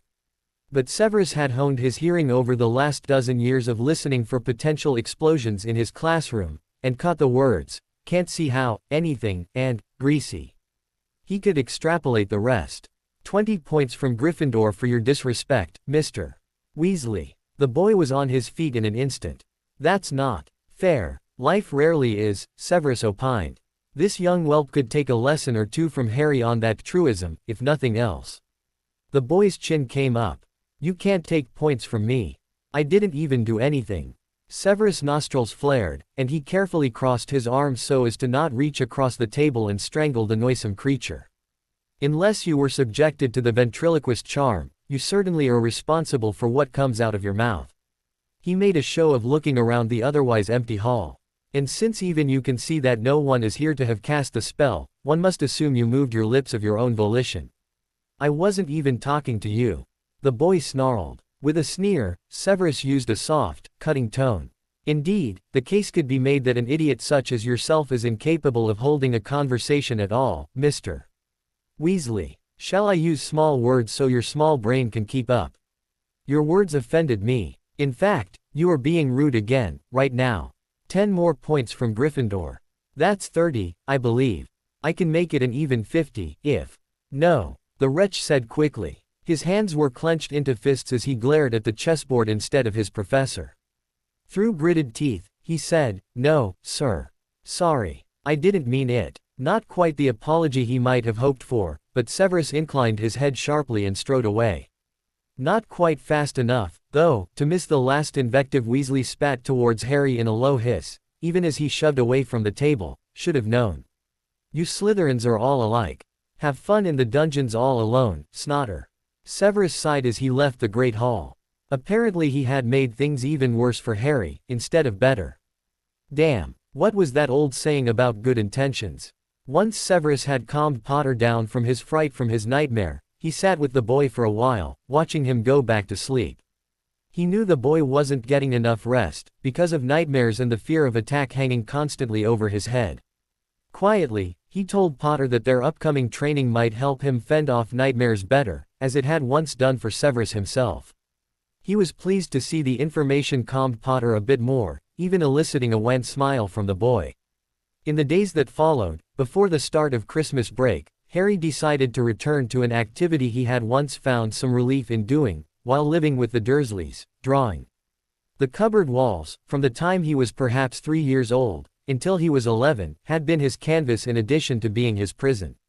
Inside his cupboard, he had few diversions from staring at the walls or listening to the Dursleys talking, moving about, and otherwise living their lives on the other side of that locked door, where he was not permitted to be, nor even wanted.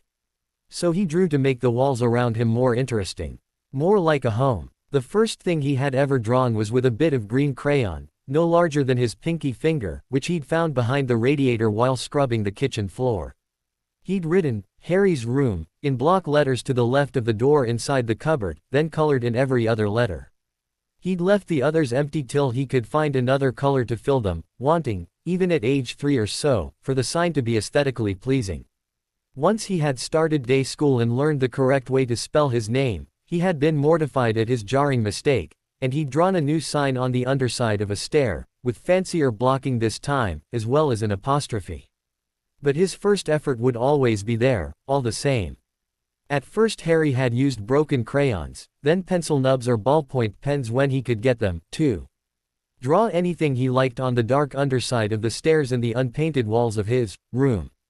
After all, what his aunt or uncle could not see could not get him in trouble, and they had never bothered to go into his cupboard, into the freak's room.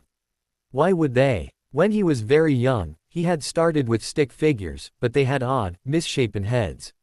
Still, he drew them in scenes he knew intimately, such as weeding the garden, cooking at the stove, or painting the shed. Only in his drawings was he safe to dream of other places, of being somewhere or someone else. Only on those walls was he allowed to pretend that his life was different than what the Dursleys dictated for him. Flowers in his imagined garden were allowed fantastical colors, and the shed he had drawn when he was almost 5 was striped fantastically, like a rainbow, even though it was proportionally perfect. As he got older and gained access to them, Harry favored pencils over crayons, for the control they gave him, and also for the ability to add depth to his work through shading and contours and stuff. He had never had the chance to use ink until he had come to Hogwarts, though, and so, when he decided to do some drawing in late December, to give his hands something to do while his mind relaxed, he experimented with the form. It was not until the day before Christmas that he decided to give one of his new creations to Professor Snape. After he'd done a quick sketch of Snape at a cauldron yesterday, Harry had been experimenting with perspective, using the professor's office and its rows of bottles and jars to practice backgrounds. Looking at the sketch now, he frowned briefly. He was sitting cross-legged on his bed with the curtains closed, the sketchpad, which he had sent away for, via Hedwig, several weeks ago, balanced on his knees. A bottle of ink rested against his bare toes. Only a couple other Slytherins were staying for the winter holidays, and they were upper years, so he didn't have to worry about being interrupted in his dorm, but he liked the feel of the curtains around him when he was drawing. They kept him away from prying eyes, just like the safety of his old cupboard. No, he decided, Professor Snape's eyes were all wrong. Using another sheet of parchment, he sketched several sets of eyes until he had some that were the right shape. For another hour, he worked on highlights and shading of that pair until he could see how he wanted them to look in his drawing. On the inside walls of his cupboard, he tried to group sets of detail work together, eyes, hands, mouths and such, so he could work on particular issues he had with drawing until he liked how they came out, and could compare and contrast them with each other. Now, working carefully, he eased the details of the eyes into his sketch of the professor, smoothing out rough patches or cleaning the parchment with a scraper only when absolutely necessary. He had been drawing for years now, and rarely needed to go over work like that, but ink was still a new medium for him, and he made more mistakes now than he had for quite some time with pencils, even colored ones. It was after 11 at night on Christmas Eve when the sketch was done to his satisfaction. Once he'd put away his drawing supplies, he wrapped the sketch cautiously with thin paper he had learned to charm into different colors. Millie had suggested the charm after they had been talking about Christmas presents a week ago, beeping the fact that neither of them had much spare pocket money to purchase gift wrap. Millie even told him the title of the book he could find the spell in, Lyman Lamarda's Festive Spells for All Occasions. Her mother had given her a copy when she got her acceptance letter to Hogwarts, and she loaned the book to Harry for winter break. While flipping through the book for the coloring charm, Harry came across a shrinking spell, designed to make it easier to carry multiple items, or to tuck large packages into smaller pockets or bags. Harry skimmed the informational notes on the page opposite the spell. Each spell or charm had a story on its origins, a combination of legends, old wives' tales and Lamarda's own research, and as Harry read further, he found that Lamarda claimed this version of the shrinking spell had actually been created by St. Nicholas, who had once delivered tons of toys to children every Christmas. Harry wasn't sure about that, but then, he'd stopped believing in Santa Claus long before he'd learned that magic was real, not that he'd ever received any gifts from him either way. Still, he grinned internally at the idea that he was using a spell for his gifts that the jolly old elf had used on his own. Harry practiced the spell a few times on plain sheets of parchment before he cast it at the wrapped drawing. When he finished, the package was no larger than the front cover of the book. Not until he was writing out the tag for the gift did Harry suffer a pang of nerves about whether he should actually give it to the professor or not. From the Dursleys, he knew students sometimes gave gifts to teachers at the holidays, or he knew Muggles did anyway. Dudley had given gifts to his teachers every year, expensive ones purchased by Aunt Petunia, of course, and wrapped up fancily to make the best impression. Harry had figured they were more bribes than anything, like maybe if the teachers liked old Dudder's presents enough, they wouldn't fail him. Too bad it had never worked. Harry didn't know, though, what the tradition was here at Hogwarts. None of his housemates had mentioned anything about giving gifts to any of the professors, never mind to Professor Snape. And Professor Snape seemed to like his privacy, too. Would he be annoyed that Harry gave him something? Or maybe he'd be embarrassed, thinking that Harry was trying to turn him into a father figure or something stupid like that. Harry knew that could never happen. He didn't even want a new father. But the professor had helped him out of a few pretty bad jams, and they'd shared all that time looking at pictures of his mum and stuff. But what if he thought Harry was trying to bribe him for a better grade? With a sigh, Harry crumpled up the tag and threw it in the bin, then stuffed the wrapped gift into his trunk. He was new to present giving, altogether, and he didn't want to mess things up with Snape. He had never had friends to give gifts to before, either, and he hoped he had done that right, at least. Earlier this evening, he had sent presents out with Hedwig, to take to both Millie and Teddy's houses by morning. He'd also given a gift to Draco Malfoy before he left for the holiday, since the boy was always bragging about how many protections his manor had, and Harry didn't want Hedwig to get caught in any weird anti-Potter awards the Malfoys might have put up on Christmas Day. Draco had not opened the gift, a pair of professional Quidditch racing gloves done in green leather, but he had thanked Harry in that almost shy way the blonde boy had, whenever he expected someone to be taking the piss, but then they paid him a compliment instead. Also, just before she had left for the train home the other day, Harry had given Hermione a present to take with her, since he wasn't sure how her Muggle parents would react to Owl Post at Christmas, and didn't want them to have kittens on what was supposed to be a festive day. Tomorrow at dinner, he would give Hagrid the drawing he had made of Fang snoozing in front of the hearth, done with pen and ink just like the one he had drawn of the professor. He didn't feel too shy about giving Hagrid a gift. After all, the big man had given Hedwig to him, so he figured he could give a present back without trouble. Still undecided about his gift for the potions professor, Harry bunked down for the night. To keep the worst of his nightmares at bay, he ran through one of the simple meditation exercises Snape had taught him over the last couple weeks. He certainly didn't want Snape to have to rouse him from bad dreams on Christmas Eve. He had not dreamed about being attacked by Avery much lately, and he was just as glad to put all of what Bastard had done to him out of his mind for good. Instead, however, he kept having dreams of Quirrell, or was it Voldemort, looming over him in what felt like cavernous, dark places, his snake-slit eyes the color of blood. In the darkness, Quirrell Mort hissed threats towards Harry in Parseltongue, the sound making the boy's hair stand on end and his heart clench painfully, while he scrabbled frantically for some way to escape. He didn't have the dreams every night, but often enough.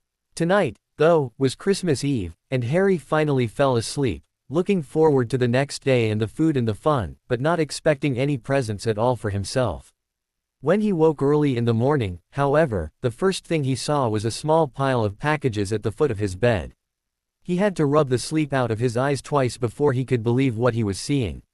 Presents. For him. He scrambled out from under his quilts and gaped again at the pile before he snatched up one of the packages as if it might disappear if he wasn't fast enough. The tag read, "To Harry, from your one-time secret friend, Hermione." She'd finally signed her name to something, he thought with a snicker, then ripped off the wrapping as he had seen Dudley do so many times before, on Christmas and birthdays and bunches of other occasions. More chocolate frogs. Harry tore one open and shoved the treat into his mouth before he could stop himself. His first real Christmas present ever. It tasted great. While the chocolate dissolved in his mouth, he took a look at the card and saw the picture of Albus Dumbledore. With a frown, he tossed the card onto his bedside table and reached for another present. He already had plenty of that card. This package was from Millie. He laughed when he opened the package of new Quidditch gloves, almost the exact same ones as he had gotten for Draco. The next parcel was wrapped in thick brown paper, and scrawled across it was "To Harry, from Hagrid." Inside was a roughly cut wooden flute. Hagrid had obviously whittled it himself. Harry blew into it. It sounded a bit like an owl. He smiled softly to himself, hoping Hedwig was okay, and reached for the next one, a very small parcel which contained a note. "We received your message and enclose your Christmas present. From Uncle Vernon and Aunt Petunia." Taped to the note was a 50-pence piece. "Nice," Harry drawled. Still, it was better than a used tissue or a bent coat hanger. Maybe next summer, he could get a aid at the drug store, at his aunt and uncle's expense. The next present was from Teddy, a book on charms, and then there was another book-shaped object, and Harry stared at the card for a long moment before he could put it down. It read, "To aid your future studies. Happy Christmas, Harry. From S. It could only be Professor Snape. Severus Snape, as Harry had heard him referred to by the Bloody Baron. The professor had given him a present. He had given Harry a present. Surely that meant he would accept a present from Harry, too, didn't it? Harry jumped from bed and yanked the wrapped package out of his trunk faster than you could say Jack Frost. He quickly penned a tag to attach to the present, which he'd give the professor just as soon as. He stopped a half moment later, realizing he hadn't even opened the professor's gift. Shaking his head, he sat back on his bed, holding the book-like shape close to his chest, which was aching strangely, as if the space were hollow, for another few heartbeats, feeling like something was clogging up his throat. Not like it was choking him, not quite. But almost. Letting out a tense breath, Harry peeled the paper away to find Oscar Keating's The Occluded Mind. A quick look through the table of contents let him know the book was one of a series done by this guy Keating, about such mind magic as occlumency and legilimency, the former of which Harry was supposed to start learning soon. Feeling utterly warmed by this last present, he almost missed the one remaining package, but noticed it just as he was about to get off his bed again. Harry picked it up and felt it. It was very light. He unwrapped the parcel, and something fluid and silvery gray went slithering to the floor where it lay in gleaming folds. A note fluttered down on top of it, and Harry seized the note to read, without touching the material. He wasn't stupid. Written in narrow, loopy writing he had never seen before were the following words: "Your father left this in my possession before he died. It is time it was returned to you. Use it well. A very Merry Christmas to you." There was no signature. Harry stared at the note, then back at the shiny material. He knew what Teddy would say, and furthermore, what Snape would say. Thus, he spent the next little while casting various hex and curse detection spells at the thing, and nothing appeared wrong with it. Finally, hesitantly, Harry lifted the shining, silvery cloth off the floor. It was strange to the touch, like water woven into material. As he picked it up, he realized the cloth formed a cloak of sorts, and when he drew the cloak around his shoulders and looked down at his feet, they were gone. No way. He jumped off his bed and dashed to the mirror. Sure enough, his reflection looked back at him, just his head suspended in midair, but his body was completely invisible. He pulled the cloak over his head and his reflection vanished completely. Awesome. He could not wait to show Professor Snape. After drinking some hot cocoa and thanking Professor Snape for his gift, Harry started to leave Snape's quarters. At the door, he pulled a small, flat package from the frontispiece of the book and pressed it into the professor's hands. Biting his lip briefly, Harry said, "You've got to enlarge it first." "Sorry, it's not much. Happy Christmas, Professor." Then he fled back to his dorm so he could get properly dressed before spending some quality time with his new things, especially the book from the professor, since the man had hinted that he should at least check out the index and chapter 1 before lessons tomorrow. When he opened Keating's book, however, he was sidetracked by another discovery. Snape had left 2 pictures of Harry's mum tucked into the index. 2 pictures of his very own, that he could look at whenever he wanted. Whenever he needed to. He felt that odd, clogged throat sensation again, and had to swallow hard a few times to make it go away. Meanwhile, in one of the photographs, Lily sat on a bench below a hawthorn tree, and watched him with her bright green eyes, waving to him with a somewhat wistful smile. Harry had never in all his life had such a Christmas dinner. 100 fat, roast turkeys, mountains of roast and boiled potatoes, platters of chipolatas, tureens of buttered peas, silver boats of thick, rich gravy and cranberry sauce, and stacks of wizard crackers every few feet along the table. These fantastic party favors were nothing like the feeble muggle ones the Dursleys usually bought, with their little plastic toys and their flimsy paper hats inside. Harry pulled a wizard cracker with a 4th year from Hufflepuff, and it didn't just bang, it went off with a blast like a cannon and engulfed them all in a cloud of blue smoke, while from the inside exploded a rear admiral's hat and several live, white mice.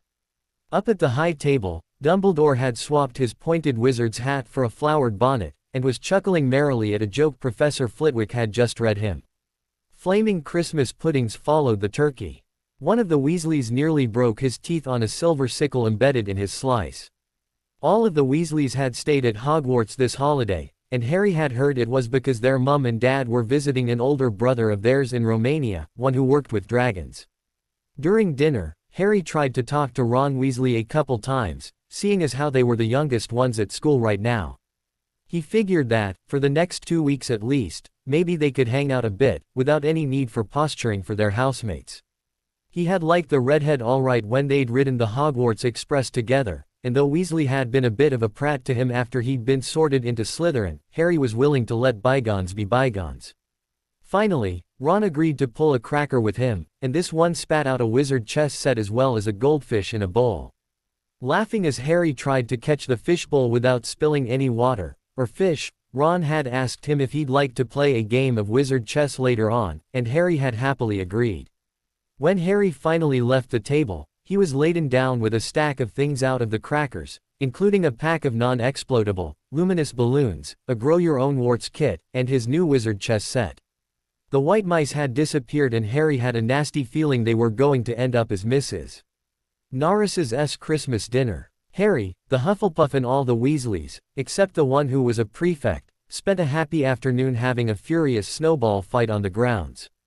Then, cold, wet, and gasping for breath, they returned to the Great Hall and sat near the large hearth with its warm, crackling fire, where Harry broke in his new chess set by losing spectacularly to Ron. The worst part of the match, though, was when Professor Snape had come up behind Harry while they were playing, and then Snape and Ron had exchanged barbs, with Gryffindor losing a bunch of points as a result. Harry had been mortified by the whole thing, and after Ron had stomped off, he stared at the chessboard for another few minutes, letting the silence of the Great Hall wash over him. He rubbed his hands over his face and sighed again. Thanks a lot, Snape, he thought. But that wasn't really fair. Harry himself, at the start of the confrontation between the two, had been astounded that Snape would take up Harry's side against Weasley's taunting. Maybe the professor had wanted to be kind. No, not kind, but loyal. Perhaps, and maybe Snape didn't know quite how to go about it without raising the other person's ire. Of course, Ron's ire was pretty easily raised by all accounts. Even George and Fred Weasley had said so, during the snowball fight earlier. They'd insisted that Harry and Ron be on the same team, so Ron wouldn't accuse Harry of cheating or anything and they could build a sense of camaraderie. The twins seemed to think it would be good for both boys if they were friends. Too bad they couldn't have come to Ron's rescue in here. After another few minutes, Harry put his chess pieces away and set off for the Slytherin dorms. Maybe Snape could teach him how to play wizard's chess better, so he could play against Ron without having to listen to insults at the same time. And maybe pigs would fly over Hagrid's hut on the next full moon. HP. Despite the scene in the Great Hall, it had been Harry's best Christmas day ever. Yet something had been nagging at the back of his mind all day. Not until he climbed into bed was he free to think about it, the invisibility cloak and whoever had sent it. Harry leaned over the side of his own bed and pulled the cloak out from under it. His father's, the note had said. This had been his father's. James Potter had probably worn it, right here in this school. He let the material flow over his hands, smoother than silk, light as air. Use it well, the note had instructed him. But who had sent this cloak? And why give it to him now? Why not when he had first arrived at Hogwarts? Or years ago, after his father had died?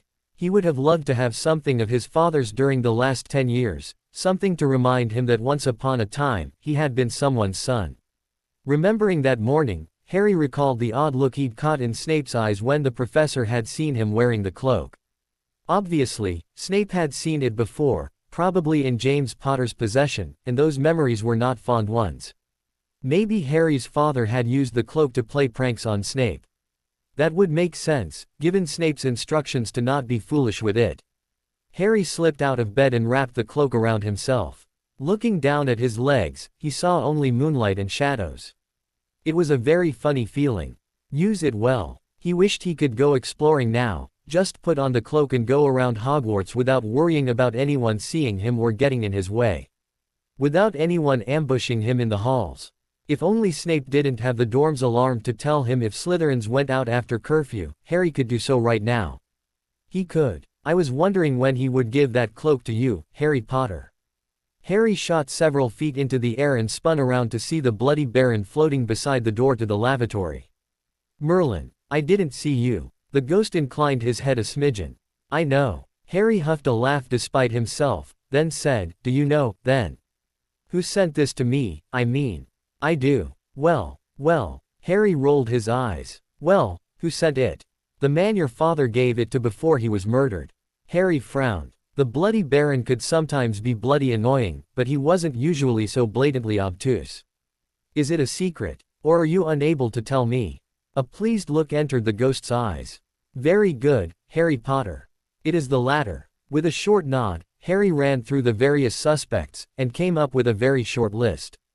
If I guess the name, can you tell me if I guess right? Another glimmer of pride, and Harry could not help but stand straighter under the ghost's regard. Yes. It was Dumbledore, right? The Baron inclined his head minutely. But, why wouldn't the headmaster want me to know he sent it? Harry bundled up the cloak and tucked it into his trunk so he wouldn't be tempted to leave the dorms, even when he knew Snape would be angry if he did it.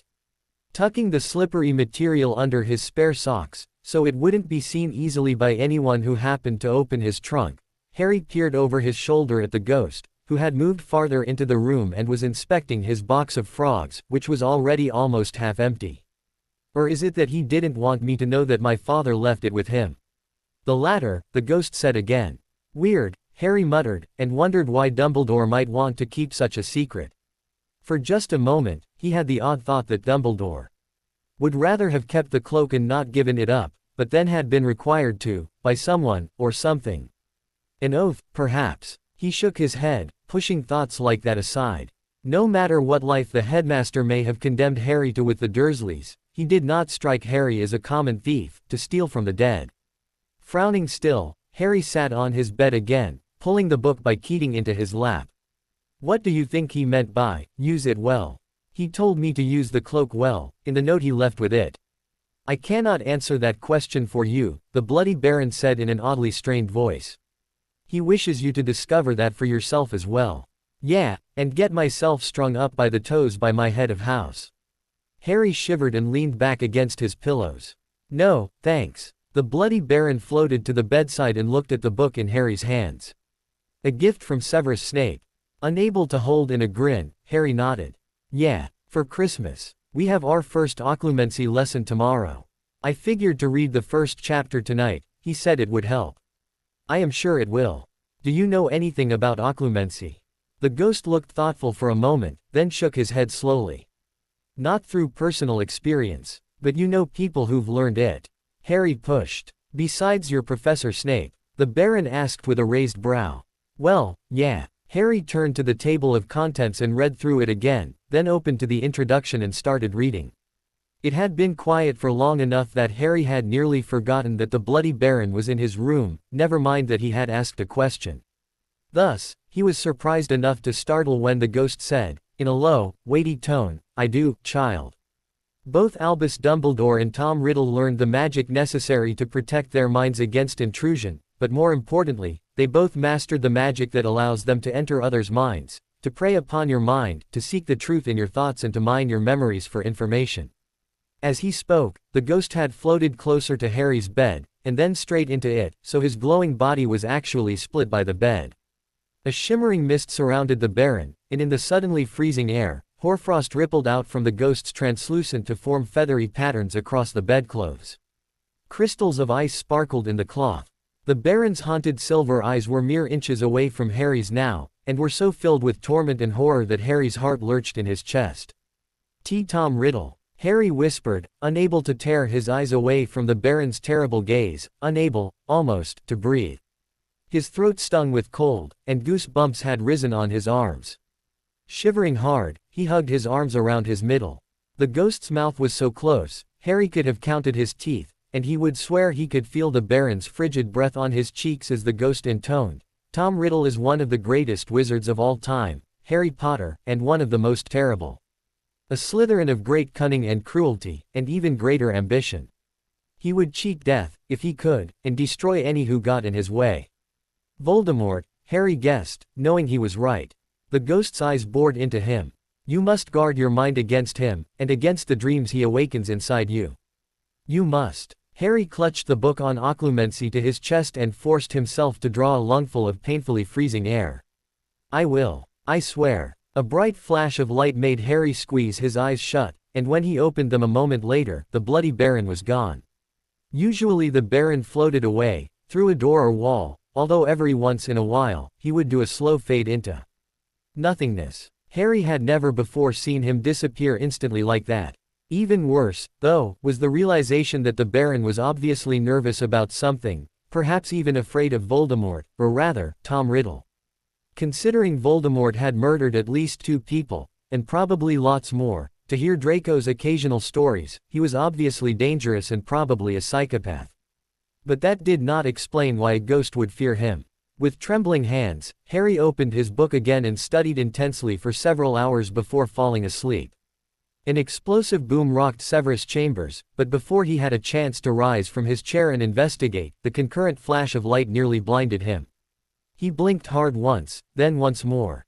When he could see again, the bloody Baron was hovering directly in front of him, silver blood pouring from his chest, and looking nervous, which, for anyone else, was the equivalent of panicked.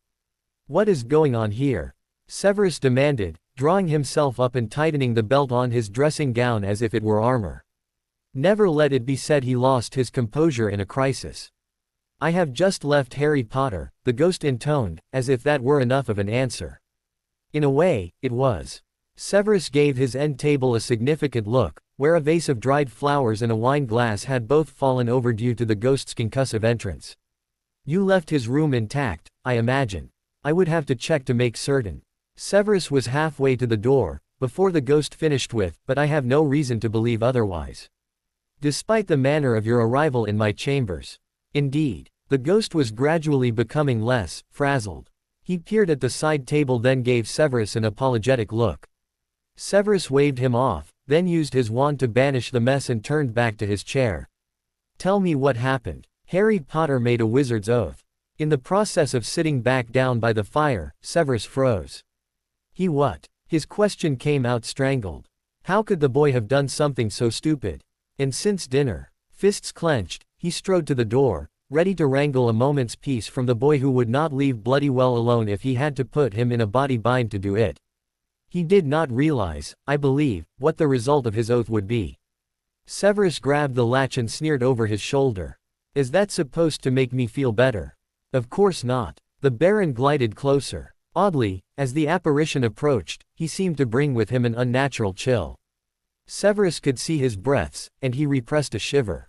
He swore only to study occlumency as hard as he can. To learn it, in order to protect his mind against the heir of Slytherin. Giving the Baron a sharper look, Severus let go of the door. What, exactly, did he pledge his magic against? He pledged to guard his mind and dreams from the Dark Lord. With a small sigh, Severus crossed his arms. He traced his lower lip with an index finger, considering the ramifications. Perhaps that will not harm him overmuch. I surmised that, as well. The Baron's gaze was still intense. What concerned me more was the amount of power he brought to bear in making his oath. Severus swallowed hard, and almost did not ask. How much? The bloody Baron sighed softly, a forlorn sound. I have not seen such raw power in over 100 years. And in one so young, when the boy has not yet reached his full potential. I have never felt its like before. As if his heart were being crushed by a giant fist, Severus' chest flooded with pain. He could not breathe, could not think. His vision grayed at the edges. Then, an instant later, the fist opened and he beeped in a harsh breath. Greedy for air, he dropped his head down low, braced his hands on his knees, and fought for sanity. Dear Merlin, are you well, Severus Snape? The words were faint, as if they had come from far away and underwater. Yet Severus still managed to think, stupid question. It was another minute before he gathered himself enough to say, you are certain. He cocked his head to the side, to see the ghost's expression, and what he saw there made his heart sink further into his stomach. Of course he was sure. The Baron had known Salazar Slytherin himself. All of the founders, in fact. He had known Dumbledore, when Albus had come through the school 100 years ago. Ah, it was Dumbledore's power the ghost had felt before. Of course. The Baron had been exposed to the magic of tens of thousands of students, over the course of 1,000 years since the founding of Hogwarts. He had known the magic of the founders, of Albus Dumbledore, of Tom Riddle, and now, of Harry Potter, who was fated, perhaps, to end Riddle's reign of terror. If he had the power. It was not for another minute or two that the Baron's tidings had truly penetrated, enough that Severus could make some sense of it. Somehow, somewhen, he had fallen to his knees. His forehead was lying on his forearms, which rested on the door. His first coherent thought was, "Oh, Harry. Poor, damned boy. You must protect him," the Baron said softly. "I know. He is already aware that the headmaster has designs on him." Severus nodded tiredly. It was inevitable, really. "You must aid him." "I know. He can't." He exhaled sharply. "His power will be very tempting." The Dark Lord could never learn how much power the boy had, else he would try and take it for his own, one way or the other. Either by enslaving the boy or leeching the magic from his core. Either way, killing Harry would be kinder. The Baron went on, "Even untried, unrealized, the intensity of his power, even the potential, it is enticing now." Severus could only nod again. He would protect the boy, as he had pledged to do. If that protection must also be from those who would exploit Potter and his magic, so be it. But perhaps even more important now, he would also need to protect the boy from himself, from his own undisciplined mind.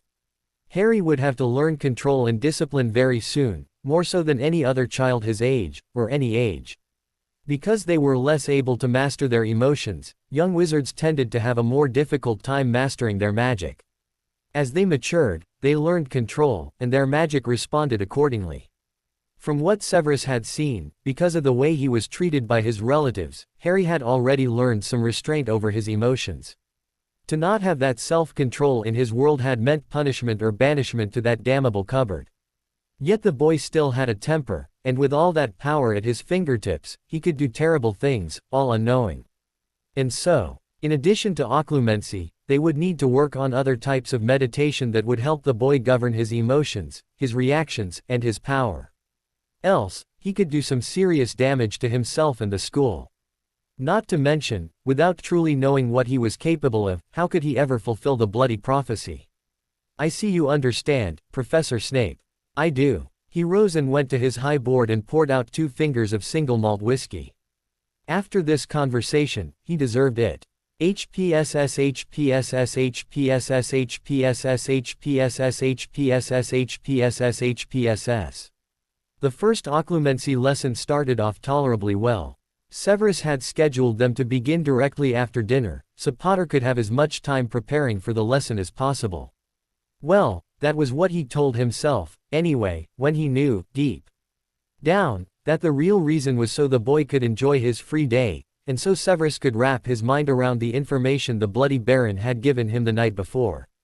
Currently, Potter sat on a chair he had occupied a number of times before in Severus' office. The book by Keating was in his lap. He was biting his lip and looking nervous, and it was all Severus could do not to yank that lip out from between the boy's teeth. Really, could he be more blatant? Instead, he said, "How much did you manage to read after indulging in holiday sweets and idleness all day?" The boy swallowed, gripped the book a bit tighter, and said, "I only got to really study the first half. I read the whole thing, though." "Did you?" Severus said, maintaining his blank expression, though he was secretly pleased. He had no real cause to think Potter was a slacker in his studies, he had shown no such tendency in any of his classes, yet he could not quash his immediate assumption that all children, when given the chance to loll about idly, would do so.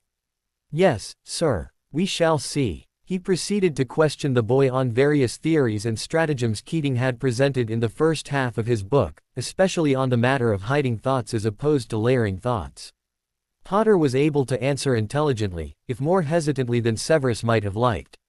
In addition to learning self-control to master his power, Potter obviously needed to acquire a greater measure of self-confidence. Without it, he was far more susceptible to the influence of flatterers and those who doled out praise, or the promise of it. As Severus knew too well, wizards who used such weapons to prey on the desperate to belong and the weak-minded, could draw an unloved, uncertain child like Harry into the fold of dark magic very quickly.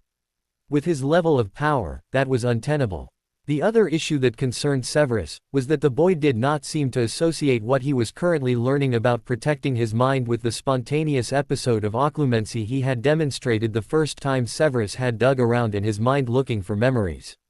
The night he had discovered the boy was a Parselmouth. At the time, he had merely assumed the boy had an innate talent for occlumency. But now, some very unsettling possibilities were rearing their ugly heads, and he needed time to think hard on what he was postulating before he went mad. The facts were hard to counter. Harry Potter, with more raw magic inside him than any two wizards since the time of Hogwarts' founding, also possessed talent in occlumency and was a Parselmouth, two talents the Dark Lord was known for, the very Dark Lord who had vanished on the night Harry Potter's parents had been killed, when the babe himself had merely gained a curse scar. Very troubling possibilities, indeed. In the short term, of course, what it meant was that Severus needed to keep a close eye on the boy who couldn't just be normal for once, which he was already doing for a variety of reasons. What was one more? In the long term, who could say? After an hour of questioning the boy, Severus was satisfied that he at least grasped the main concepts of occlumency. He was a bit dodgy on minutiae, but that was what having a mentor was for. Severus had a number of drills in mind for specific aspects of occlumency, once the boy had the general idea. "Very well," he said at last. "Take out your wand." Potter nodded and pulled the length of holly from his back pocket. Severus managed to keep from shaking his head in chagrin, but determined he would get the boy a proper sheath for his arm, and soon. "Wand up. I am about to use Legilimency, which you will attempt to block with occlumency. The first time I used this spell on you, I requested that you not fight me, do you recall?" With a frown, the boy nodded. "Yes, sir. This time, I want you to fight. As Keating suggested for beginners, you should try to merely expel me from your mind. Do not worry about doing any fancy layering or creating false memories. Just try to get me to leave.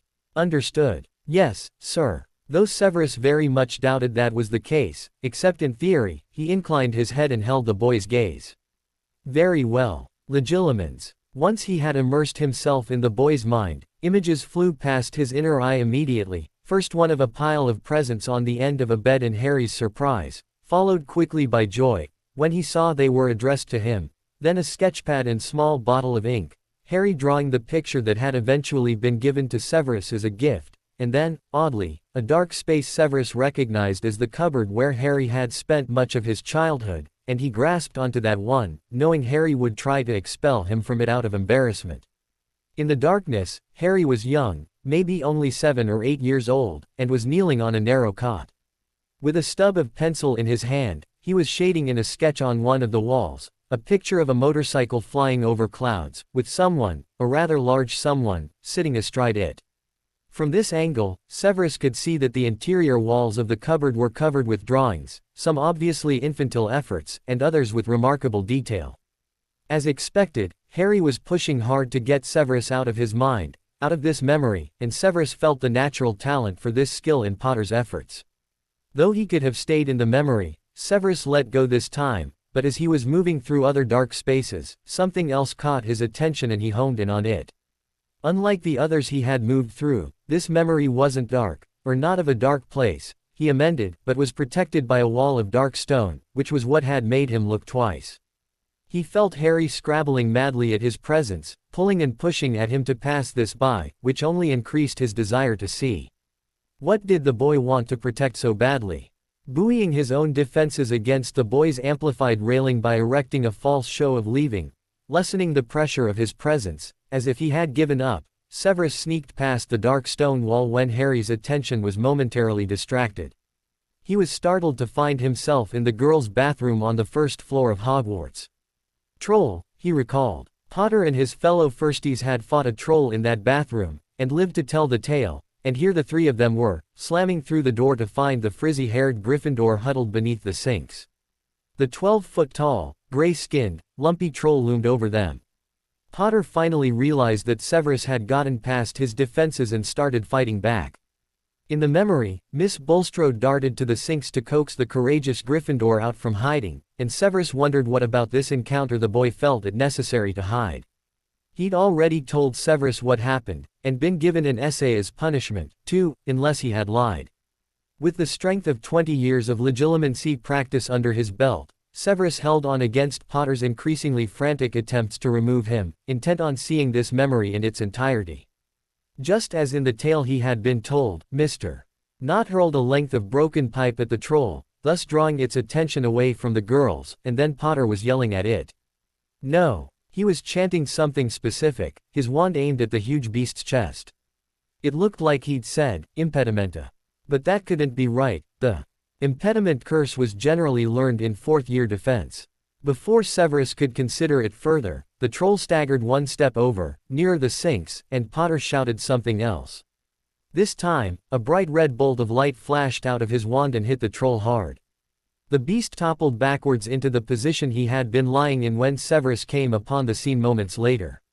That was definitely a stupefying charm. Flitwick did not teach that charm until 5th year, at least. Satisfied with what he had learned, Severus exited Potter's mind. The boy was almost prostrate on the floor, gasping for breath, and glaring up at Severus at the same time. When Severus arched an eyebrow, however, Potter swallowed hard and blanked his face, but, to his credit, he did not look away. Crossing his arms over his chest, with his best "I am very disappointed" look, Severus sighed. Explain. Satisfied with what he had learned, Severus exited Potter's mind. The boy was almost prostrate on the floor, gasping for breath, and glaring up at Severus at the same time. When Severus arched an eyebrow, however, Potter swallowed hard and blanked his face, but, to his credit, he did not look away. Crossing his arms over his chest, with his best "I am very disappointed" look, Severus sighed. Explain. I can't, Harry said. He struggled to his feet, not wanting to have to crane his neck to see his professor. It was bad enough he had to look up at him at all, when he was looming like that, and looking so bloody disappointed. Harry felt sick. Excuse me. I don't know why that happened. Snape glowered some more. Suddenly annoyed, since the whole mess was the bloody Baron's doing anyway, Harry scowled right back. Honest. I don't know why I could suddenly do that spell. The bloody Baron said it was because of us sharing my body for a little bit, like fantastic memory or something. Phantasmal memory. Yeah. I mean, yes, sir. That's what he said. Harry rubbed his forehead, his scar ached from Snape messing about in his head. He looked up at the professor. How come I couldn't get you out that time, like I could the first time you looked at my memories? Snape sneered, looking oh so cool and collected, when Harry was covered in sweat. Because I was ready for you to try and push me out. Last time I legilimized you, I underestimated your abilities. I did not make the same mistake twice. You mean, like I did, Harry said, figuring he should have known the professor would be better able to hold on inside his mind this time. Yet he hadn't worked harder to push him out till Snape had started watching the hidden memory of the troll fight. Indeed. Snape gestured at the chair in front of his desk, and Harry sank into it gratefully. Why did you not tell me about the phantasmal memory effect, when you fought that troll? One might think you didn't want me to know. Harry flushed. He had lied to Snape after the fight, he knew it, and knew he had no excuse. But he'd been weirded out by the whole scene, to be honest, and had not wanted the professor to ask more questions about him being possessed by the Bloody Baron, when he didn't really remember it very well. Not to mention, he'd like to put that whole possession incident behind him. The cold sensation, the headaches, and the odd recollection of spells his body knew, but his memory didn't. Look at me, Potter. With a guilty flinch, Harry met the man's gaze. He hated being called Potter, and he knew the professor only did it when he was being extra strict outside of class. But that name, and the tone which accompanied it, reminded him too much of the way the Dursleys had treated him.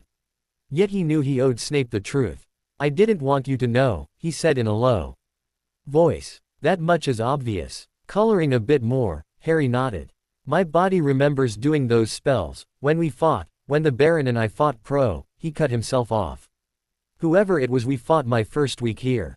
You were going to say Professor Quirrell. Harry shrugged, looked away. Why didn't you? Because it doesn't matter, does it? It's not like anyone's doing anything to keep him from trying again, or to keep him out of my dreams or... Snape stepped toward him, his eyebrows drawn down low. The Dark Lord is still invading your dreams. Harry nodded, still refusing to look at Snape. Snape blew out of breath, sounding annoyed. Why did you not tell me? What does it matter? It matters, Potter, because if I know, then I can help you keep him out. And it matters because if you do not keep him out, he will know everything that is in your mind.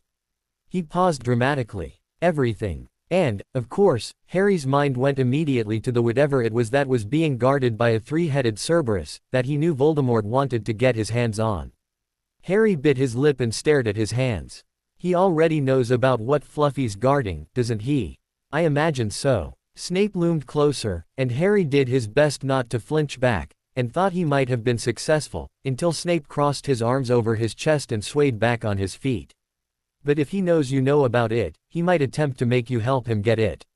He could do that? Harry asked, aghast at the very idea. Snape lifted one eyebrow. You do recall being in the possession of the Bloody Baron, do you not? Harry nodded, and then, oh. Yes. Oh, pretty much covers it. How do I keep him out then? With the tiniest lift to the corner of his lip, Snape said, I will teach you. But you must do your utmost to learn everything I show you. It is very important you keep the Dark Lord out of your thoughts and your dreams. These next few weeks, we will focus your occlumency training on forming a barrier for your dreaming mind. You'll need to lie down for this, I'm afraid. Wrinkling his nose at the state of Snape's office floor, Harry just sighed and stood, pushing back his chair. With a quick hand on his shoulder, Snape stopped him from lying down, and instead, waved his wand in two smooth movements, conjuring a low cot, complete with pillow and blanket. Brilliant. Indeed. Snape jutted his chin at the cot. Go on and lie down, it won't bite. Grinning, Harry laid down on the cot, and when he was comfortable, Snape continued to instruct him. Close your eyes and listen to the sound of my voice. Listen only to my voice, nothing else can penetrate your consciousness. Clear your mind of all things, and hear only my voice. Hear each word as I say it, and understand all that I say. Your mind is a blank slate, a field of white, and I will write upon it all I want you to hear, and to know. Snape continued speaking, using a low, soothing tone he usually reserved for calming Harry from his nightmares, as far as Harry could tell. But this was nice, being able to listen without being caught up in images and scenes, like his nightmares, that scared the bejesus out of him. He rarely told Snape what his bad dreams were about, feeling they were far too personal to share, but Snape came and soothed him back to sleep anyway, and had done so, ever since that time he'd found Harry in the washroom with Gaius Avery. With a jolt, Harry realized he was not keeping a white, clear field, but was starting to think about bad things he never wanted to think about. Hoping Snape had not caught him faltering, Harry cut off his thoughts. He listened to the professor's cool, relaxing tones again and forced himself to obey each of Snape's commands. Tense or relax this or that muscle, clear this or that thought. They went through several more exercises, but Snape did not try to access his mind again. Eventually, the lesson was over, and Harry was allowed to get up from the cot. Return tomorrow evening at the same time, Mr. Potter, Snape instructed. Tonight, at bedtime, I want you to practice the exercise I just put you through. Can you do that? Harry nodded, recalling the specific orders.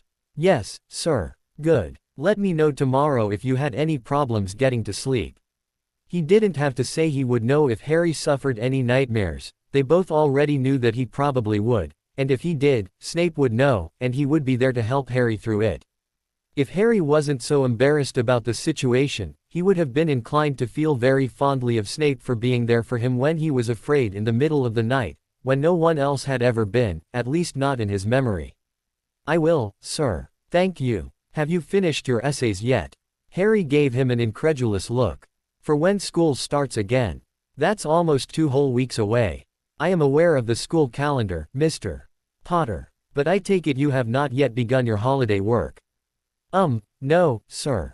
Not yet. It was on the tip of his tongue to remind Snape that he'd been reading the book on occlumency like mad, and hadn't had extra time for regular school work, but Snape already knew that, and the only thing a reminder would do is make the professor more snappish. I'll start my essays tomorrow, he promised instead. Good. Snape nodded. You are dismissed. Thank you, sir. Harry hesitated before leaving, however, biting his lip. Snape had gone back around his desk and sat in his chair where he shuffled some papers for what appeared to be a grading session. He peered over at Harry from under his heavy brows. Is there something else? Well. Deep subject. Harry cracked a smile. No, sir, but I thought, well, maybe if you weren't too busy, we could, Spit it out, Harry, I haven't all day. The use of his first name relaxed him, as he supposed Snape knew it would, and he smiled a bit more. I thought, we haven't looked at pictures for a while. And you would like to, this evening. Don't you have some chess matches too? Snape cut himself off, and actually seemed to blush, even as Harry himself colored with embarrassment. I don't really know how to play, sir, he said quietly.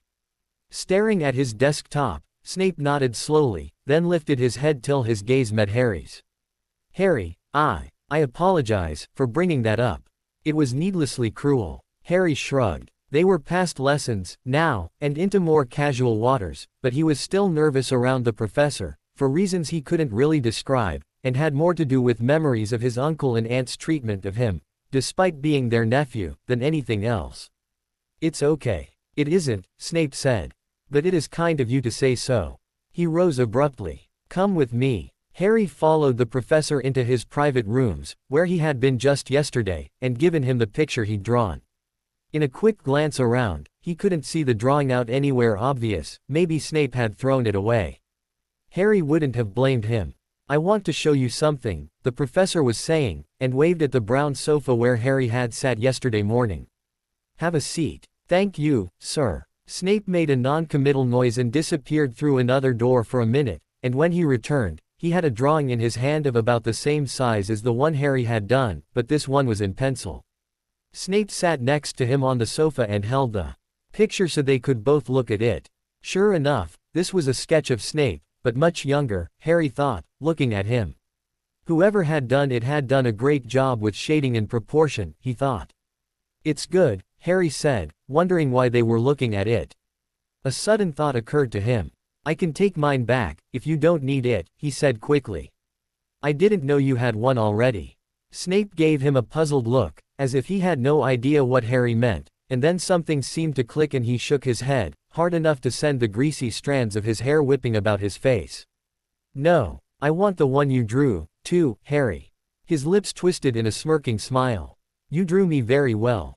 I have it on the desk in my study. Oh. Snape's words warmed something inside him, but Harry still didn't understand. Then why am I showing you this picture? At Harry's nod, Snape actually smiled, for like the second time ever. Your mother drew this one for me. Harry's, this time was not much more than a soft expulsion of breath. Lily enjoyed drawing, too, Harry. I believe we were about 10 years old when she did this one, and I've kept it all these years. Harry was staring at the drawing, memorizing the lines and shading and the shape of the professor's eyes, the cant of his head, everything about the drawing that he could. His mum had done this. She'd touched this paper, and brought the face of her friend to life, in pencil. She liked the same things he did, and had similar skills, too. It was nothing short of amazing. I thought you might like seeing this. Yes, sir. Thank you. You're welcome. They talked together a bit longer, about other sketches Harry's mum had done, and the mediums she'd used as she got older, and then it was nearly curfew and time for Harry to go back to the dorm. For some reason, he didn't want to leave, however, and he had to force himself to stand and put his trainers back on. When he realized he was dragging his heels, he almost laughed at himself. Stupid Harry, do you think you're his real family, that you get to stay with him like you're his son? He hurried to the door, then. Snape calling his name brought him up short.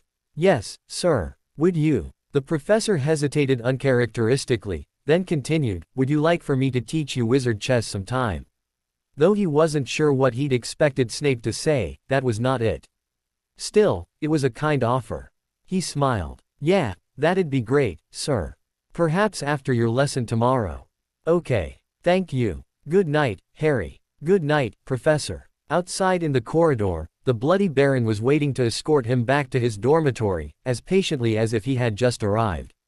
Harry walked, and the Baron floated in silence, and after he reached his room, Harry performed his ablutions, flopped onto his four-poster, and ran through the exercise that he hoped would help keep dreams of Voldemort out of his head. At least this once, it worked. The next day was filled with reading and writing essays until mid-afternoon when Harry could not take the dull quiet anymore. He grabbed the invisibility cloak out of his trunk, flung it over his head and escaped his dormitory to walk in entire anonymity through the halls of Hogwarts. It was glorious. The first thing he noted was that even the Bloody Baron could not sense him, not even with phantasma whatever, and so, once Harry crept past him, he was really and truly alone in the halls of Hogwarts for the first time in months. The portraits on the first floor didn't notice him either, and Harry liked that very much.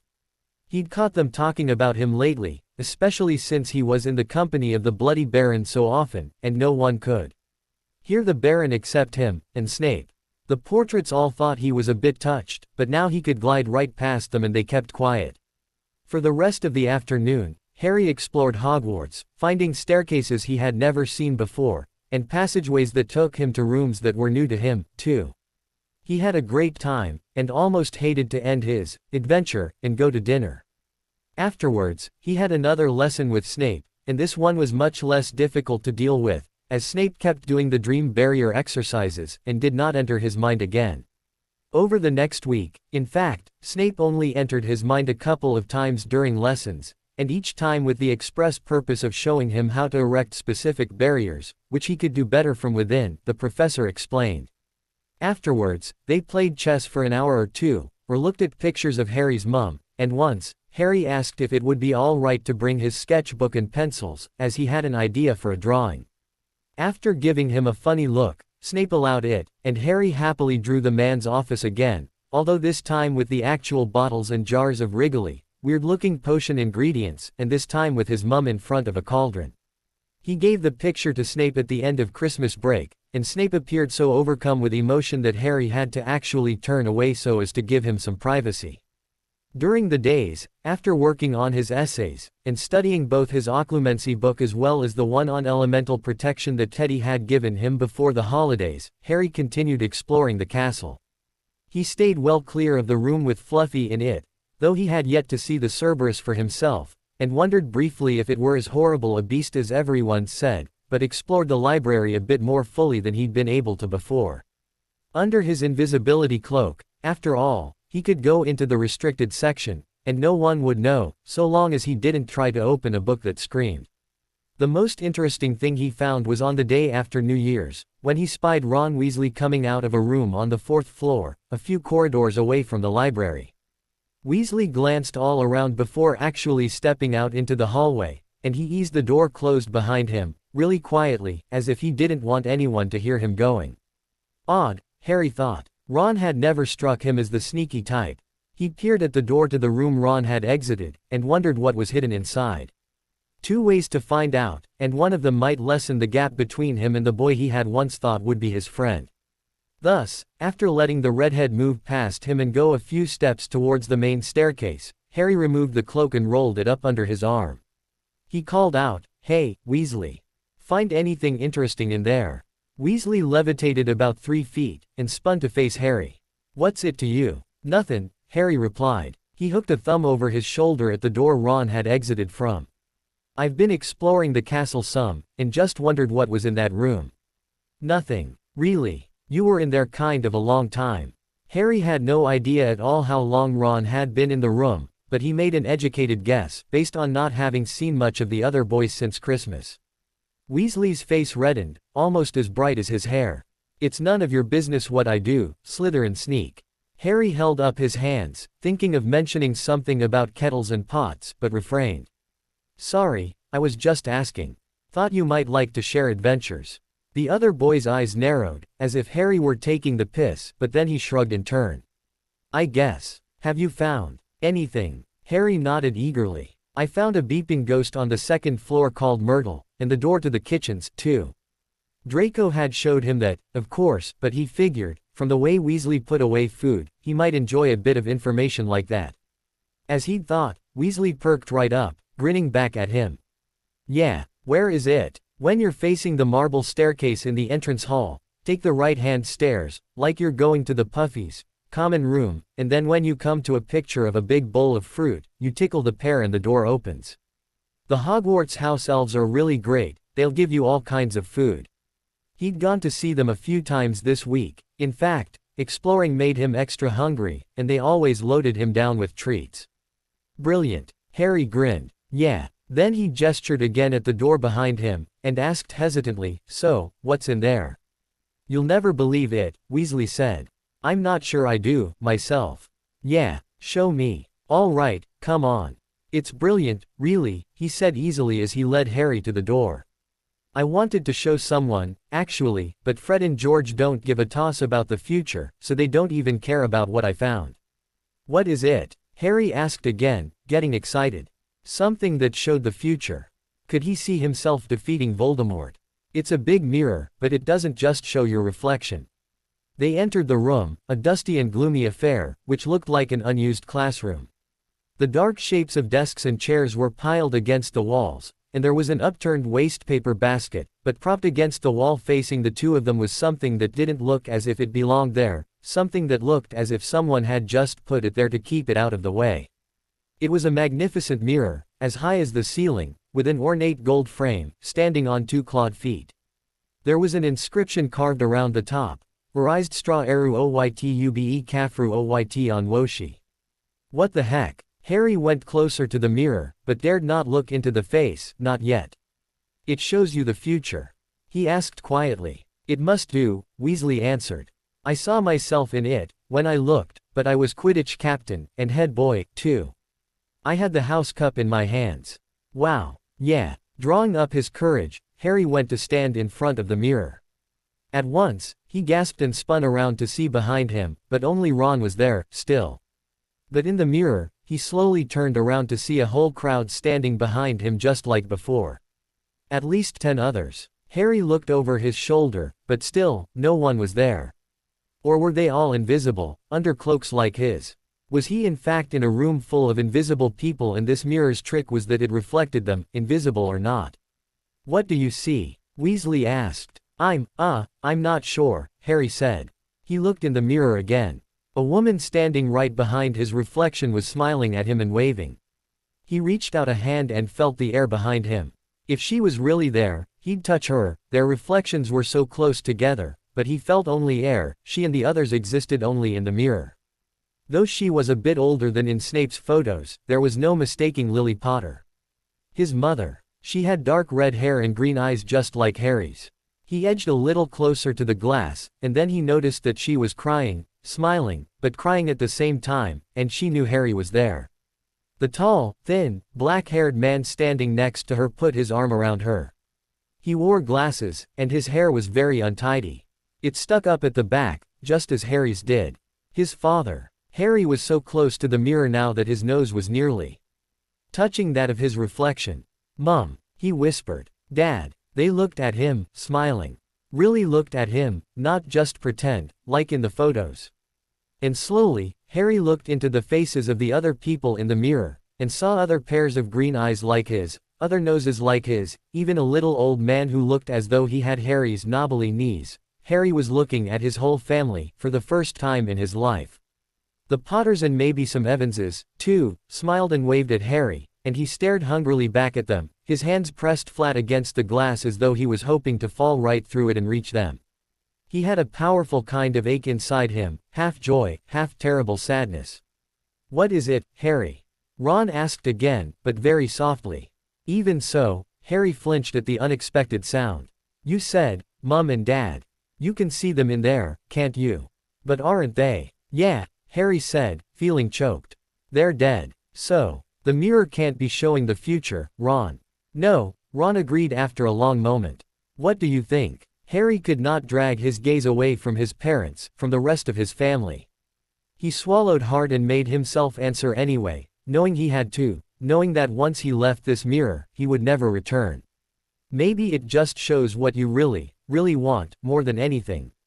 Even if you can never have it." A moment later, another person joined the crowd near Harry, and he could never mistake Severus Snape for anyone else. His mum and dad greeted Snape, and shook his hand, and as his mum and dad both put a hand on Harry's shoulder, the potions professor gazed down at him with a smile, then ruffled the hair on his head, and it was so real he almost felt it. It was as if they were all there with him, as if they were all his family, even Snape, and he felt so warm and sad and happy all at once he thought he might burst. "Yeah," Ron said, sounding sad. "I guess you're right," Severus Snape spent his Christmas break that year in a way completely unlike any other year since he began teaching, 10 years ago. That is, he socialized. He spent a lively afternoon or two with Minerva, ostensibly going over ways they could improve all scores in their subjects, but in fact regaling each other with the best pranks they had seen and been caught by, the past 10 years, as well as past students who had gone on to make names for themselves. On several afternoons, he joined Phileas Flitwick in a cuppa, to discuss the possibility of forming a dueling club. They decided to give it a try next year. Finally, one night he even stayed up late with Dumbledore, discussing matters other than the worst dark wizard ever, topics such as how they were enjoying the holiday, memories of holidays past, and familial topics. The last, especially, surprised Severus the most. He had very rarely shared any details of his home life with anyone, even Lily Potter, and here he was with the man he had once wished would permanently rescue him from his father's temper, both of them drinking tea, with a little splash of something to warm us, discussing Tobias' fondness for snooker and a dark beer. Severus had been otherwise unoccupied for the evening, once occlumency training was done for the evening, because Harry had begged off chess or photographs for the first time since the holidays began. The boy had presumably gone to bed early or put the finishing touches on his work for his classes, which were due to resume on Monday. That was the other major difference of this holiday. Severus had been teaching occlumency to the brat who wouldn't let him be alone almost every evening after dinner for the last 2 weeks, and the oddness of it was, Severus had not minded. Normally, a school holiday was a good chance for Severus to close up shop and retreat to his favorite place, his quarters and his private lab, where he would see neither hide nor hair of anyone else for the duration. This year, however, the brat had drawn him out. The two of them had perused photographs of Lily, played chess, both wizarding and muggle, and discussed magical theory, mostly about occlumency but also about elemental magic. For some reason, Harry seemed interested in the subject, and it was always a good feeling to have a willing and eager student.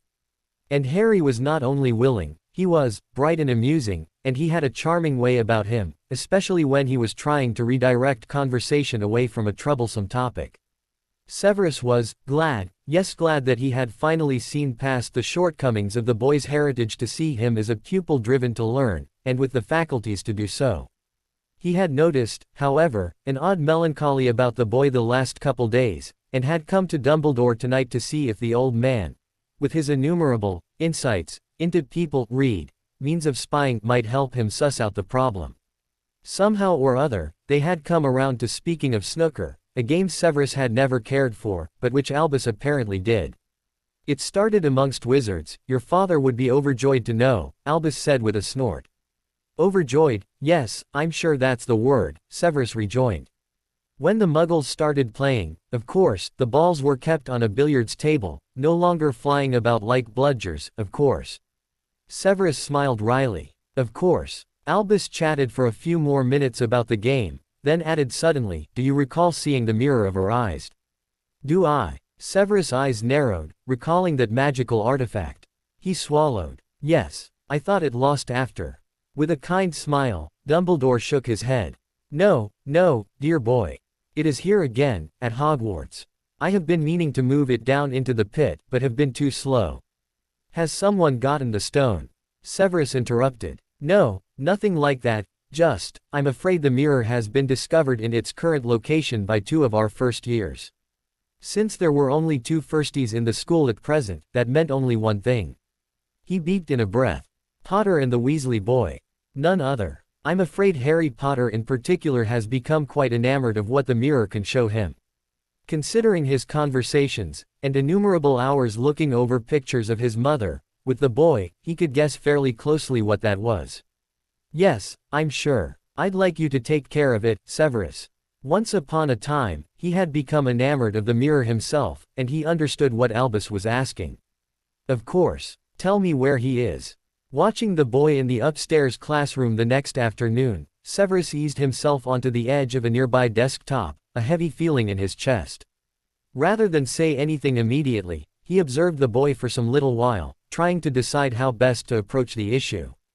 Somehow, probably with that damnable invisibility cloak, Harry had managed to elude his usual watcher, the Bloody Baron, and thus Severus had thought all this time he was in his dorm, studying, in the afternoons. Severus would need to speak with the Baron, too, and discover why he had not been following his charge. Towards the front of the dusty room, Harry was crouched in front of the mirror, looking hungrily into its depths. Severus could just imagine what members of his family he saw within. This is probably where he had scampered off to the night before, too, rather than play chess or look at non-interactive pictures of people he would never know personally. It made Severus ache with sorrow, just to see. Finally, he could take no more of watching. Harry, come away from there now. The boy's head snapped around as if he had seen a boggart. His eyes were very wide, but were ringed with dark circles. Had he been sneaking out at night, too? No, none of his alarms had sounded. Sir, I didn't see you. No, I imagine not. Your eyes are all for that mirror. Yes. Yes, sir. Harry climbed quickly to his feet and darted a guilty look at the artifact, even as he sidled away. Severus slid off the desk and approached the boy, trying not to scowl. He didn't want to frighten the boy, after all. So, you've discovered the mirror of Arised. Arised? What's? The boy trailed off and peered at the mirror again, specifically at the runic-style lettering around the frame. Arised stra eru oytube kafru oyt on woshi. Arised, he repeated softly, and his face crumpled. Desire. Yes, Severus agreed softly. You know what the mirror does, I assume. Harry nodded, looking at the floor. Shows you what you really want but can never have. The boy's words were like a kick in the stomach. How true they were, and yet. In a way, Harry. As it was explained to me, when I was a boy, the mirror shows us nothing more than the deepest, most desperate desire of our hearts. He paused and kept from looking at the mirror himself. Nothing good would come of it. As gently as he could, he said, I imagine you see your family standing around you when you look in. The boy gave the mirror another guilty look, then turned back to Severus, tears glittering on his lashes, which he hastily blinked away before they fell. Severus could understand, intimately, how he must feel. For his own part, he had seen family, too, when he found the mirror in his 4th year, but they gathered around him in a way which had never happened in true life. His father had clapped him proudly on the back and his mother kissed his brow, and then, Lily stood close by his side, their hands clasped tightly together, even when they kissed. Yes, Harry breathed. I know, Severus said. And he truly did. But a wise man once told me, this mirror will give neither truth nor knowledge. Men have wasted away before it, entranced by what they have seen, or driven mad, not knowing if what it shows is real or even possible. Is it possible? Harry whispered. Can it happen ever? What I see. Wondering what the boy could see in the mirror besides his dead family gathered around him, Severus shook his head. No, Harry. There is no way to bring back the dead. Not even with magic. The boy's face fell, and Severus took a step closer to him, not sure what he could do, but feeling like he should try to ease the boy's pain somehow. But all he could say was, Professor Dumbledore will move the mirror tomorrow, and he asks that you do not try and seek it out again. The headmaster. Harry looked up at him, green eyes shining. What does he care? He cares for all the students here, Severus replied, even though he was not completely sure of the truth of the statement, given how shabbily his snakes were often treated, in comparison to his favored Gryffindors. But more importantly, I care, Harry, and I do not want you to waste your life chasing after dreams. As I was told, when I found the mirror, it does not do to dwell on dreams and forget to live.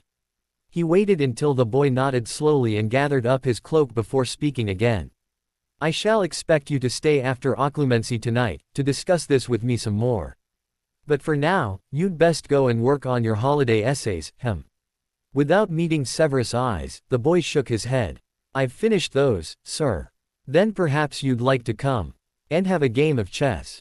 The boy gave a tiny shrug, then said, all right. Thank you, sir. Come along, Harry. He gestured to the door and followed the boy out.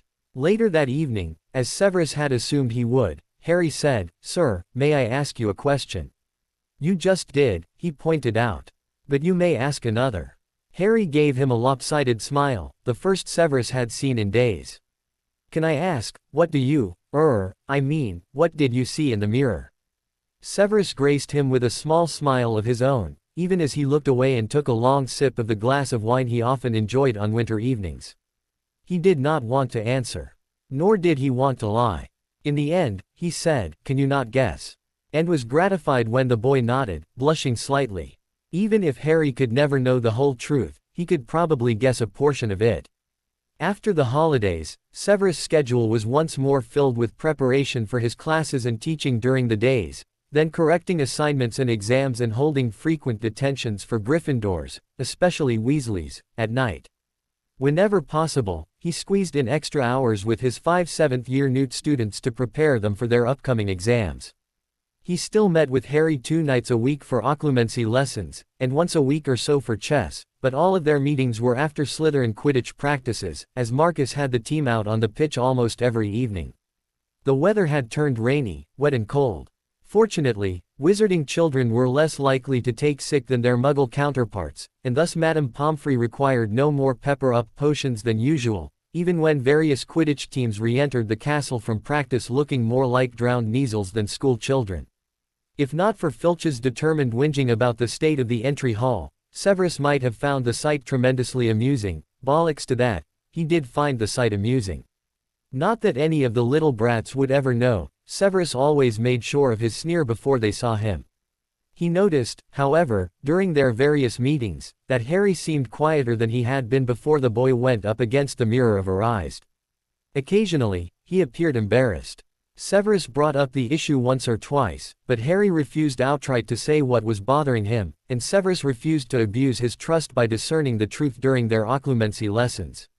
Still, they were not as comfortable together as they had been at the beginning of the holidays, and Severus, for one, felt the loss keenly. He refused to consider why. A few weeks after Gryffindor beat Hufflepuff in their late February Quidditch match, Severus insisted on refereeing the upcoming bout between Slytherin and Hufflepuff, over Minerva's objections of favoritism. Favoritism, he shouted, incensed as much as he had ever been before at the insinuation. They stood nose to nose in Dumbledore's office. This has nothing to do with Slytherin's chances.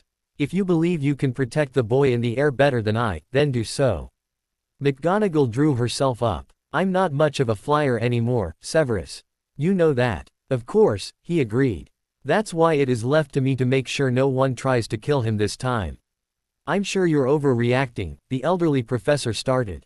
I had to chant counter curses for a quarter hour during his last game, he said stiffly, without pause. You saw what his broom was doing. He was lucky he didn't get bucked off. If I had been in the air, I could have aided him far better. Minerva glared daggers, arms crossed over her chest. You'd think he was trying to steal the Quidditch cup from her. It wasn't as if Gryffindor had a chance of it anymore, not without Charlie Weasley. Finally, she gave a sharp nod. If Pomona agrees, then I'll go along. But I still think Rolanda should be present as well. Agreed, Severus said, glad to be done with this argument. He disliked, intensely, needing to raise his voice whilst in Dumbledore's presence. He had done so perhaps a handful of times over the last dozen years. Almost every time, he realized with a start, it was to do with one Potter or another. Agreed, McGonagall echoed. She strode out of the office, her head high, likely on her way to make her case against him with Pomona Sprout. How are you faring, my boy? Severus turned from where he had been watching the Gryffindor head retreat, and faced the headmaster. I am well, Albus. Thank you. The man smiled into his beard.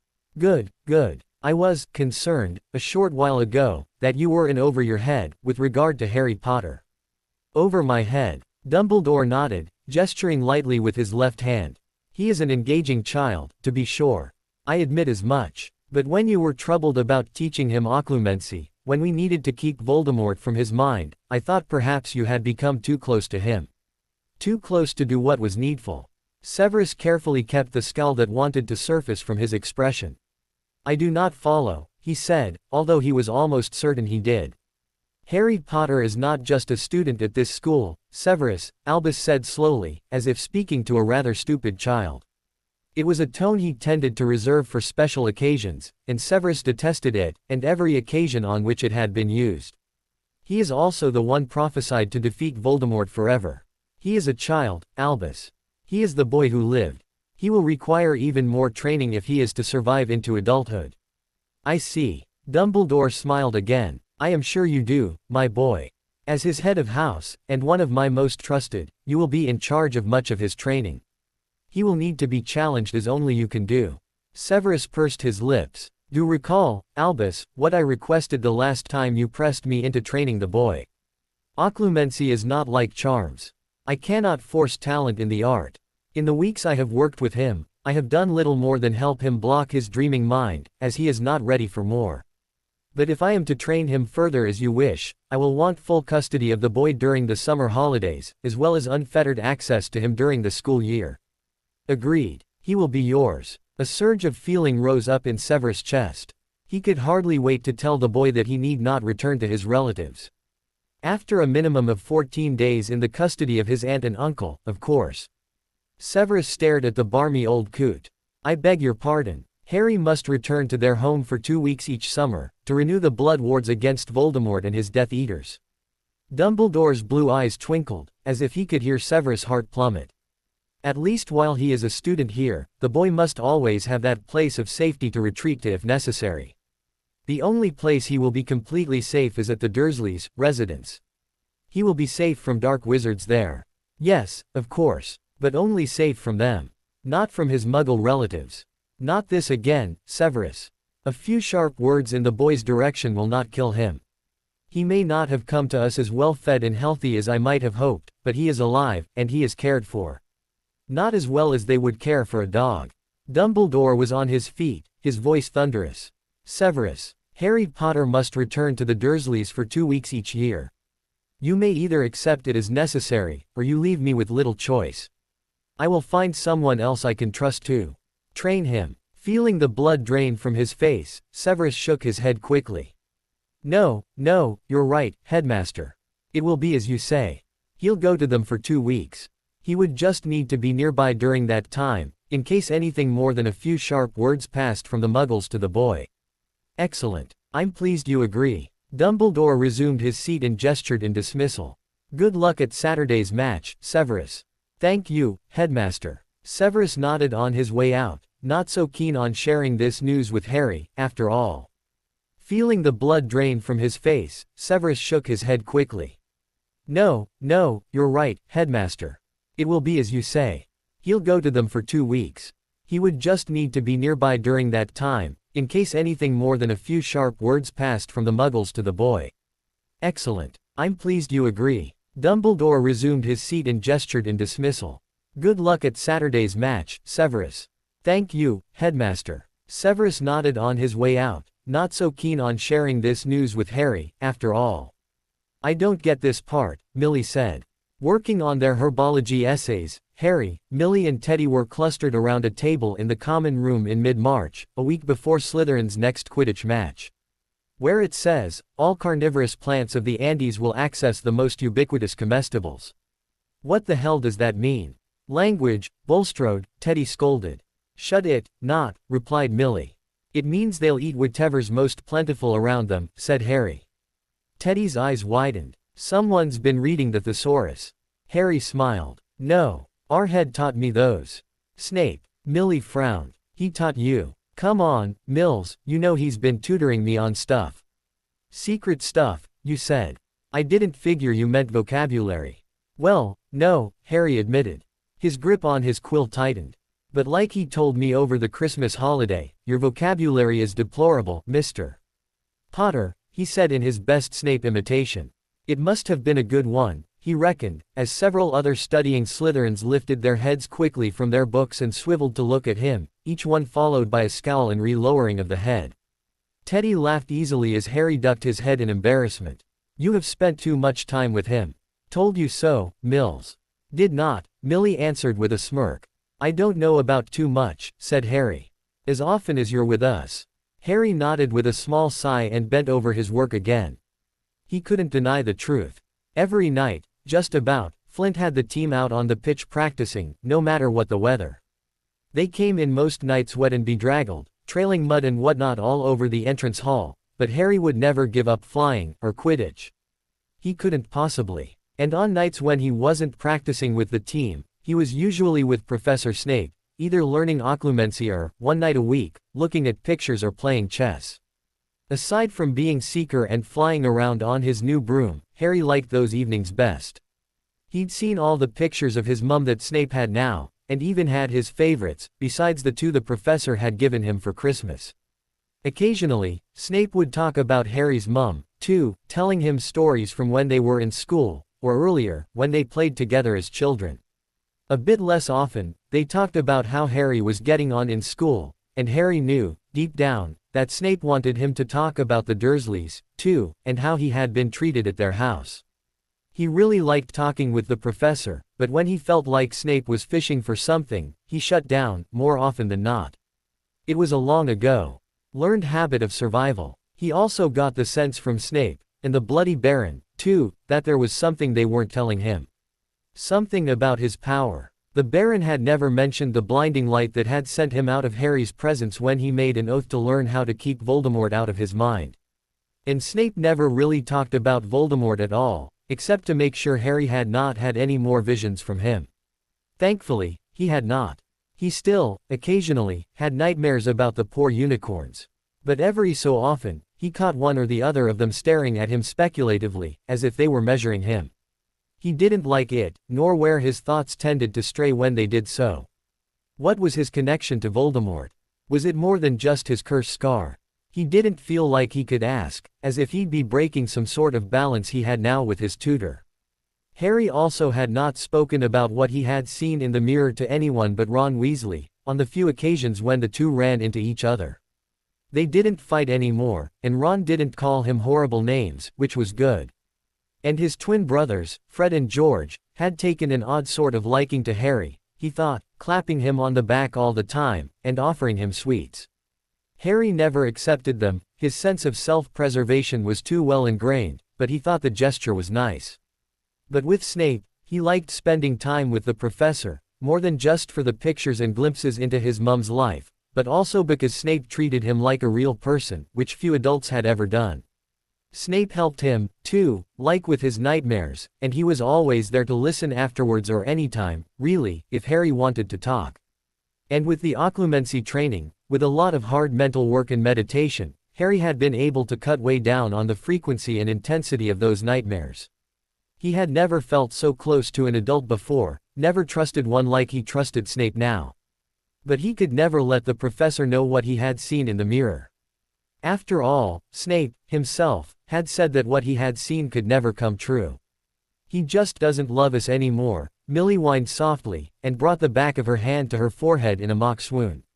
Whatever shall we do? Trundle on regardless, I should think, Teddy chimed in with a mischievous smile, knowing we are doomed to be but sidelines in the show of Harry's life.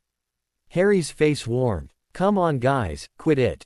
Millie looked about to take the mickey some more, but after taking in his expression, she let it go. Why's that bother you, that maybe you can't be everywhere at once? Harry shrugged. His friends let him get away with the non-answer far more often than Snape did. But this time, shrugging made him feel stupid. I'm sorry I'm not a good friend, he said quietly. Both of them stared. Teddy spoke first. That's dumb. What? You are a good friend.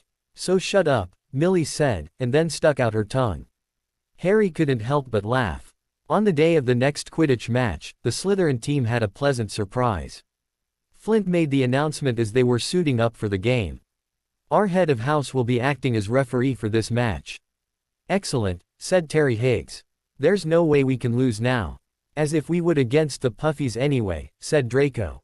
He was chaser in today's match as Rufford was in the hospital wing, afflicted with an unidentifiable curse of some kind. Don't be so cocky, Malfoy, Flint growled. It's attitudes like that what'll lose us the game. You do your best on the field no matter who we play, or I'll have Wilkes come in instead. Got it? Yeah, Draco said, rolling his eyes. What's that? Flint barked. I said, yes, Captain. Heard you loud and clear. Harry turned his face into the sleeve of his robes to hide his snicker. Malfoy gave him a cheeky grin while twirling a finger near his ear, and Harry nearly lost it. Thankfully, after giving Draco a scowl, Flint had turned to lambasting the beaters now, and didn't see them. I can't believe I get to be in the game today, Draco murmured to Harry as both of them began lacing up their boots. My father's come to see me play. Yeah, Harry said, interested despite himself. Lucius Malfoy was something of a legend in Slytherin, and the upper years were always vying for his favor in getting placements after graduating, especially in the ministry. And Harry knew, from the long ago dress down with Snape, that Draco's father could be rather hard on him. He hoped Draco did well today, for both their sakes. How about your mom? Mother couldn't make it. She has some charity event she's running, Draco added with a wrinkled nose. She's always doing stuff like that. Harry finished with his boots and started on the elbow pads, the last to be applied before he put on his gloves. My aunt was like that, always some society thing or another. Was? Draco asked with a lifted eyebrow. She's dead. I wish, thought Harry. No, well, except to me, I guess. Draco snickered. He started putting on his gloves, the green leather ones Harry had gotten him for Christmas. Thanks for these. They fit very well. You're welcome. Harry hadn't received anything in return, but that didn't matter to him. He was glad Draco liked the gift. One more thing, Flint growled loudly over everyone's conversations. Listen up. The Puffies beat Ravenclaw last fall, and lost to Gryffindor last month, so we don't want them getting a bunch of points they can use to get close to us in final scoring. You beaters keep on their chasers, I'll take any points they score out of your hides. And Potter, I want you to catch that bloody snitch as soon as possible. Got it? Harry nodded. Yes, Captain. Good. All right, you lot. Time to mount up. Just like last time, Harry's stomach did a tumble and flip as he neared the door of the locker room. He could do this. He could. And with Snape as referee, he wouldn't have to worry so much about Quirrell trying to hex his broom. Probably. As one, the team got on their brooms and flew out of the dressing room, Flint first, then their chasers, then the other beater, the keeper, and then Harry, the seeker at the end. 3/4 of the stands were silent or booing as they emerged, but the Slytherin quarter was standing and cheering, waving flags and shooting out sparks of silver and green, and they made up for the hostility and apathy of the other houses. Professor Snape, looking dour, sat his broom casual as you please near the announcer's booth and watched all his players. Harry, in particular, could feel the weight of the man's gaze. The team took a lap around the pitch, then settled in the air near the Slytherin goalposts and waited for the Puffies to join them. A moment later, the other team flew out of their locker room in a swath of yellow. The crowd went wild. Harry shook his head, watching the Gryffindors trying to outdo each other to make sure everyone knew they supported the Hufflepuffs, everything from shooting yellow sparks into the air, to sending up hollow images of badgers going after bright green snakes to stomp and or choke them to death. Nice. Immediately after the Puffies took their lap around the pitch, Madame Hooch called them all in, so the captains could shake hands before she gave the signal for the game to begin. Flint looked disgusted as he slapped Cedric Diggory's hand away, but Madame Hooch didn't say anything against him. Snape merely sneered. Up you go, called Madame Hooch, and the game was on. Seconds after he had risen into the air, Harry caught sight of a long silver beard in the stands.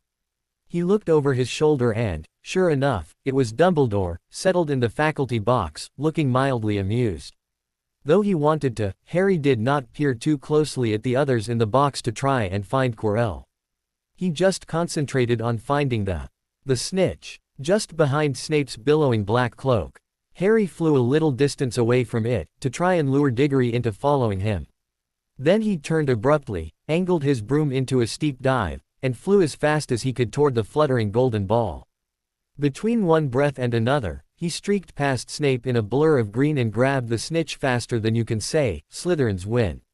Those were the next words Harry heard as he came out of his dive, holding the snitch aloft. His fellow Slytherins darted in to fly around him and congratulate him on a great catch. They didn't even score once. Flint said. Neither did we, pointed out Draco, but Flint scowled at him. That's not his fault. You did great, Potter, said Bletchley. I don't think anyone's ever caught the snitch so fast. Thanks, was all Harry had time to say before the Slytherins took their obligatory victory lap around the stadium while 3/4 of the audience booed them again. It was kind of annoying, actually. But Slytherins never let that sort of thing get to them, at least not in front of anyone else. In private, now. Once they all hit the ground, the rest of the house and some other fans, such as Lucius Malfoy, swarmed the field to congratulate the team. A hand rested on Harry's shoulder briefly, and before he could shake it away, he heard Dumbledore murmur, softly enough no one else could hear, "Well done. I'm glad to see you haven't been brooding about that mirror, been keeping busy, excellent." A bit confused, Harry watched as Dumbledore slipped away through the press of people, but was then caught up in accepting pats on the back and congratulations from other Slytherins. Lucius Malfoy shook his hand. Even Snape looked a bit less dour and gave him a terse nod. Harry grinned back at him. An hour or so later, Harry left the locker room alone, to take his Nimbus 2000 back to the broomshed. He couldn't ever remember feeling happier. He'd really done something to be proud of now, no one could say he was just a famous name anymore. The evening air had never smelled so sweet. He walked over the damp grass, reliving the last hour in his head, which was a happy blur, Slytherins running to lift him onto their shoulders, Millie jumping up and down and laughing through a heavy nosebleed, Teddy cheering and pumping his fist into the air. Harry had reached the shed. He leaned against the wooden door and looked up at Hogwarts, with its windows glowing red in the setting sun. Slytherin was still well in the lead. He'd done it, he'd shown Quirrell he wouldn't be scared off the pitch. And speaking of Quirrell, a hooded figure came swiftly down the front steps of the castle. Clearly not wanting to be seen, it walked as fast as possible toward the Forbidden Forest. Harry's victory faded from his mind as he watched. He recognized the figure's scuttling walk. Quirrell, sneaking into the forest while everyone else was at dinner, what was going on? Harry jumped back on his Nimbus 2000 and took off. Gliding silently over the castle he saw Quirrell enter the forest at a run. He followed. The trees were so thick he couldn't see where Quirrell had gone. He flew in circles, lower and lower, brushing the top branches of trees until he heard voices. He glided toward them and landed noiselessly in a towering beech tree. He climbed carefully along one of the branches, holding tight to his broomstick, trying to see through the leaves. Below, in a shadowy clearing, stood Quirrell, but he wasn't alone. Snape was there, too. Harry couldn't make out the look on Quirrell's face, but he was stuttering worse than ever. Harry strained to catch what they were saying. Don't know why you wanted TT to meet here of all places, Severus. Oh, I thought we'd keep this private, said Snape, his voice icy. Students aren't supposed to know about the Sorcerer's Stone, after all. Harry leaned forward. Quirrell was mumbling something. Snape interrupted him. Have you found out how to get past that beast of Hagrid's yet? But Severus, you don't want me as your enemy, Quirrell, said Snape, taking a step toward him. I don't know what you know perfectly well what I mean. An owl hooted loudly, and Harry nearly fell out of the tree. He steadied himself in time to hear Snape say, your little bit of hocus pocus. I'm waiting. But don't. Very well, Snape cut in. We'll have another little chat soon, when you've had time to think things over and decided where your loyalties lie. He threw his cloak over his head and strode out of the clearing. It was almost dark now, but Harry could see Quirrell, standing quite still as though he was petrified. Harry could quite understand. Harry, where have you been? Teddy grilled him the moment he entered the main hall. It was only 15 minutes after he had seen Snape and Quirrell together in the forest, and he wasn't sure what to make of what he'd seen. Why would Snape be trying to get past Fluffy? Why would he want what was it? The Sorcerer's Stone. And why would he be plotting with Quirrell, who they all knew was trying to kill Harry? We won. You won. We won, shouted Millie, thumping Harry on the back. Her face was cleaned up, but still bruised. And I gave Weasley a black eye for calling me an ogre, and that Longbottom kid tried to take on Vincent Gregg single-handed when Greg called him stupid. Stupid bint. He's still out cold in the hospital wing. That'll teach them to quit talking bad about us. Everyone's waiting for you in the common room. We're having a party. Flint and Bletchley got some cakes and stuff from the kitchens. Never mind that now, said Harry breathlessly. Let's find an empty room. You wait, till you hear this. He made sure Peeves wasn't inside before shutting the door behind them, then he told them what he'd seen and heard. Both of them stared when he was done, as if he'd grown a third eye. Have you heard of the Sorcerer's Stone? He asked. Teddy shook himself to get over his shock and nodded. It's legendary, supposed to be able to turn lead into gold, and also can be used to make the elixir of life, so the bearer would never die. The bearer. Harry rubbed his hands over his face. So, if someone was trying to steal it for a dark wizard or something, so he could come back to life. Millie's eyes went wide. You don't think our head of house has anything to do with this, do you? What am I supposed to think, Millie? He was talking with Quirrell about how to steal the stone. Harry shouted. A huge lump was lodged in his chest, the size of a fist, and it was squeezing his heart hard. How could he have been so stupid? How could he have believed Snape's lies? You think Snape's trying to force Quirrell to help him get the stone? Teddy asked. Why? He wouldn't need that bumbling oaf. Except for the bit about how to get past Fluffy, and he said something about Quirrell's hocus pocus. I reckon there are other things guarding the stone apart from Fluffy, loads of enchantments, probably, and Quirrell would have done some anti-dark arts spell that Snape needs to break through. Harry. Millie stopped him as his imagination played out many possibilities. She shook her head. I know you have a hard time trusting adults, but you're a Slytherin. Snape wouldn't. Wouldn't what? Betray me. Try to kill me. Exactly. Harry bit the inside of his cheek, hoping the sharp pain would keep him from screaming.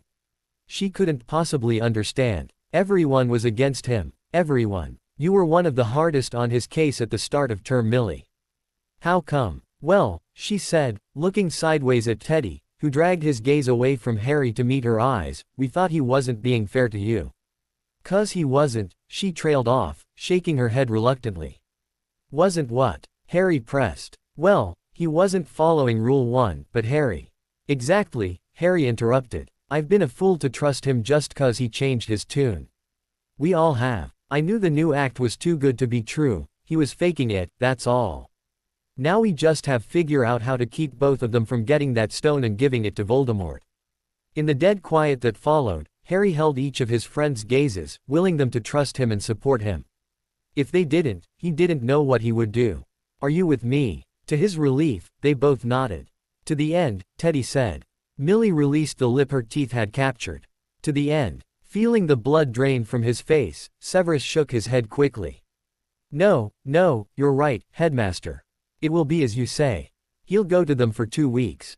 He would just need to be nearby during that time, in case anything more than a few sharp words passed from the Muggles to the boy. Excellent. I'm pleased you agree. Dumbledore resumed his seat and gestured in dismissal. Good luck at Saturday's match, Severus. Thank you, Headmaster. Severus nodded on his way out, not so keen on sharing this news with Harry, after all. Mr. Potter. Stay after class. Potter threw Severus a look that, for the shortest of instants, was filled with pure terror. But the fear was gone before Severus had any idea of how to react, and the boy's blank mask slipped into place.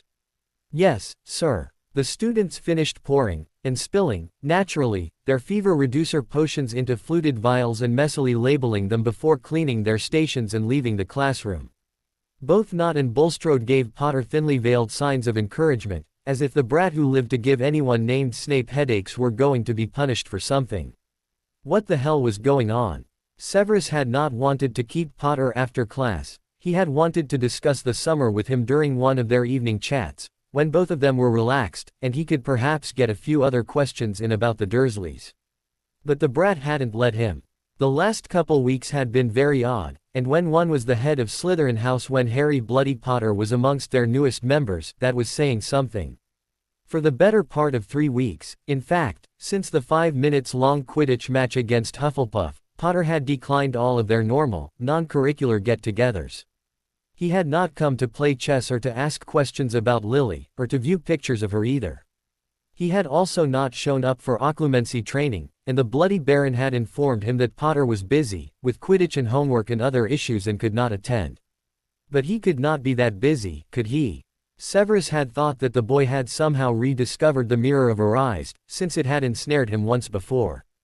But when he mused about it aloud, once more the Bloody Baron had the answer for him. No, Harry Potter had not found the mirror. Nor had anyone else, which was a bit of a relief, really. Perhaps the brat had found something else to hoard his time. Someone else. A girlfriend, perhaps. No, the Bloody Baron told him again. Especially not after what happened with Gaius Avery. Of course, Severus thought. Then again, ghosts didn't know everything. They could not be everywhere, though the Baron seemed keen to try, when it came to the Potter brat. All the students were gone from the classroom, and Potter stood in front of him, all alone and looking it. You wanted to see me, sir. His hands were stiff and still beside him, and his eyes were wary, a cold green like the sea on a cloudy day. If Severus had to, he would admit he was worried about the boy. The last 2 times he had shunned Severus had been because he was in trouble. The first time, when Potter had also been fearful and wary, had been because of Avery. What if some other student were hurting the boy like that again?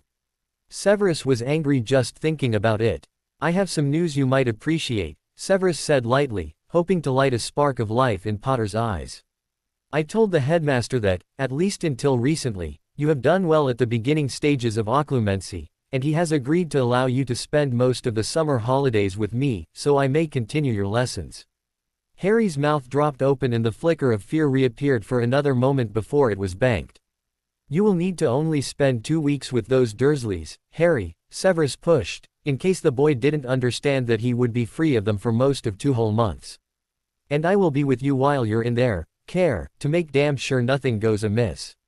He was looking forward to it, truth be told. Shaking up Petunia's perfect little world by appearing with her nephew in tow, along with a writ of occupation from the headmaster. Poking his wand into the enormous belly of that husband of hers and listening to him squeal. "Do I have to?" Potter asked. It was Severus' turn to drop open his mouth, although he was quicker to recover. "What's this? Did I hear you correctly, Potter? You want to stay with your odious relatives?" "No, sir, no, of course not.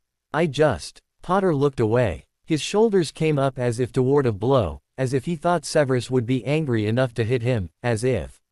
The truth hit him like a punch to the gut. The boy's recent avoidance behavior made much more sense now. "You just do not wish to stay with me." Still looking away, Potter gave one sharp nod. It took Severus a minute to overcome his suddenly dry mouth in order to speak. What had happened? Had he misjudged everything? What had gone wrong in the last month or so? Where was that sense of camaraderie they had shared around the holidays and the weeks that followed? He'd thought the boy had enjoyed his company, and the truth was harder to accept than he could have imagined. But he could accept it, he had to. He had faced painful truths before. The truth, he was just beginning to understand, was that the boy didn't care about Severus Snape and didn't want to stay with him. He couldn't possibly. How could he? Snape should have known from the start. After all, how could Harry Bloody Boy who lived Potter want to spend time with Severus Snape, the great greasy bat of the dungeons? He was no one the son of James Potter would want to be around, when he could be pruning hedges and being stuffed in a cupboard. "Very well," he said in a flat, airless voice. "Get out." Potter's head jerked up, looking startled and almost dismayed, as if the little wretch thought Severus would beg for the pleasure of his company. He had another think coming. "What are you waiting for, Potter?" he snarled. "A formal invitation. I said get out." The boy was halfway to the door before Severus finished shouting. Severus' hand closed on something hard. Looking down, he saw he had snatched up a vial of fever reducer as if to throw it at the miscreant's head. At the head of that ungrateful, overindulged, annoying, spoiled rotten, horrid, hurtful. With a sigh, Severus sank down on a seat. His chest had not felt so heavy in years. The next few weeks, as spring term lumbered on through nearly endless rainy days, were like a billboard for hell. At least in Snape's opinion. He couldn't imagine the boy was having a better time of it. At least Potter was constrained by the rules to be respectful toward his elders, his professors in particular. Severus had no such compulsion laid on him. "What do you call this substance, Mr. Potter?" he drawled whilst peering into the boy's cauldron one Friday.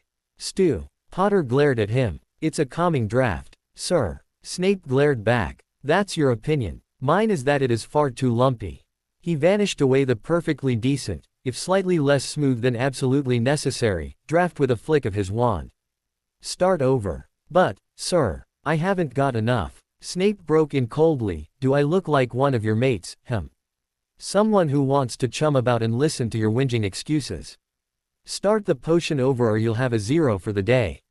Around him, the other students, Gryffindor and Slytherin alike, watched what was becoming an almost routine exchange. Yes, Severus realized he was being petty. Vengeful. Even cruel, perhaps. But he was angry, damn it. The boy had hurt him, and for no good reason. He wouldn't even say what was wrong, had barely spoken 3 words to Severus outside of class, and had continued to skive off from occlumency. It was too much. Without arguing further, Potter had begun chopping Bundaman eyes in very neat, even pieces while the oil and water base of the draft of his new potion came to a boil. Severus looked down his long nose at the boy and tried to figure him out. Again. The following Tuesday evening, Severus was able to get Dumbledore to send Potter a note at dinner, asking the boy to come to his office afterwards. When Potter got there, Severus was waiting to march him down to his office for the bedamned occlumency lesson. He would get to the bottom of the boy's foul behavior one way or the other. Potter followed him into his office with that same blank mask he had been wearing in Snape's presence for weeks. Severus reminded himself, again, that this wasn't necessarily personal, and that, if nothing else, the boy's first 4 months in school had taught him that the blank mask meant Potter didn't want the other person to know what he was thinking, or, more likely, feeling. Trying to keep himself from lashing out at the boy, he recalled that children such as Potter, those from neglectful homes, often learn to hide all their feelings, even from themselves, as a defense mechanism. Their feelings were mocked, ignored or used against them, and thus were better not shown or even acknowledged to exist. What it meant now, for Potter, was that he didn't trust his old bat of a professor, the man who was about to go mucking about in his head. That was bad, so he took a shot at the boy, hoping to get him to erupt and let out what was wrong before they started. "What's got you in a snit?" he asked airily. "Lose your favorite chocolate frog card." A brief tightening around the eyes was all he got in return. He poked again. "Did no one praise your amazing skills at Quidditch today?" "No, sir," the boy said carefully.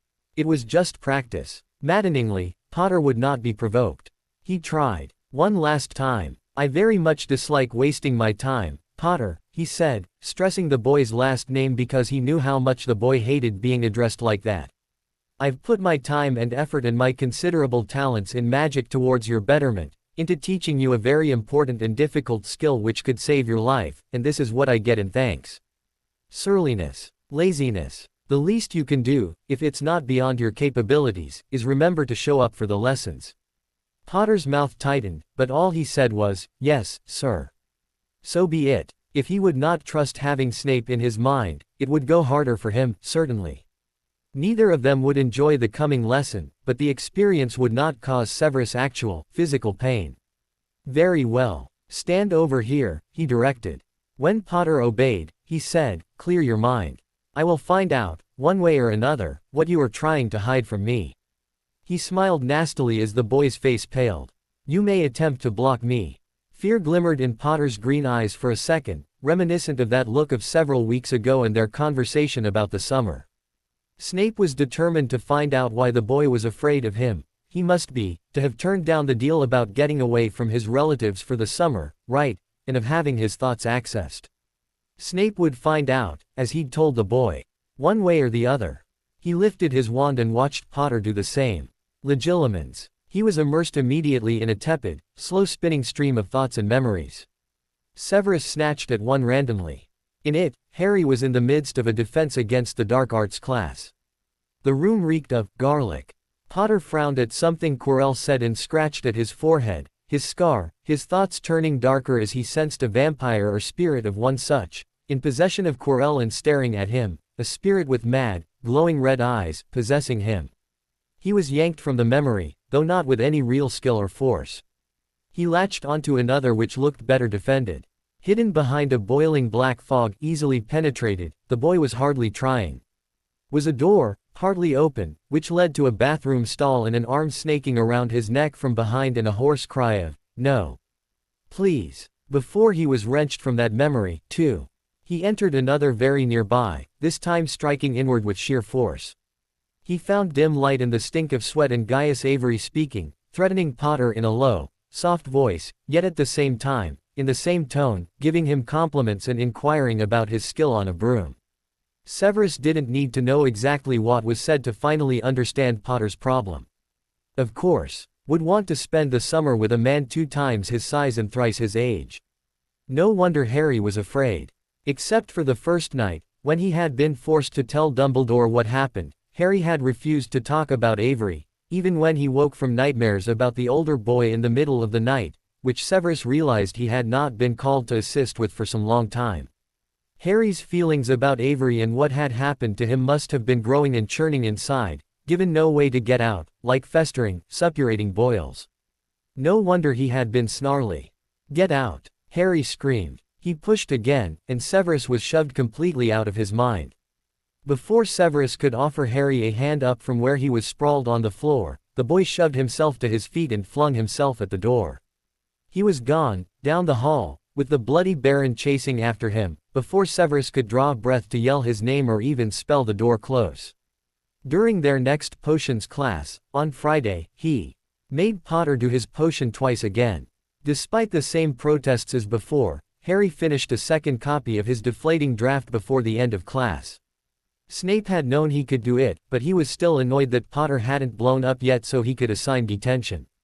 That's what he'd done at the start of the year to get the boy to talk to him. He'd assigned detention on top of detention until the boy had practically imploded. Of course, he'd also ended up in the hospital wing with broken bones, and Severus had gotten a chewing out from Pomfrey. With a sigh, he stalked away from Potter and his potion. What really galled him was that he was normally very good at this with his Slytherins, teasing out details of the child's home life, or other abuses and traumas of their lives, so they could better cope at school. He was known for it, and the other professors sometimes sought his advice with their own troubled cases. But Potter was an enigma. He could not seem to reach the boy anymore. He had no idea what had suddenly turned the boy from a fresh-faced, fairly happy but still troubled child, excited about his first Christmas presents, into a more surly, wary, frightened child, all inside of a month. Though McGonagall reported no change in his behavior in her class, nor did Flitwick or Sprout. Was the cause of Harry's 180 in his relationship with Severus really all the incident with Avery rearing its ugly head? Perhaps it was because Snape knew what had happened. Snape didn't know if that was the answer, and not knowing vexed him very deeply indeed. "I'm worried about the stone," Severus told Dumbledore a fortnight later. It was the first week of May, and the chill winds and rains of early spring were giving way to warmer weather and cloudless skies. Outside, the smell of lilacs, roses and peonies was at times overwhelming, especially near Sprout's greenhouses. Inside Dumbledore's office, of course, one was only ever overwhelmed by the host. "Quirrell is up to something. I think he's planning something soon." "I don't see how," Dumbledore replied. He leaned back slightly in his chair so he could ruffle the feathers of the phoenix perched by his head. Fox, the overgrown chicken, seemed to appreciate his efforts and leaned into the chin scratches along his neck and the edges of his beak. Well, Albus, he would find it easy to get past the troll, for one thing. His contribution, was it not? Dumbledore's blue eyes narrowed briefly behind his spectacles, and his hands dropped into his lap to play with the ends of his beard. It was one of the only nervous tells the man had, as far as Severus could discern. "Why do you say that?" "It's logical. He's always had a way with lesser creatures, even when he was Muggle Studies professor.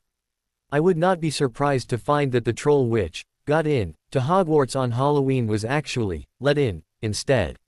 Ignoring Severus' last comment, Dumbledore said, "Logical, yes. That's your strong suit, isn't it? Logic." Albus, words were seemingly careless, but Severus had learned over a very long 20 years that nothing Albus had to say had anything of carelessness about it. What did he mean? Was it merely a reference to his puzzle part in the set of traps to the mirror?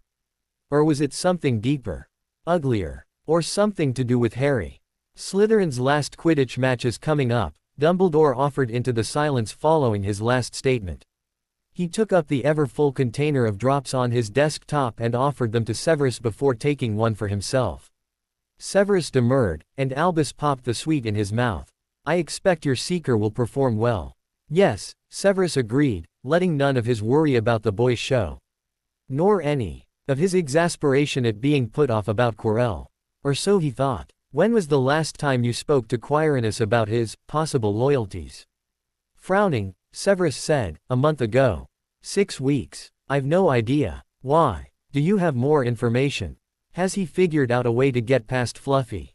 It was the only trap he knew would give everyone but Hagrid trouble, and Hagrid would have trouble with all of the others, having little magic of his own anymore, and no wand. "Not to my knowledge, dear boy.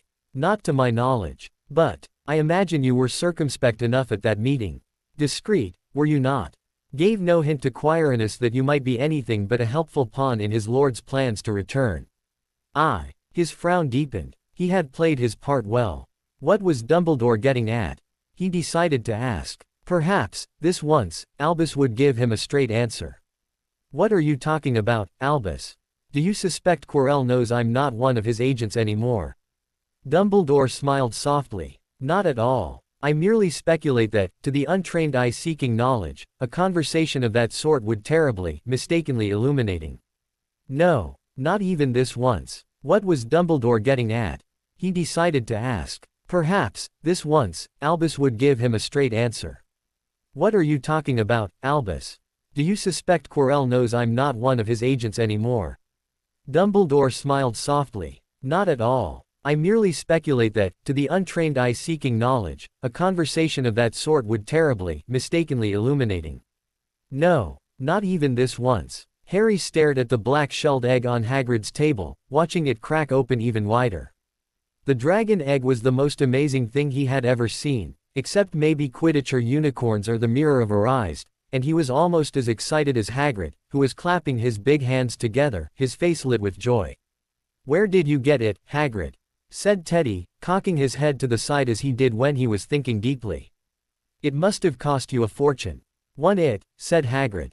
Last night. I was down in the village havin' a few drinks and got into a game o' cards with a stranger.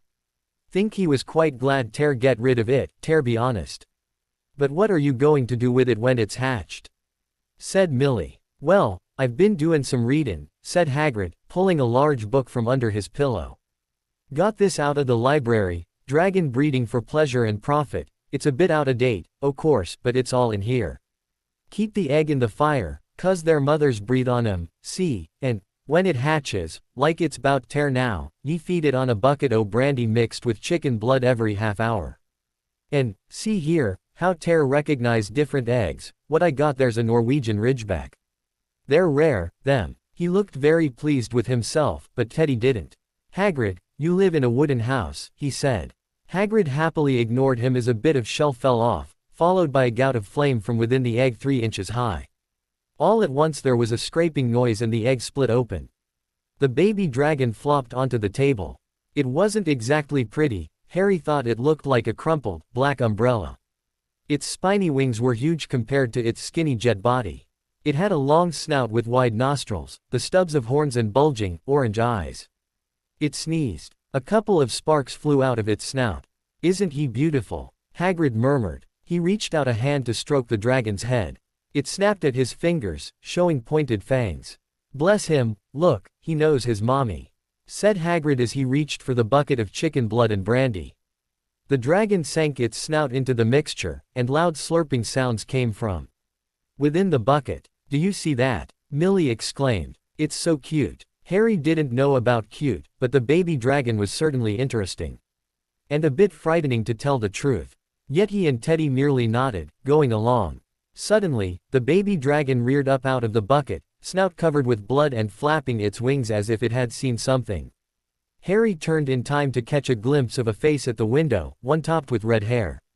Weasley. Harry darted out the door in time to catch the boy before he'd gotten far. Ron, wait, please. Ron Weasley turned, looking pale in the early evening gloom. That's a dragon, that is. They're not allowed. Really? Hagrid didn't say. He gestured at the door. Do you want to see it? It's just hatched. Curiosity warred with indignation on the Gryffindor's face. Come on, Harry wheedled. It's really neat. All right, Ron gave in. Where did Hagrid get a dragon egg anyway? He asked as they went inside. They're supposed to be illegal. Ah, well, Hagrid said, seeing their newest guest. That's what I told the stranger last night. He didn't take it well, but he agreed I could take the egg off his hands. He grinned happily at the little creature, who promptly bit his thumb. Isn't he lovely? I think I'll call him Norbert. Hagrid spent the next few minutes feeding the dragon the bucket of blood and brandy, then trying to soothe the dragon from a case of indigestion, complete with bursts of alcohol-tinged flame. Maybe music'll work on little Norbert. Does wonders for Fluffy, it does. Harry plucked the flute Hagrid had given him for Christmas out of his back pocket, where he sometimes kept it, so he could play it when his spirits needed a lift. But when Harry put it to his lips and blew a few practice notes, the dragon tried to bite it and wrench it from his grasp. Harry managed to keep hold of his flute, but he put it away rather than try again. I don't think music will work this time, Hagrid. Guess not. Later, as the four students made their way back up to the castle, Ron said, Hagrid could get into serious trouble, you know. Dragon breeding was outlawed by the Warlocks, Convention of 1709, everyone knows that. It's hard to stop muggles from noticing us if we're keeping dragons in the back garden, and anyway, you can't tame dragons. It's dangerous. You should see the burns Charlie's got off wild ones in Romania. Charlie? Millie asked. My brother. He works at a dragon preserve. In Romania, said Teddy, his face taking on his deep thinking expression. That's what I said Ron, going a bit red in the cheeks. Which might be the best place for little Norbert, right? Harry asked quickly. I think it would not be a bad idea to give Hagrid the opportunity to let the dragon go, Teddy said. He's going to find out very quickly that it's hard to keep a fire-breathing dragon in a small, wooden hut. Did you see how much it had grown in just an hour? Said Millie. That Norwegian ridgeback will outstrip a niffler before the end of the night. Niffler. Harry whispered to her. Later, she whispered back before saying more loudly, why'n't you ask your brother if the preserve can take in another dragon, Weasley? That way, Hagrid won't get in any trouble and the little fella will have somewhere nice to grow up. Harry grinned at her. You're really taken with Whittle Norbert, aren't you? Millie punched his arm. Hard. Yeah, as much as you fancy Fluffy. Oh, ew. Who's Fluffy? Ron asked. Hagrid mentioned the name, too. Harry, Millie and Teddy exchanged glances. Teddy shrugged. Might as well tell him. It's not like it's that big a secret if we found out.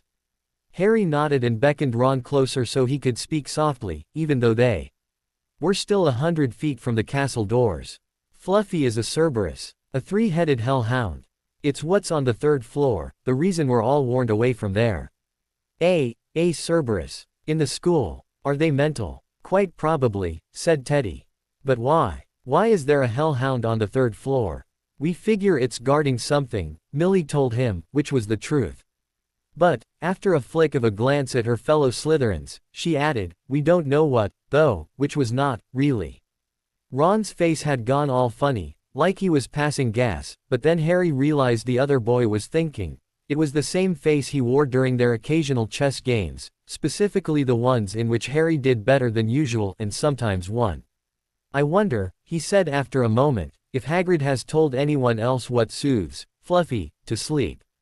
The three Slytherins exchanged another glance. It was a very good question. Better be Slytherin. Almost 2 weeks later, when Norbert was the size of a large dog and had poison fangs to boot, having bitten Ron when he visited one afternoon, Harry and Teddy were heaving a crate full of dragon up many, many steps to the top of the highest tower of Hogwarts. The two of them and the crate were covered by Harry's invisibility cloak. Millie was their lookout and guide, since neither of them could see much more than their feet. She led them up to the tower's top by as quick a route as possible, and they tried very hard to keep quiet. It was nearly midnight, so they were in danger of being caught out of bounds, but it was only at night that Norbert could be transported by broom across British skies to Romania. They were almost there. Everything seemed to be going splendidly, in fact, until… Well, we are in trouble, aren't we? A nasty voice said, just as they reached a landing and could pause for a breath. Filch. Good evening, Mr. Filch, said Millie, proper as could be. Harry's knees knocked together and he forced them to stop. If they were caught, they'd all have to face some vile punishment, and Hagrid would get in really serious trouble, too. What was Millie doing? The crate grew heavier and heavier in his arms as they stood there, muscles trembling while they were forced to stand still. Sweat rolled off his brow into his eyes. Filch's voice became more oily. What are you doing out of bed, Missy? It's far past curfew. Your head of house will want to hear about this. Oh, yes he will. Mrs. Norris, Filch's cat, came sniffing around the boy's legs, and they stood perfectly still, not wanting to let her under the cloak, where she would disappear. There was no way Filch would miss seeing that. I'm terribly sorry, Mr. Filch, all. Millie broke off suddenly, then gasped and pointed down the stairs in the opposite direction of Harry and Teddy and their dragon. What the… Did you see that? She demanded, her eyes wide. Peeves! She shouted as she tore after the figment of her imagination, forcing Filch to chase her, or else let her go without punishment. Mrs. Norris bounded after them, apparently forgetting about her earlier sniffing. Peeves! Filch roared as he raced down the stairs. I'll get you this time. The boys stifled the laughter that wanted to bubble up and started moving up the stairs again instead. Millie had saved them. This last set of stairs led to the top of the tower, and when they reached it at last, they were both panting for breath.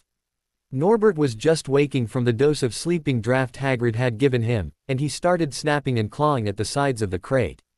Fortunately, a young man stepped forward from the gloom of the tower top, under the overcast sky. He was skinny, but his arms were cords of muscle. And his skin was dark brown from the sun. Ron? He asked. Harry and Teddy shed the invisibility cloak. No, I'm Harry. Ron couldn't make it, 'cause this blighter bit him. But Charlie told him you'd take Norbert to Romania for us. We can. I'm Edward, Charlie's friend. These other blokes are helping out. Let's get the wee beast strapped into the harness. Over the next few minutes, they did just that. The 4 broom riders had a harness ready for the crate, to carry it between them, so no one person was saddled with all the weight. Harry and Teddy said a quick goodbye to Norbert as the broom riders flew off the top of the tower, and Harry grabbed his cloak as they headed downstairs again. In the Slytherin common room, Harry and Teddy waited up for Millie to return. While they waited, Harry wondered aloud to Teddy why Snape hadn't known they were out of bounds. He only has his alarms and such up for the first couple months or so each year. After that, he figures students know enough not to get caught, and he doesn't have to chase after us all the time. My cousin graduated last year, and she told me our head drops any special alarms around Christmas.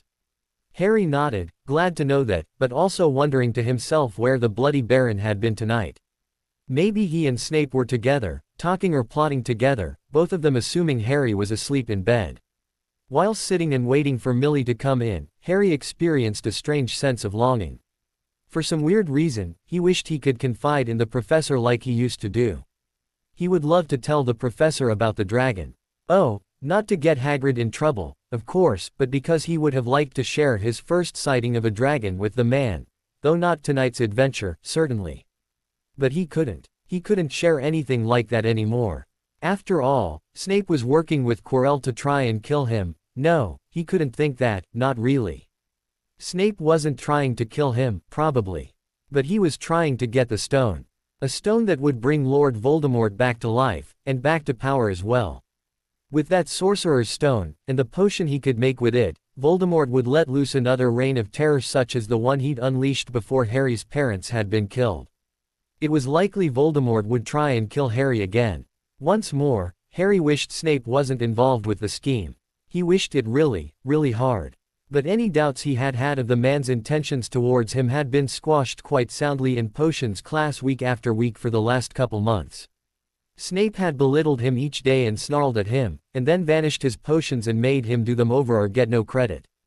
And his eyes. Snape's eyes were dark and cold now, like black tunnels leading nowhere. Millie slipped into the room while he was turning this over in his mind, and the 2 boys jumped up and ran over to her. No one else was around. It was nearly 3 a.m., and they peppered her with questions. What did he do? Did you get away? Did Filch tell Snape? Millie held up her hands as answer, and they were red and raw, as if she had been cleaning with bleach and not using gloves. Harry said, I've got some salve, as Teddy led her to the choice spot by the fire in the dungeon room and sat her in the comfiest chair. Harry retrieved the container quickly, a bottle of salve he and the professor had made just after Christmas break, when Harry's hands were getting red and sore from the wind and rain during Quidditch practice, with the minimal gloves Seekers wore. The salve helped soothe his raw, chapped skin, just like Snape said it would.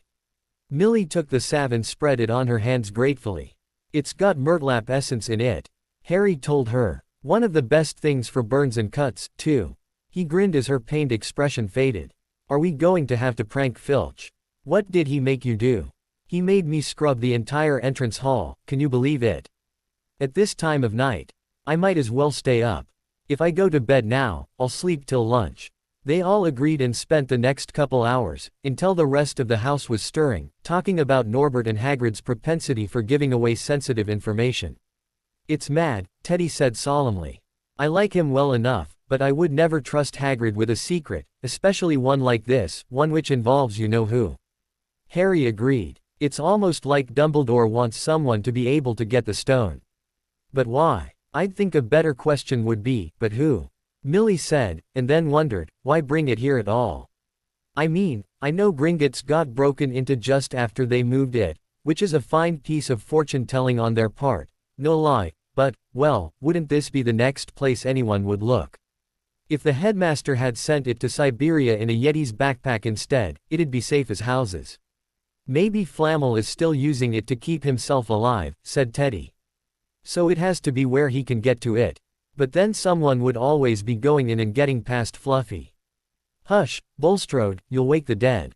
The stone produces the elixir of life once a year, so it's not like he's got to pop in to see the thing every weekend. Flamel probably heard someone was trying to get his stone and asked the headmaster to keep it safe for him. They're supposed to be old friends, right? That's what it says on the frog card, Harry said. But I don't know, Teddy. Seems like a lot of holes in that theory. All right then, how about this? Professor Dumbledore is supposed to be the most powerful wizard of his age, the one who beat Grindelwald, and the only one of whom you know who is said to be afraid. So long as the headmaster is in residence, I wager he's got loads of warning spells and such in place so he can swoop down on anyone doltish enough to try and steal something out from under his nose. Teddy certainly had a point. Harry nodded, nearly satisfied. So long as Dumbledore was at Hogwarts, the stone was safe from Quirrell and Snape and Voldemort, too. Better be Slytherin. The next 2 weeks, heading into the end of May, were a flurry of activity as they started revising for their exams in earnest. In years to come, Harry would never quite remember how he had managed to get through his exams when he half expected Voldemort to come bursting through the door at any moment. Yet the days crept by, and there could be no doubt that Fluffy was still alive and well behind the locked door. As June began, the air was sweltering hot, especially in the large classroom where they did their written papers. They had been given special, new quills for the exams, which had been bewitched with an anti-cheating spell. They had practical exams as well. Professor Flitwick called them one by one into his class to see if they could make a pineapple tap dance across a desk. Professor McGonagall watched them turn a mouse into a snuff box. Points were given for how pretty the snuff box was, but taken away if it had whiskers. Snape made them all nervous, breathing down their necks while they tried to remember how to make a forgetfulness potion. Opening parenthesis, closing parenthesis. Harry did the best he could, trying to ignore the stabbing pains in his forehead, which had been bothering him for days. He'd had pains like this before, but never so often. And then, the night before their last exam, History of Magic, Harry's had an especially dark nightmare with Voldemort as the star, where Harry got the impression that the mad wizard was ready to go after the stone. That next afternoon confirmed it. Purely by chance, he heard from one of the Weasley twins that the headmaster had been called away to London unexpectedly. And we had all our notes to give him about a new verse for the school song, begged Fred. Or maybe George. We'll just have to sing it ourselves, without adult preview, said George. Or maybe Fred. Dumbledore was gone. This was Voldemort's chance to steal the stone. Harry would bet anything that Dumbledore's visit to London was only a ruse, maybe a letter sent to him by a faker, by Quirrell, perhaps, or even Snape. He'd be in for a surprise when he reached his meeting in London, Harry was sure. Harry raced off to tell his friends what had happened, and almost collided with a tall dark figure sweeping down the central stairs. Snape. Good afternoon, Snape said smoothly. Harry stared at him. You shouldn't be inside on a day like this, he said, with an odd, twisted smile. I was, Harry began, without any idea what he was going to say. You want to be more careful, said Snape. Hanging around like this, people will think you're up to something. Harry flushed, but turned to go outside. Snape called him back. Be warned, Potter, any more nighttime wanderings and I will personally make sure your last days here are quite miserable. Good day to you. He strode off in the direction of the staff room. Harry stared after him. Snape had as good as said that he knew about Harry bringing the dragon to the tower, but not only that, he was threatening Harry with dire consequences if he went out tonight, the very night Voldemort was going to go for the stone. Snape was going to go for the stone himself tonight. Harry knew it. Millie, he cried upon entering the common room. He spied her across the room on one of the couches and raced to her side, sliding to a stop near her elbow. "Millie," he repeated, his voice much softer. "It's happening. The old man has left the building." "What?" she exclaimed, finally looking up from the tangle of cat's cradle she had strung on her fingers. "When?" "Just now," he whispered. "It was unexpected, and no one knows why he's gone, just that he is. It's the perfect time, you see. To do it. To get the thingy, you mean? Yes. We have to stop them. Harry." Millie looked down at her hands again for a moment. Even with the salve, it had taken days for her skin to heal completely from her last detention. "Shouldn't we tell someone? One of the prefects, maybe. Or," she hesitated, and Harry knew what she wanted to say. "Or Professor Snape. Are you mental? He's the one who wants the thingy anyway, he won't do anything except laugh." Millie pursed her lips, and Harry was instantly sorry he'd called her mental, but before he could apologize, she said, "How do you want to stop them, then?" "Well, Harry closed his mouth and fumed. He had no idea, really. He couldn't tell Dumbledore, as if he'd be believed anyway. He could tell the Bloody Baron, if he could find the ghost, but wasn't sure that would do any good. As it was, the Bloody Baron couldn't stop anyone from stealing the stone, either, as he didn't have a real body. "Unless, see," she said evenly. "I can go see him if you—" "No," he interrupted. "I know what I can do." With a frown, Millie said, "What?" "I can go get the stone myself." What was Dumbledore getting at? He decided to ask. Perhaps, this once, Albus would give him a straight answer. "What are you talking about, Albus? Do you suspect Quirrell knows I'm not one of his agents anymore?" Dumbledore smiled softly. "Not at all. I merely speculate that, to the untrained eye seeking knowledge, a conversation of that sort would terribly, mistakenly illuminating. No, not even this once." And Harry closed his mouth and fumed. He had no idea, really, how he could save the stone. He couldn't tell Dumbledore, as if he'd be believed anyway. Maybe he could tell the Bloody Baron, if he could find the ghost, but he wasn't sure that would do any good. As it was, the Bloody Baron couldn't stop anyone from stealing the stone, either, as he didn't have a real body. "Unless, see," Millie said evenly. "I can go see him if you—" "No," he interrupted. "I know what I can do." With a frown, she said, "What?" "I can go get the stone myself." Severus Snape did not care for springtime. Every April, he sneered at pretty little flowers erupting from the soil and harumphed at the sight of birds returning from the south, and he scowled at the itch of pollen in his eyes. Wizards did not have allergies, of course. Just discomfort and an occasional sneeze. So, no, Severus did not care for spring or spring-like things, but he tolerated the change of seasons fairly well, if only because it meant the end of another school year was nigh. This year, however, spring was especially bleak. Little things annoyed the professor, things he normally overlooked. He snapped at students for stirring their cauldrons too loudly and snarled at third years who added ingredients from too great a height above their cauldrons. He got headaches from the bursts of sunlight in the great hall's tall windows. Mrs. Norris's paws hitting the flagstones were like cymbals in his head, and he gave Filch a tongue lashing for letting that fleabag wander about on its own. When the fleabag in question tried rubbing against his leg through his not quite cat hair-proof robes, he growled at her. There may even have been some cursing. This spring, in fact, everything seemed duller and tepid and annoying, from the children's piping voices to the pitter-pat of the warm rains on the windows. Everyone else around him, he felt, was uncivil and discourteous and overwhelmingly obtuse, and he greatly wished he could take a cane to each of their backsides. Half the student population he'd like to hang by their thumbs, one area in which he was in complete agreement with Filch, and the other half he wanted to send to bed without supper. Of course, Severus did not say any of this. He did not even complain overmuch about any of his students or colleagues, their actions or attitudes, no matter what chiding the headmaster gave him about the issue. He was just frustrated. Yes, that was it. But even worse, his frustration sank deep into his core and had pervaded every one of his daily tasks. He could not pinpoint the cause for the longest time, until he realized that when the first-year Slytherins came in for class or dinner or tutoring, his level of ennui rose exponentially. It was then he realized that his sense of frustration and annoyance increased whenever Harry Potter appeared to notice Severus, and his young face turned to stone, whether at meal times or during class or when the brat was coming inside. drenched and shivering, from Quidditch practice in the rain. All in all, Severus did not understand what was wrong with Harry Potter, and it frustrated him greatly.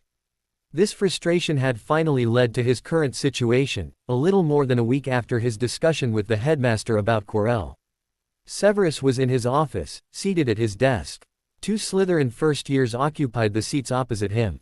It was heading into late May, and Severus had just concluded a conversation with the bloody Baron that made him wish the man were corporeal so Severus could blast him to smithereens. The ghost was just so frustrating. He would never divulge Harry Potter's secrets, the bloody Baron had pronounced, and he seemed to take a great deal of satisfaction in relaying the message, too. With a shake of his head, Severus glared at the 2 children. He would not dwell on the Baron now. Not when he had fresh victims, students to question. First, to take them off guard and loosen their tongues. You know, of course, why I have called you into my office, correct? The 2 students exchanged a glance. No, sir, they said together. Right. The hard way, then. From my records, he said, flipping through one of his grade books, the one which automatically updated first year's grades after he finished marking one of their assignments. I see neither of you have failed to submit a single one of my assigned essays, and yet, you, Miss Bulstrode, seem incapable of rendering your work in penmanship which does not cause my retinas to bleed, and as for you, Mr. Not, your footnotes often rival your essays for length and relevant content. He paused, letting them work out what he had said before listening to their promises to do better. Mr. Nott's assurances were especially piquant, and Severus was hard-pressed not to smile at the boy's wit even whilst wondering how he'd come by it. Nott Sr. was not known for his stimulating repartee, after all. And now to drop the boom. Alas, the third part of your little trio, if I may use the term, is not present to receive due criticism on his work for my class. This is most vexing. I trust you understand. Another exchanged glance between them. Another, no, sir.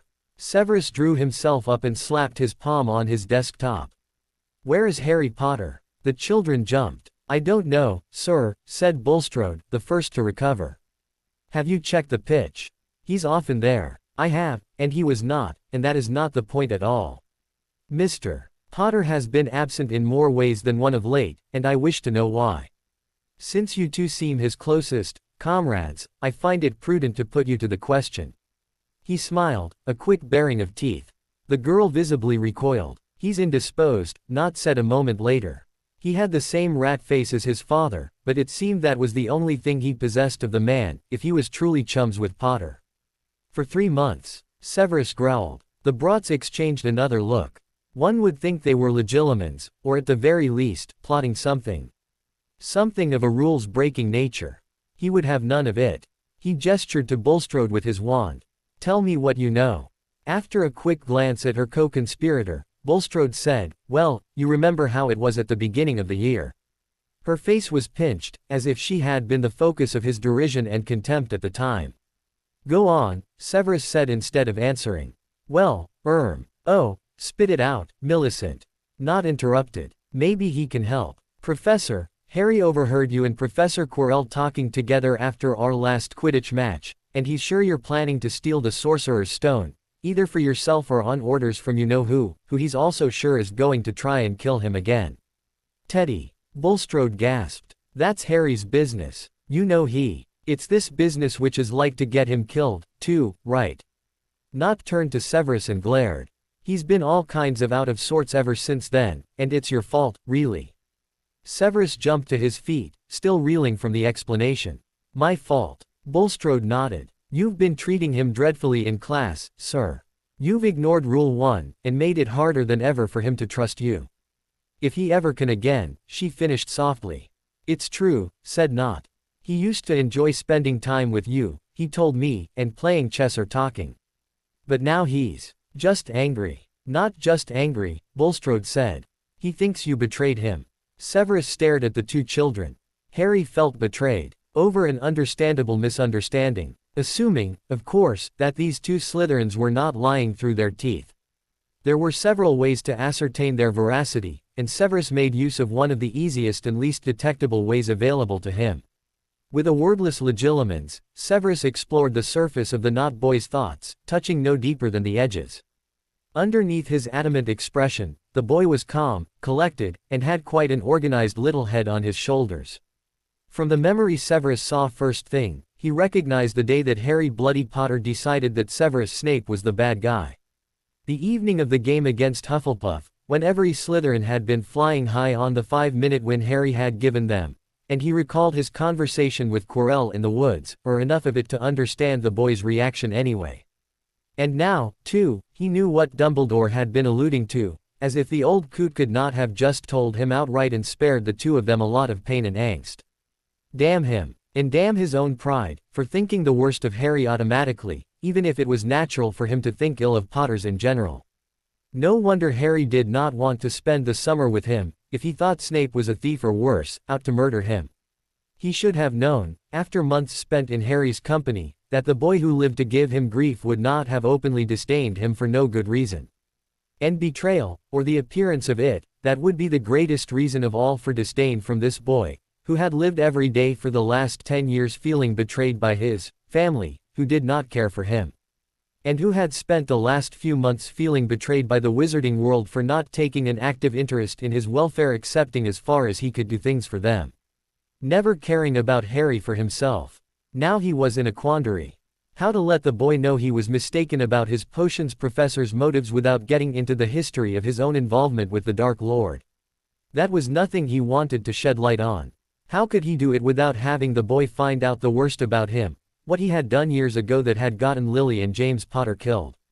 Then Harry would be shunning him for a different reason, a valid reason.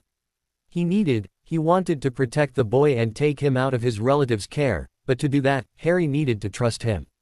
It would take a certain amount of finesse. Professor. The girl in front of him coughed politely. You aren't really trying to steal the stone, are you, sir?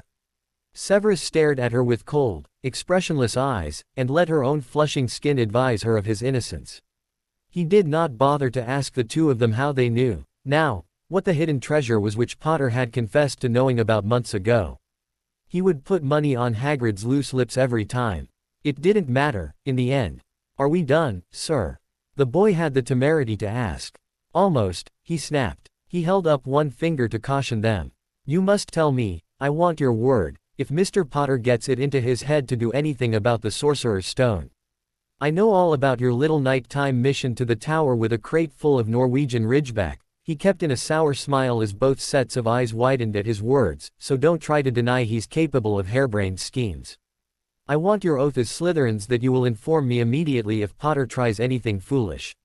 He had seen too much Gryffindor courage, red, stupidity, in the boy's Slytherin green eyes to ever assume Harry would just let the stone get stolen out from under him. Promise me. Yes, sir, Nott said promptly, and Snape immediately wrote him off. Bulstrode, on the other hand, hesitated before agreeing, and he was almost convinced she would hold to her word. Excellent. That is all. The children escaped his office with alacrity and Severus went back to his deliberation as to how he could reconcile with Harry without making it obvious the boy's friends had informed on him. A tricky puzzle at best, but he comforted himself with the knowledge that he had several weeks left till the end of the school year. Exams were starting in a couple days, so he could wait until they were done before approaching Harry. No sense in making final exams more nerve-wracking than normal for the boy. On the last day of exams, Severus was coming down the central staircase, thinking about Harry Potter, when who should nearly crash into him but this same boy. Good afternoon, Snape said smoothly. The boy stared at him as if seeing an inferius. He seemed agitated, wringing his hands together. You shouldn't be inside on a day like this, he said, smiling a little to put the boy at ease. I was, Harry began, then trailed off as if he had no idea what to say. Severus was struck by a sudden realization. Harry's behavior was far too anxious for a boy who had just finished his exams. He was near panic, it was in his eyes, and Severus had an inkling as to why. On his way to the staff room to meet with Minerva because Albus had been called away to London suddenly, Severus knew, somehow, that Harry knew about Albus, too. You want to be more careful, he said in warning. Hanging around like this, people will think you're up to something. Harry flushed, but turned to go outside. Snape called him back. He needed to make sure that Harry didn't do anything as foolish as try to stop a thief who was likely working for the Dark Lord. The boy could be killed, or worse if he got involved, and Severus could not allow that under any circumstances. He needed to stay within the safety of Slytherin's walls tonight, and every night, until Quirrell's connection to the Dark Lord was exposed and he was safely locked away. The only way Severus could think of at the moment to keep Harry from getting in trouble was to say, "Be warned, Potter, any more nighttime wanderings and I will personally make sure your last days here are quite miserable. Good day to you." He strode off in the direction of the staff room, not looking to see where Harry went.